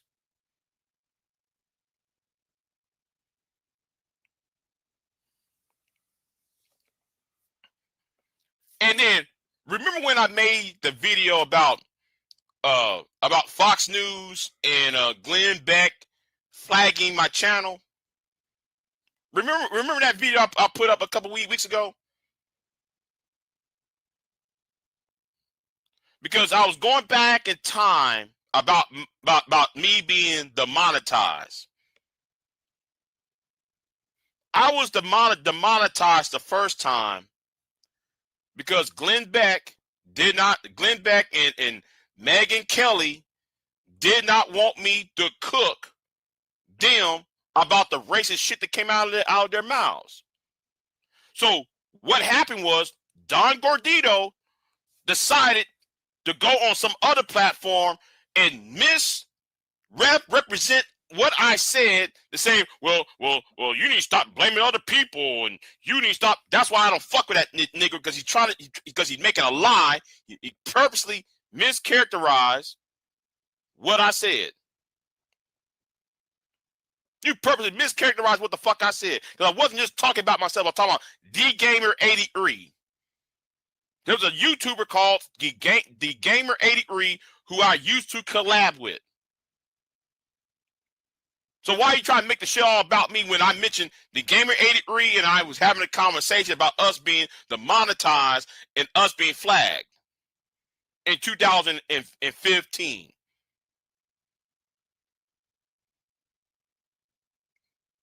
And you go on these other panels and you try to create a fucking narrative. No, nigga, shut the fuck up. You know nothing and you're talking. I get tired of niggas don't know the fucking thing going on, but yet though they're talking. Even though any of y'all can go my past videos and find those videos what I actually said.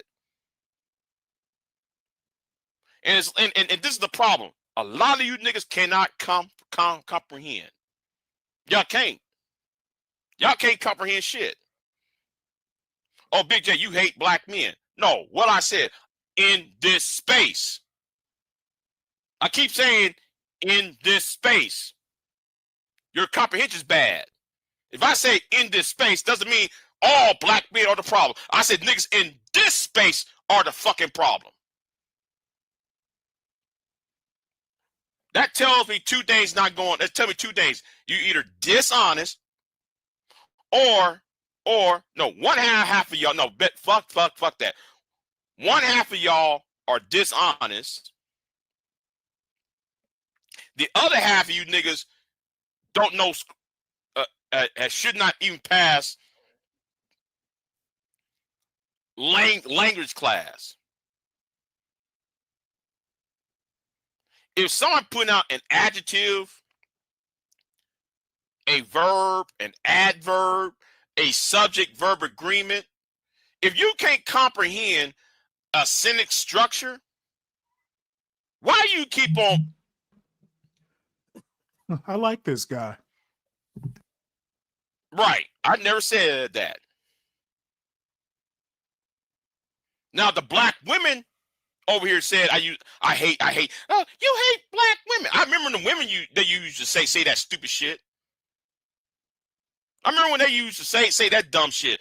I'm like, who? I'm shaking my head like where I said, oh, because I criticized Kristen Karazan. Well, you don't want her to date a white man. Never even said that. And in fact, that would be hypocritical on me, because if I'm playing in the snow, why should I chastise her playing in the snow? My problem with CK is that she lies and she plays victim when she's perpetrating. That's my problem with her. It was never about, oh, she got this white man and you know, blah, blah. No, I don't give a flying fuck. See, and that's why I said, though, don't talk to me. If you ain't gonna be honest with what I got to say, I'm kicking you off the panel. I'm kicking off the chat room. I'm blocking you, banning you. If you can't be honest about what the fuck I actually said, then shut the mighty fuck up then. This ain't about no disagreement. This is about clarity. Shout out to Sarge. The mighty Sarge from TRS. He used to say it all the time. It's about clarity, not about disagreement. If you can't clarify what I actually said, there's no business to have a discussion with. We can't have no discussion if your black ass cannot sit there and actually comprehend what somebody actually said. Oh, Big J, you want censorship? I never said, though, y'all should be kicked off YouTube. I remember that dumb idiot. Yeah, I call his ass a dumb idiot because he like to call people retarded fucks. Him, right?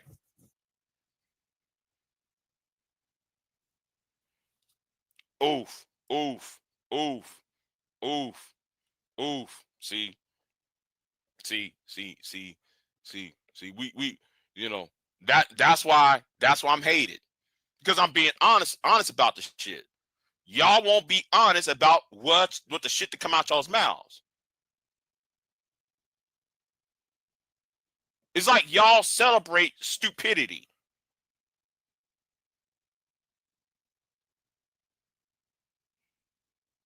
And let me say something too while I'm about to end this, because I got to go to work and everything. But I'm gonna say this straight up.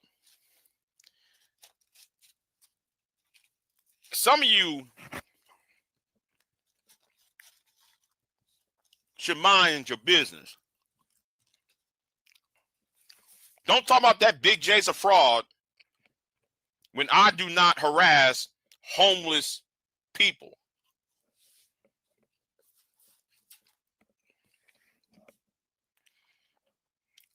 You got no business talking about anybody else when you harass a homeless person. While I'm eating fries,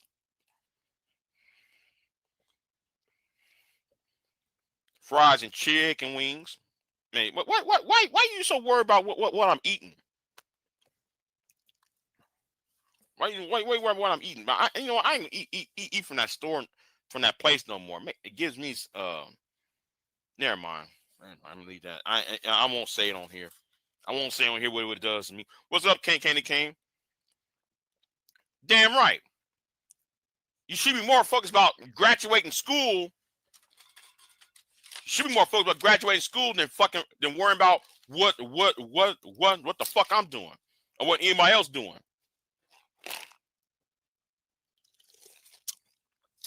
Shit.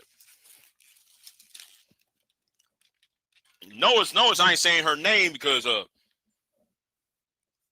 notice I ain't saying her name because she ain't getting that. I ain't giving her that attention that she crave. Yeah, shut the fuck. Oh, you like food? Yeah, I like food too. Yeah. And that's all I'm gonna say about that individual. But she's not the one that pissed me off though.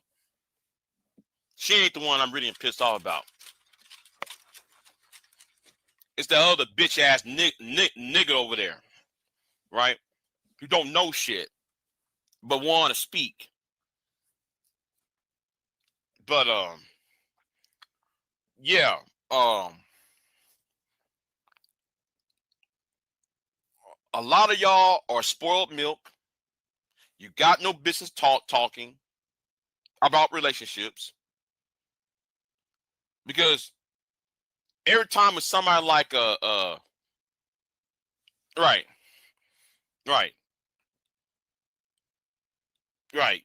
We she ain't be mentioned at all anymore. But anyway, back to the point. A lot of y'all are spoiled milk. You got no business talking about relationships when you got gray hair. I remember one time I was dating a woman, right? And she thought it was funny about my gray hair, right? Well, why your hair is all black, but like your beard is just white? I have to shave that shit off though. I don't like having a beard. I really don't. I don't like having a beard because I look like Santa Claus and shit with that black hair, and then my beard is all white and shit. I don't like that shit. I ain't had a beard since 32. When the last time I had a beard.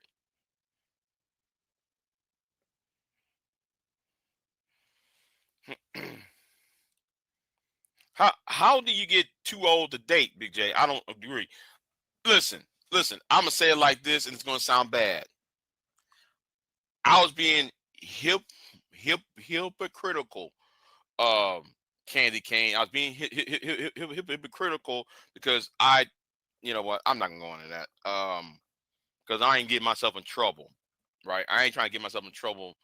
What I'm saying is, some people are too old to date. Some people are too old to trying to do this fairy tale shit. The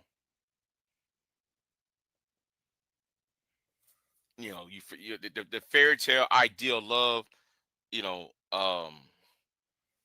yeah. I was in a state of I ain't felt like that since I was in my 20s, is what I'm saying, and it didn't feel right feeling that way when you're in your 40s. I don't. You're supposed to mature. Like at some point you're supposed to mature out of that shit, and and things did not work out the way I wanted. I'm talking about when I was in my 20s, and this is what the men in this space need to realize. Listen, I'm talking to the men here.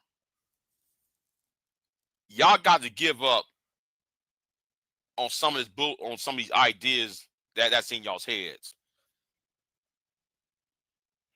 This idea that you're gonna get the baddest bitch.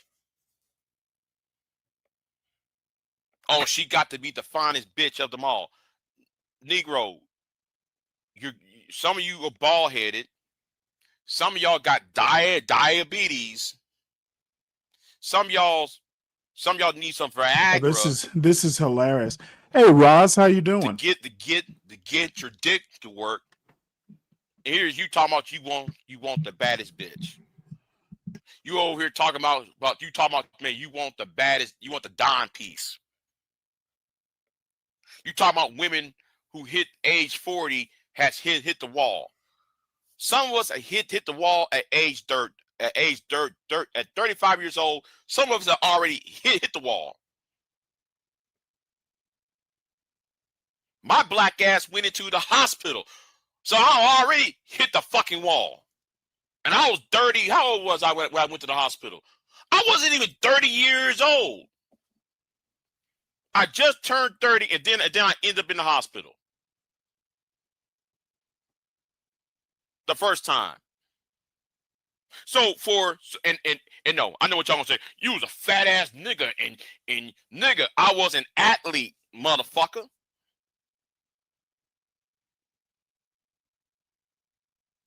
I played high school and college football. What the fuck you niggas talking about?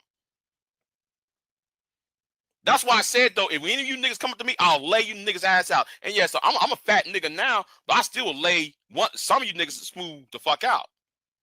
For real.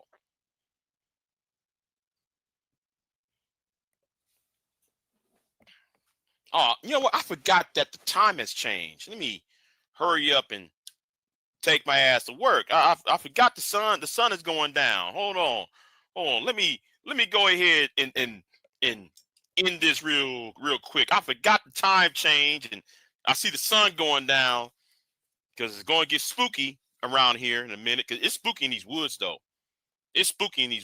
But anyway, right? Yeah. Shoot, it's spookier in the Some city. of you niggas already hit the wall. O'Shea, look at O'Shea. Oh, you got 45 minutes? Yeah, I got 45 minutes. I'm in this at 45 minutes though, right? O'Shea was bald headed. Me and O'Shea are the same age, right? A year, me and O'Shea about the same age. O'Shea was bald headed when he was 35 years old. Now the nigga's 43 years old and some old shit. And he's been bald since. He been bald ever since though he got on YouTube and shit.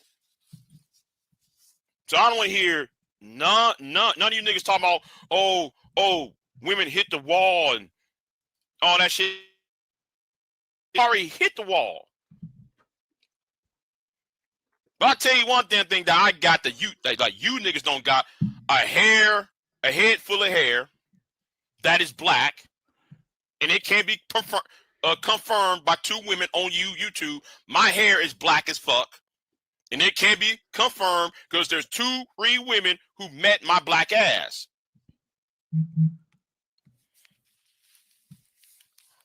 Y'all don't know shit, but talking.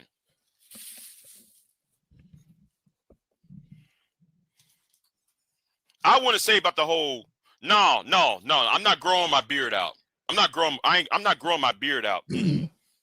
Last time I had my beard grown out when I was like 25, and I spooked my niece and my nephew at the time with that long ass beard I had. Because like they didn't see me in a month, right? Because at first though they saw me. At first they saw me with no beard. Because I'm basically conservative in appearance. Conservative wise. My hair has always been short. Always had short hair and shit. And and all that, right? So they never saw me with a beard. Showed up at the house one time trying to pick them up. They was like, who the fuck? They was scared. Like, somebody trying to kidnap me. And I've realized, oh, okay. Yeah. They didn't recognize I had this beard on. They thought somebody was trying to kidnap me and shit. I had to shave real quick. And then say, oh, it's you, uncle,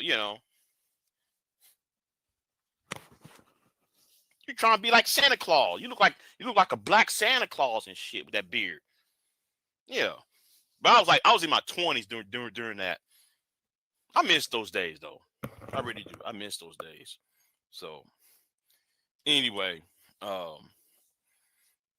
yeah. I miss having that beard at the time. Cause I wore that when I was 19.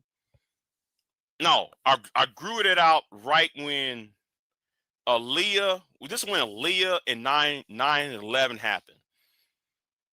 And that's when I started growing out the beard out.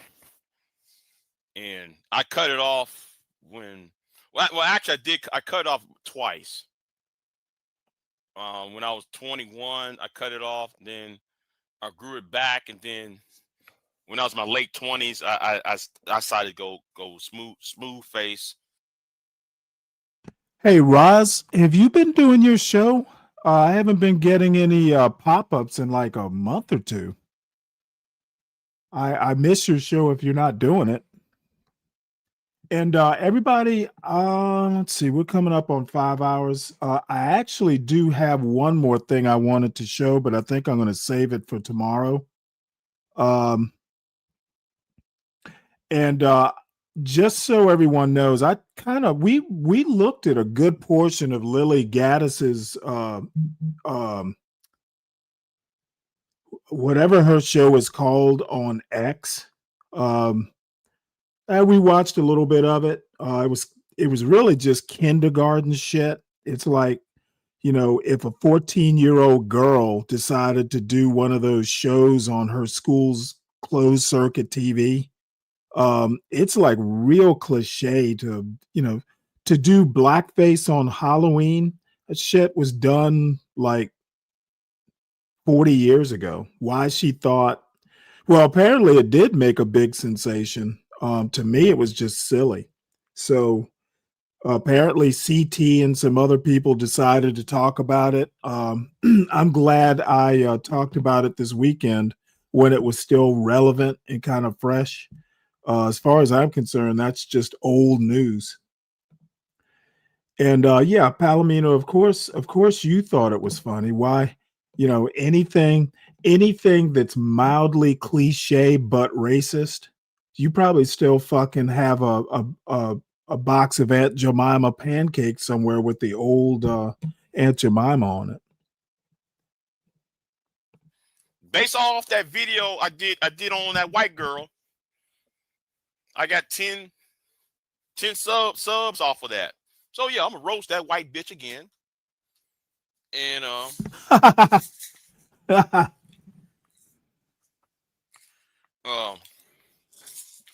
yeah. I gotta take my meds. Yeah, because I hit the wall, niggas. See, y'all not honest. Y'all ain't honest talking about women hit the wall. Shit, man. Shit, a lot of y'all hitting the wall.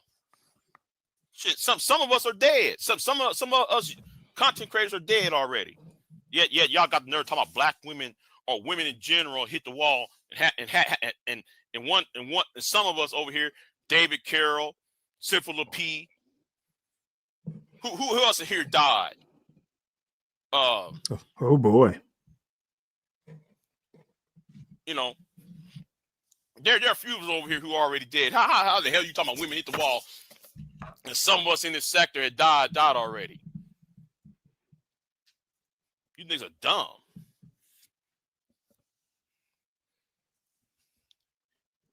AEC. Who's AEC? Who's AEC?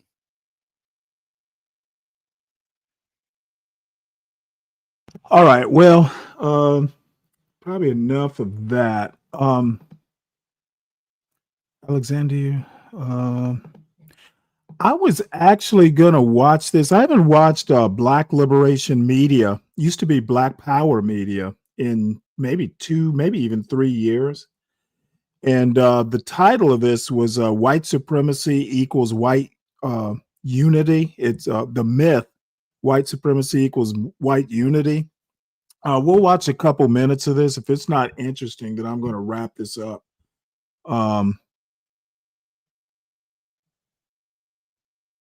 But I'm curious.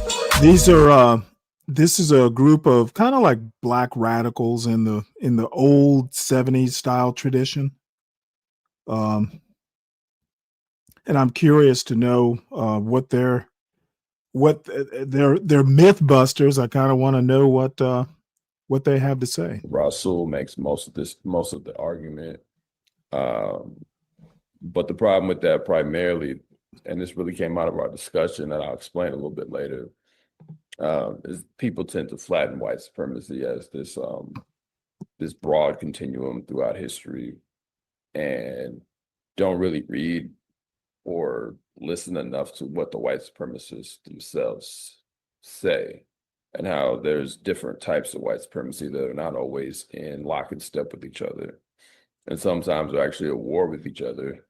And they may find points of unity that will sustain the oppression that we experience, but it does not mean that they are all unified, or does not mean that all white people unify under this one banner. And often white supremacy, and again, I don't want to get into too many details because a lot of this is laid out in the episode. White supremacy requires it requires the domination of other white people in some cases, depending on the type of white supremacy, to maintain it. But instead of speaking,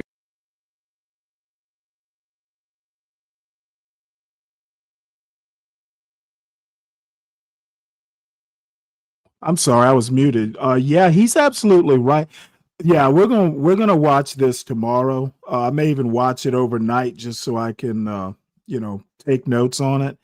Yeah, he's going down the right track. And this is what I enjoy. Someone who's actually, read, thought about it, and sounds like he's gonna present a cogent argument or a cogent episode about the topic. The scary part is a lot of white people don't even understand white supremacy, which makes me laugh sometimes. And there's a reason they are kept in the dark about it, because it's plausible deniability. So anyway, we are at 4:56. Looks like unless somebody wants to hit the link or has something they want to see, sounds like we will be wrapping this up. And probably tomorrow I'll start right around the same time, 1:30, somewhere in there. So, nope, doesn't look like anybody's going to hit the link, which is a good thing. So I am going to possibly even open, or you know what? Maybe I won't open with this. I'll save it towards the end, because I want people like Palomino and other of the Be Brave class of whites to be educated as well. They probably need it more than most black people need the education about white supremacy. And then we may come back. This conference thing we were looking at, there's a part 1, there's a part 2, and then there's another one that's more recent with a different group of people. Definitely want to see these. This is this conservatism in America thing that the Tocqueville Center did. It sounds like it's really worth hearing, even if you're not particularly a conservative. So that'll be kind of what we do tomorrow. Damn, everybody's filing in now. Damn, I hate to shut it down, but we do have things to do. Did John Galt? Thought I saw John was going to start a show. Oh no, it's an hour from now.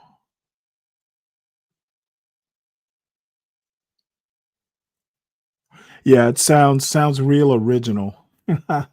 First Lady Erica Kirk Vance. What a fucking moron.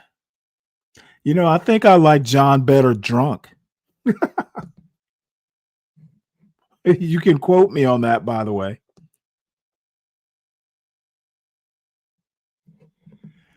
All right, folks. Well, I will be seeing you all tomorrow afternoon. Let's see. What do you have to say here? Respectfully, though, I wasn't raised like my Nika Brave. I don't even know what that means. How was he raised? He was raised to be a white supremacist. Apparently, you were too. So there's more. Y'all have more in common than you might even realize there, Palomino. Yes, definitely quote me. Also, tell him about the title of the show, The John Galtification of the Black Man. And what I mean by the Galtification of the Black Man, well, it's kind of like the pussification. Over the weekend, with all that gossiping he was doing, he sounded like a fucking high school girl. So the John Galtification of the Black Man basically means that he's acting like a woman. And it's so funny. I mean, he's going after Here for the Tea like she's some sort of competition. Are they? I'm like, are they competing for the same male gaze or what? It was real strange, to be honest.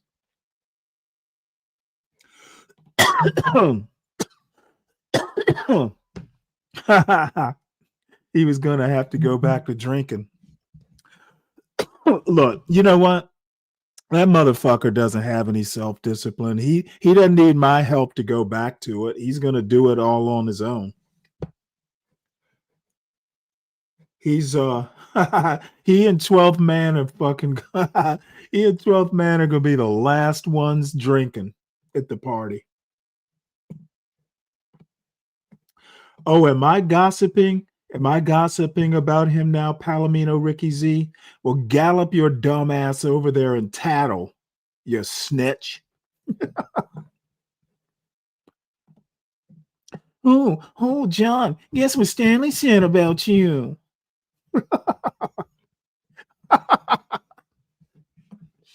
Stanley said that Stanley said he liked you better drunk. Oh man.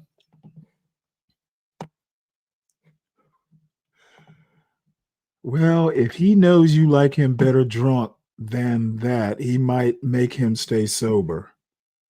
Yeah, but he'll still be high. All right, folks. Well, looks like nobody's going to be hitting the link, and I really hate it because all of a sudden people are have decided. Of course, people are probably just getting off work now.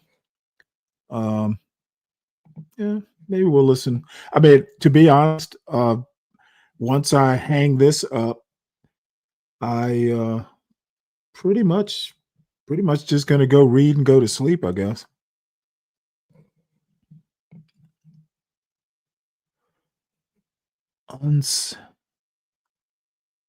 Philosophical. Where have I seen this guy before?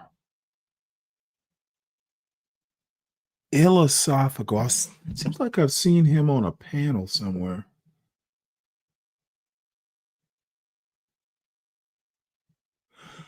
All right, so let's see. What were we looking at?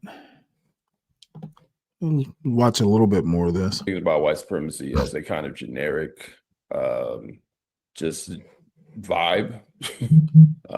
With this episode, playing off of the prior 3 episodes we've done about the Ku Klux Klan, the 3 different waves and how those waves were distinctly different. If you've already listened to those episodes, so when we think of Hey, Taro, go ahead and listen to whatever Palomino says. He's had this happen a couple times, and I hear he's gotten real good at self-medicating himself when it happens. the Klan is this kind of just racist avatar that doesn't really hold up with the history that we've uncovered. I don't say uncovered, but the history that we've put on this podcast. So that speaks to a broader question of trying to understand what is white supremacy beyond just the kind of anything that we deem racist against Black people being white supremacy, and trying to understand it in its more specifics by reading the work of proclaimed white supremacists, more particularly white power activists, Nazis, Klansmen, neo-Nazis, skinheads, you know, groups of white supremacist groups that have come together to form broader supergroups like the Order, things like that. We have to actually read those things, understand that what is white power, how is it defined, and we can't just slap a definition on it. So that's generally what will be explained here. Like I said, next month we're going to get into the de facto fourth wave. This episode was supposed to be that, but it ended up we were originally just going to define these terms, and then it ended up turning into a conversation, trying to better parse out how we define these things. So this is actually shorter than a lot of these Klan episodes where y'all been having to sit through 2 hours. This one is just about an hour and a little under an hour and a half, probably. There was a broader or a longer conversation that I'll post on Patreon if you're interested. But we're gonna re-record so we can have more time, and we're gonna do that with another podcast that a lot of you listen to. I won't name it just yet until it's announced. We're gonna do a crossover with them to more so deal with this so-called fourth wave that isn't really about the Klan, as so much as it demonstrates how white power groups and the white power movement formed, the things that the points of unity that they agreed upon, what their actual goals were, and trying to understand that in this context where a lot of people are calling, this current administration, like the worst thing ever under, the worst white supremacy, fascism, whatever, and trying to really understand, how that relates to the resurgence of white power as becoming more, I guess, mainstream in terms of how people talk about it. So we'll leave it there because, again, I don't want to do the episode before the episode. Some of you might be confused by this myth, but I think it will be parched out by the time you finish the conversation, just to see that white supremacy, there are many white supremacies that find points of unity. And that's different than thinking of white supremacy as it just line that everybody that is racist falls on. That might be okay if you're trying to understand, as we say in the episode, if you just want to, know how to avoid an enemy. But if you want to know how to defeat an enemy, you can't have a kind of just generalized view of it. You have to understand the details. So that's what we seek to do. All right, let's get into it.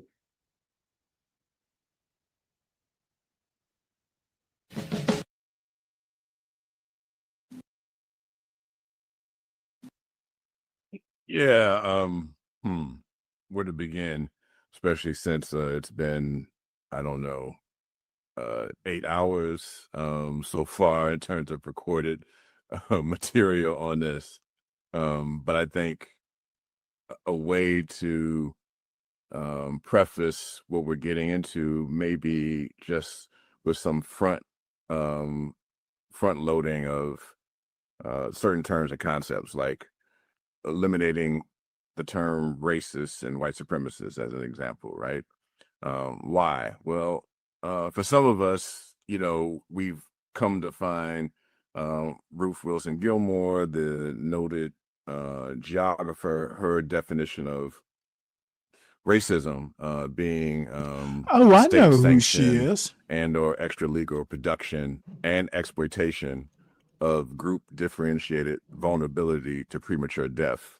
I know it's a mouthful, and especially for people listening, they might not have really caught everything. So again, the state sanction and or extra legal production and exploitation of group differentiated vulnerability to premature death. So she never uses race as a term in the definition, which is very important. She uses group differentiated. So any group that has been sort of differentiated from another group, so one group has to be dominant enough to be able to differentiate another group, places a vulnerability on that group by way of exploiting that group through labor, through suppression of that group through legal means. And we say legal, we're talking about arrests and incarceration and even education. So, stunting or preventing educational attainment.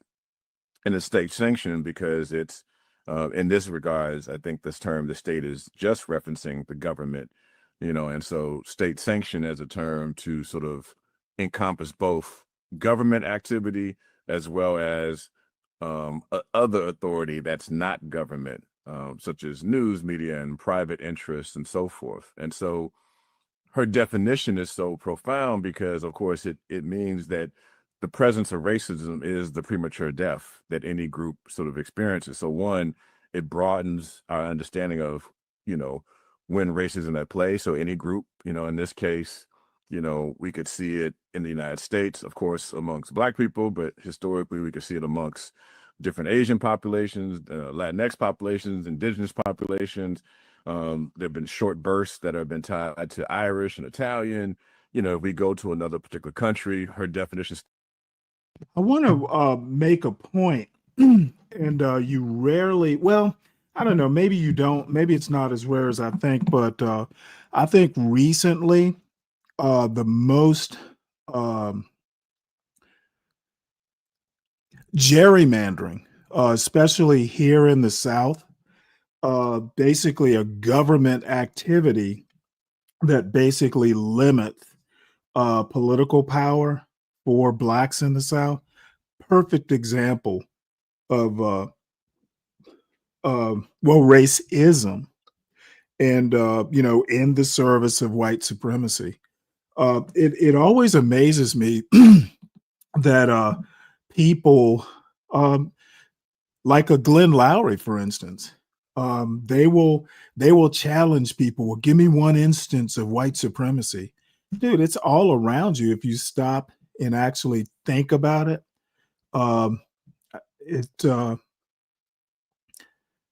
It's amazing that Black conservatives in particular don't know their shit. So I don't know. I actually think I am going to save this for tomorrow because I'm actually kind of beat here after 5 hours. So everybody who participated, and some of you were cycling in and out, as it is Monday, and people have lives to live, families to upkeep. Had fun. By the way, if any of you didn't see any of the weekend shows, they were extremely long. One of them, like the Saturday into Sunday, was like 14 hours or something. But I actually had a really good time, and the feedback I got was pretty positive. So, we all had a pretty good time, those who participated. And, for those who may have missed it, have a look, see what you think. What's up, Dave? You missed all the festivities, Dave. We were just about to talk about white supremacy, which I'm going to hold off till tomorrow afternoon to deal with, because this looks like it's actually laid out really well. Yeah, it was hopefully we can recreate it this upcoming weekend. Well, I know you did, Dave. You were you were one of the ringleaders. You were just manipulating. You were manipulating the whole show behind the scenes. I could feel the strings being pulled. You also missed. We listened to a little bit of Big J, who was on fire there for about an hour. So you should go back and listen to Big J's last show as well, Dave. So good to see you. Roz, I wish I would see you around here more often if you're still out there. I miss your show. So if you're not doing it, you need to start it up again, or let me know. Maybe I'm not getting the alerts for one reason or another. Sometimes YouTube is like that. So Palomino, Lawrence, Zhang, J-Dub, Dragonfly, CKJ3, Avaren C, all the usual suspects. I will be around tomorrow. Brian Nichols. I don't know that we'll have any more Helen Andrews for you tomorrow, Brian Nichols, but if I find anything interesting, we'll reserve it just for you. So I will see you all later. Y'all have a good night. See you tomorrow afternoon.